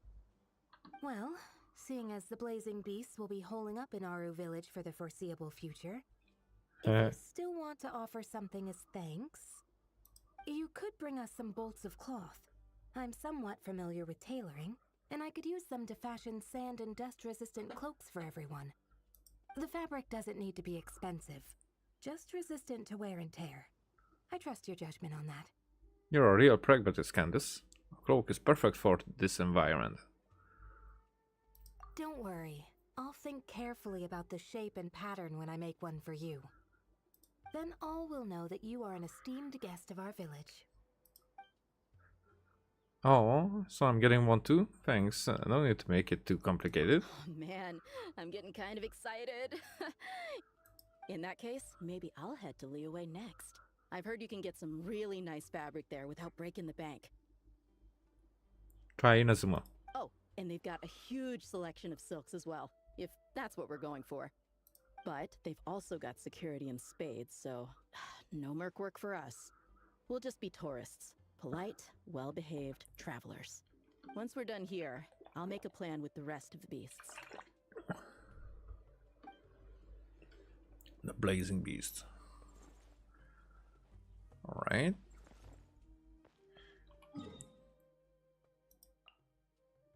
I still have an hour. Speed, attitude, and arc. I mean, wait. Farazan, that's what I'm... Oh, you're back!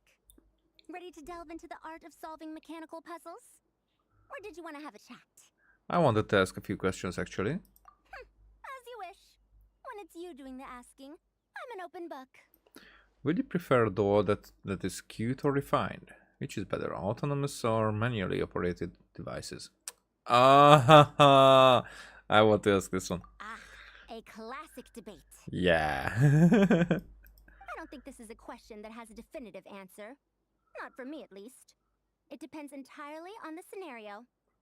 Simply put, if the task requires repetitive mechanical work that dilutes the value of human mental labor, then automated devices are superior. But where identification, analysis, and decision-making are critical, manual control is always safer. Human thought is complex. Even if we were to simulate a 6-year-old's mind, the demands in terms of component design, system weight, and energy cost would be immense. She's talking about AI here. As I see it, conventional hardware capable of simulating adult-level cognition is impossible to integrate into a compact device. For the foreseeable future, anyway. That was a very concise summary. I feel smarter already.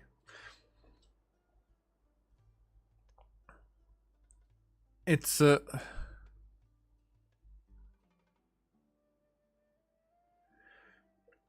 actually the question would be first, you know, like, because I think the technology will get there much quicker than people would think. I mean, most people would think. Some see it as a threat, actually, because I think we will get there very soon. However, to not just be like an achievement, but more like a part of everyday technology, or like reachable, even that it would be like normalized, I would say. Now that is farther down, and definitely because technology doesn't just need to achieve something, then it needs to, like, needs to be affordable, needs to be small enough, needs to be efficient, resource efficient as well. So those are more difficult to achieve. Like VR technology is like there, and the technology can be very, very impressive. But to put it in the way that that is convenient, cheap enough, or not too expensive, I would say, and comfortable. So yeah, those are very much not there, even though the technology is there for a while now. It's the innovation is going on, but the innovation is limited, especially on the level where it is for everybody. Now, for a few people, that kind of technology is there, but it's very expensive. It's a very those are very delicate devices and whatnot. So it's not foreseeable future. It's more like in the foreseeable future for us, not for humanity, as you see. Well, I've told you before, if you find these topics interesting, you should come to my classes. Cyrus's student, Lisa Mincy, is known as a once-in-a-generation genius. But with your smarts, I bet you could give her a run for her Mora. Okay, so we need to talk to you once more. Ready to delve in? As you wish. When it's you doing the asking, I'm an open book. So would you prefer a doll that is cute or refined? Refined, naturally. Not that I have anything against cuteness. A plush little thing with big eyes and a round face. I can see the appeal as much as anyone. But at my age, clinging to such objects like a child is somewhat undignified. Now, some of the newer stuff on the market is just exquisite. Made with the finest material, sculpted in elegant lines with features that glitter like gemstones. The element of cuteness is there, but it also doubles as a piece of art. Wait a second. I thought your questions were going to be academic in nature. What is the meaning of this? Just wanted to learn more about you. Fine. I'll let it go this once. But that excuse won't work a second time. So now we are going to fight something.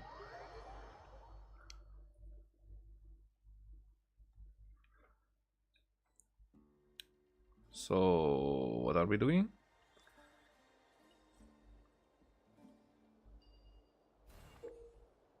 Mechanical puzzle parsing paradigm. Sorry. The puzzle bar will repeatedly spawn and advance forward. You must make full use of a variety of effects and deploy them on bases to have the puzzle pass complete all objectives and successfully reach a destination.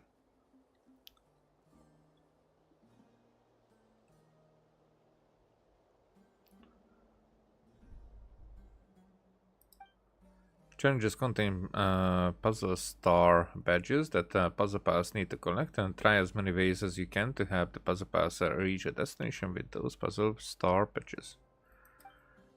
After placing miraculous speed in the base, puzzle pass can touch it to gain a temporary speed boost. After placing miraculous rise in a base, puzzle pass can touch it to instantly leap into the air. If there are two bases close to each other, you can try combining two different effects to obtain an even greater boost. For example, combining Miraculous Speed with Miraculous Rise will allow Puzzle Pass to jump higher and farther.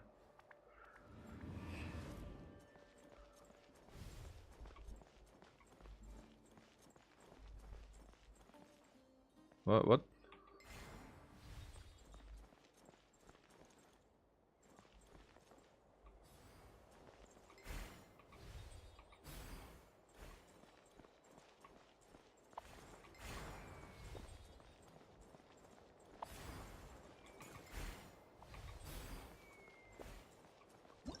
Oh, okay. Puzzle solved. Just as I was about to fall. But now I see what I'm doing. And I actually like it, but I would like to have a preparation few seconds, like a lot of games do. After placing Miraculous Freeze in a base, Puzzle Pass can touch it to freeze nearby water surfaces for a period of time, allowing them to walk over the frozen surfaces. Wind currents will blow Puzzle Pass away. Try using Miraculous Rise to allow the Puzzle Pass to leap over them. Placing Miraculous Rise in a 2-level platform will cause it to rise by 1 level.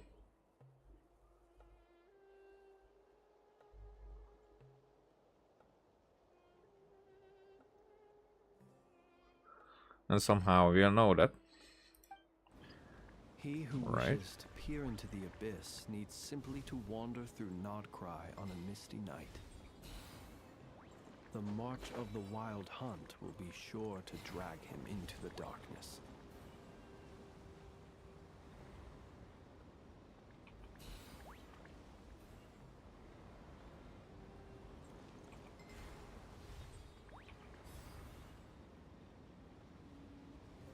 What if that happens?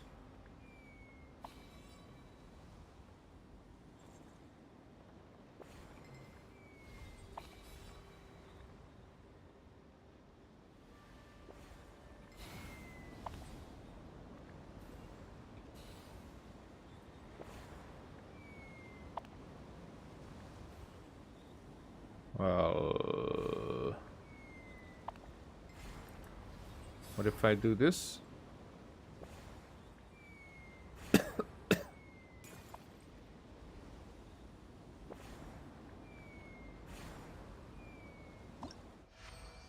But that worked.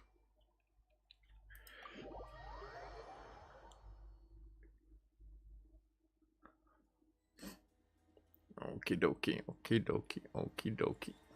Okay.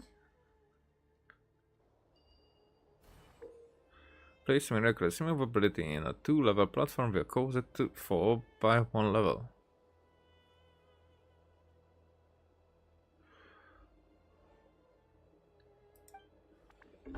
Ah, that's it.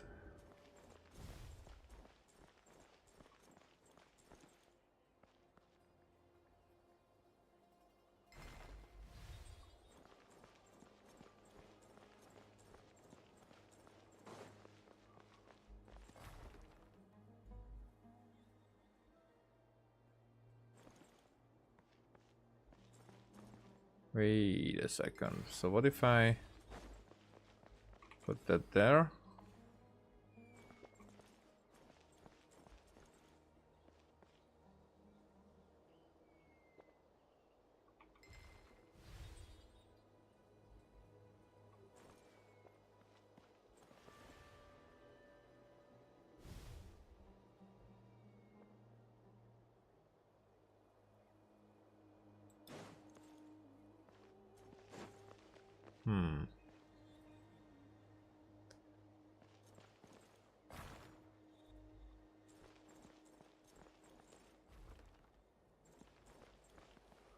But that way it doesn't work. If I put that one there, I take that one.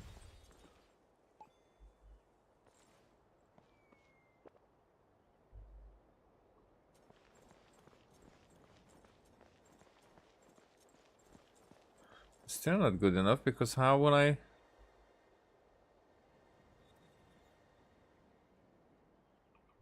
How would I make them jump that far?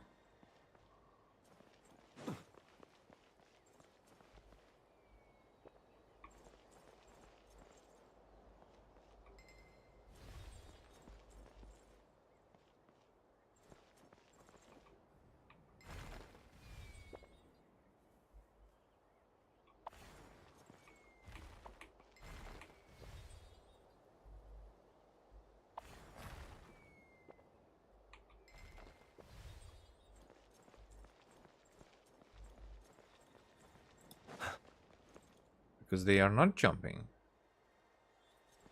There, so somehow... Oh, I see what I'm doing.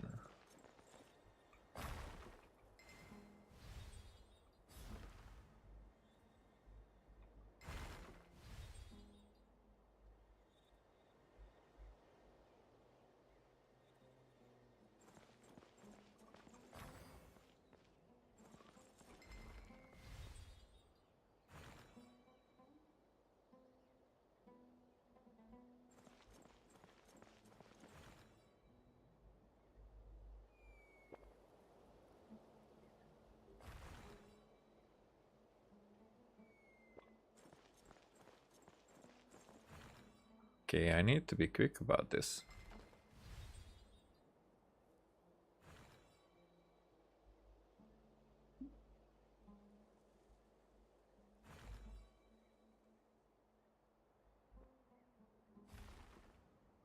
Let us have a modicum of patience for the richness and complexity of humanity. The wanton cruelty of the few is not worth our ire.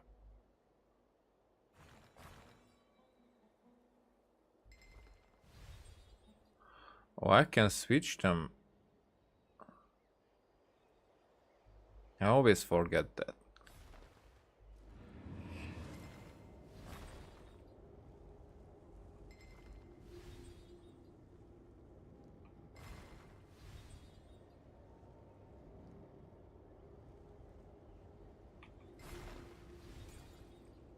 Yeah. It's that easy. I wanted to make it work longer, but no need. Just at one point, just switching it out.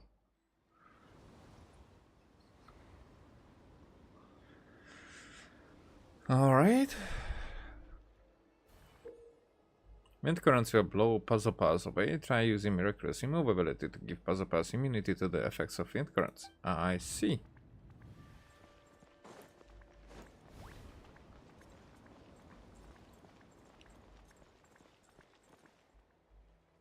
So there needs to be an immovability.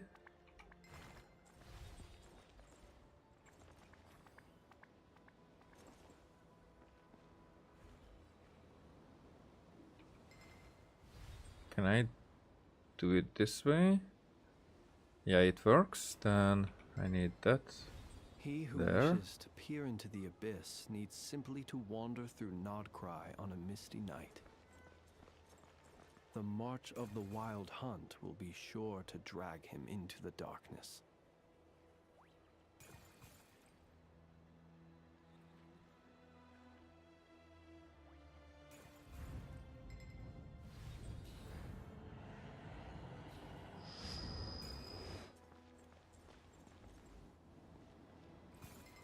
Okay, so that there. And I do need to take this there.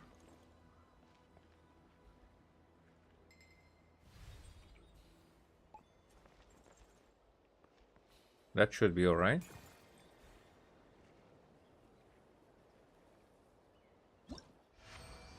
Yay. Next one.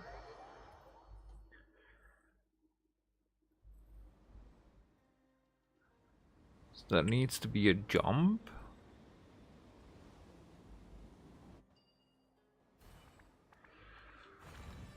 Okay, so this is Lemmings 3D, Lemmings 3D, which is very cool. So I really like the idea behind this one.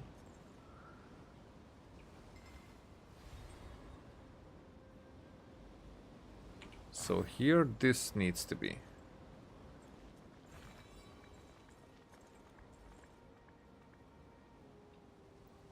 I don't even know if there needs to be anything there.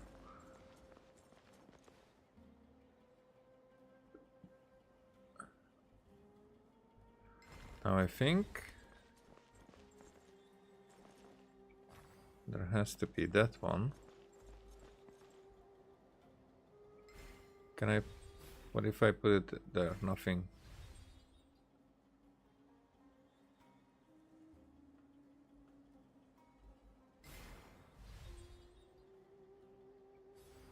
People ought not be so frightened of ghosts.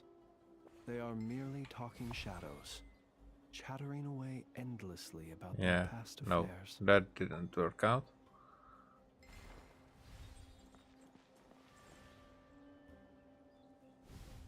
How would I be able to make them jump higher?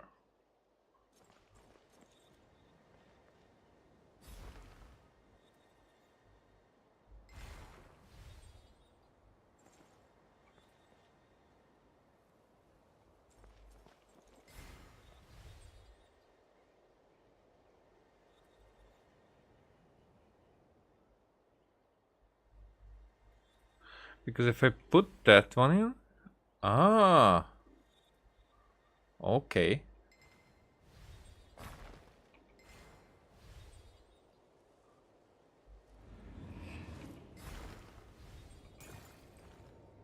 There you are.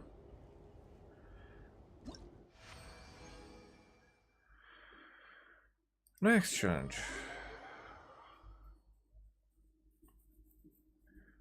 Last one.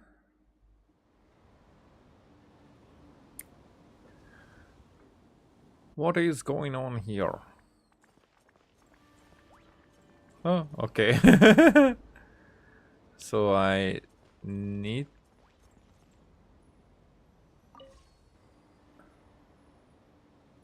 Okay, so I can switch it. That can go the other way.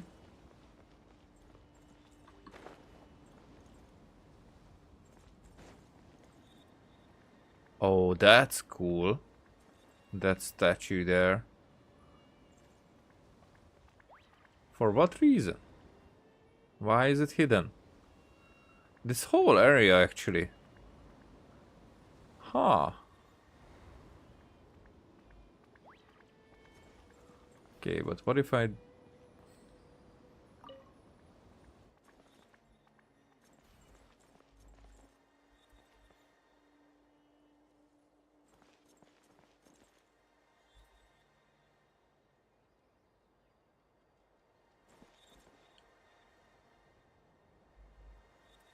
Is it for just a... For just a while?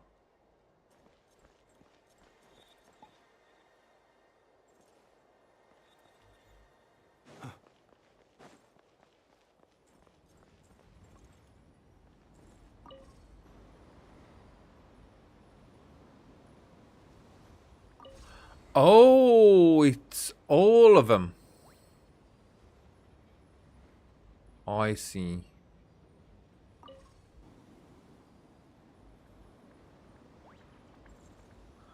So... I need to switch it back. Or... Yeah, that's not what I wanted. This is what I wanted. To jump over that. Doesn't work. The jumping should be there.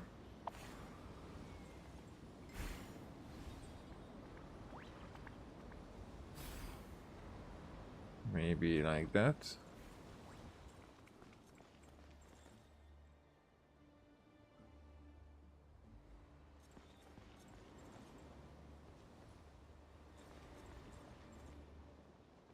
Yeah. Yeah, I died. Come on. Don't take it that long. I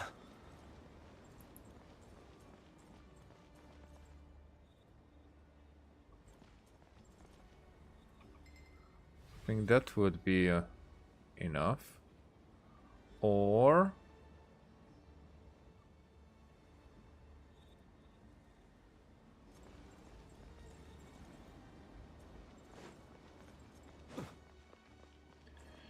Yeah, I know.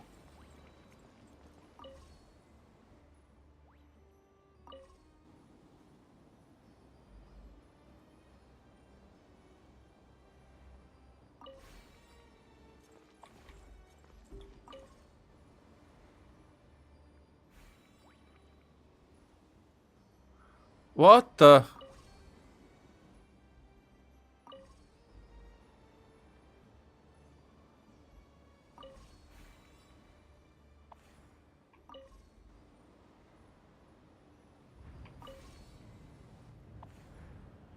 There you go. Okay.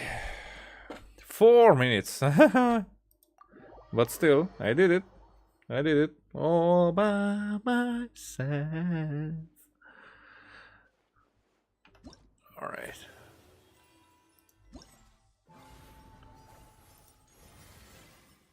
Let's get all these.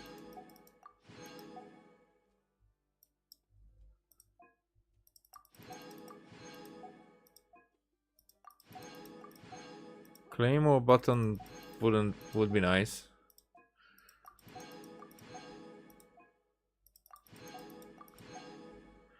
So now I have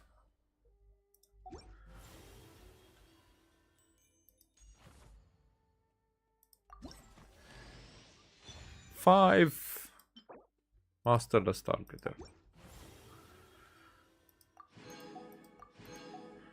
I have... Yeah, if I do one more, because with the other one, then I get 60, so I will get the crown anyway. And yeah, so we finished all that.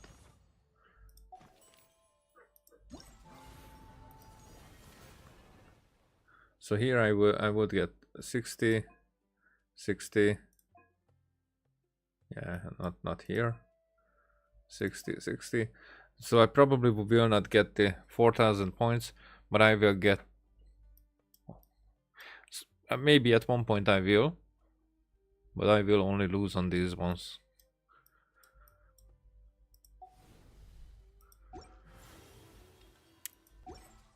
Which I don't mind that much. Okay, let's see. We got that. We got that. Another 1,500 would.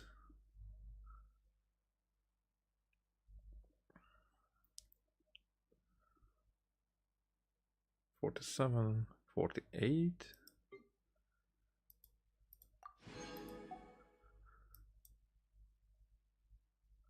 I would not get there, but at the end of the week I will get there. So no worries.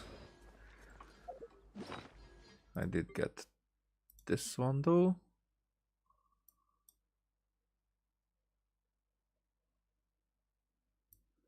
It's so strange. What I don't get how this looks. But whatever. Learn that one as well. Recorded into. Oh.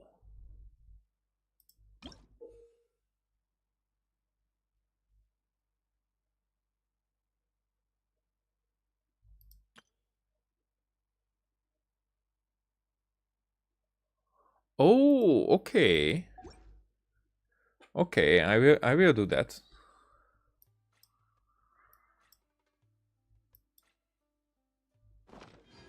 I will do that. So here I have that one. I don't need that one that much. Here I am over 70, so I'm curious. Have you? Do I need a? I don't, but I will need the next character, so I don't. There are. We very soon have. That will be 30.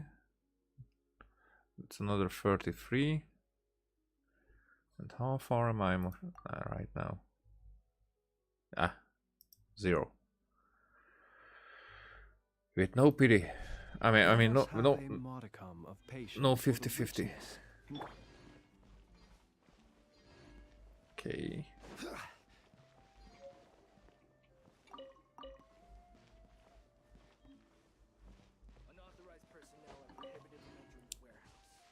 Just don't eat these nuts. These nuts.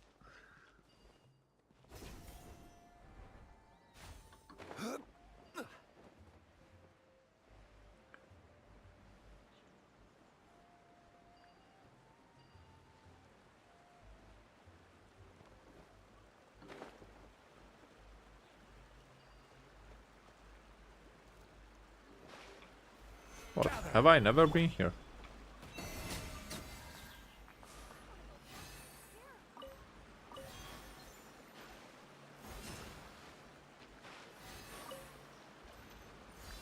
I will make a nice picture here at one point.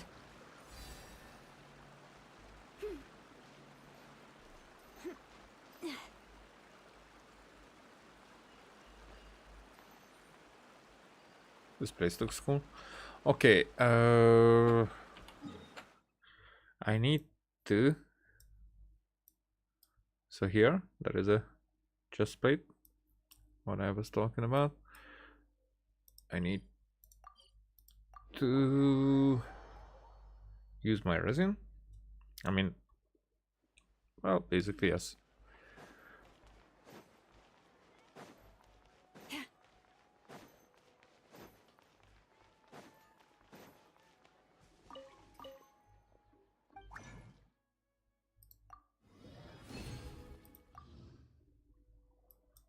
So that happened.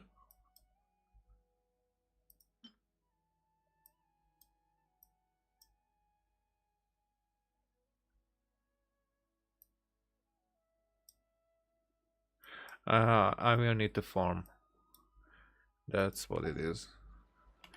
And soon I will need to. I will need to farm more as well. And all this stuff. Hopefully there will be an event for them. Because I'm kind of out. Like, with level up materials, definitely out. With the... Oh, wait a second. The crystal fright trap has finished. But more I have like 1.5 million. I mean, understandably it went away with 4 new characters and all the stuff that I did upgrade. Weapons and whatnot. Oh, this is not... Right. I mean, almost 2 million more. But still. Right now we are after an event. So that's a factor as well.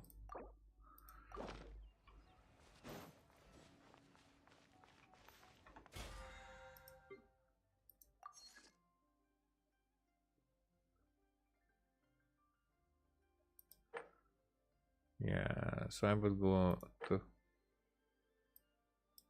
That's nice. Yeah. I don't think that I would be able to go further.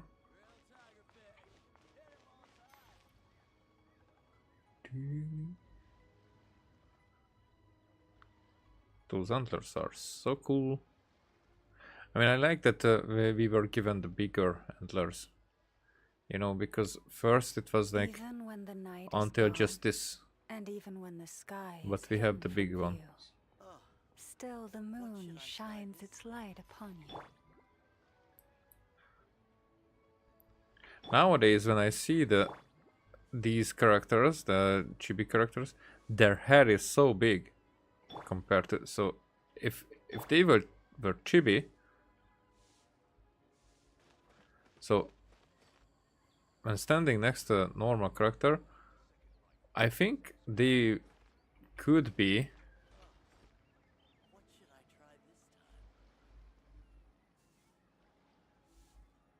They could be a bit smaller still.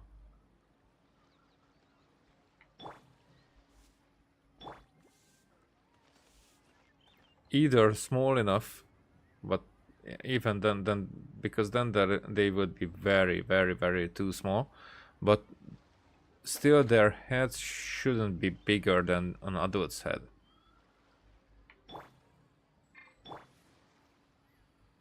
I mean, compared to Flynn's head, this guy's head is enormous, but still. Even to Zhongli's head. But then, there is Aino, and her head is like giant. Alright,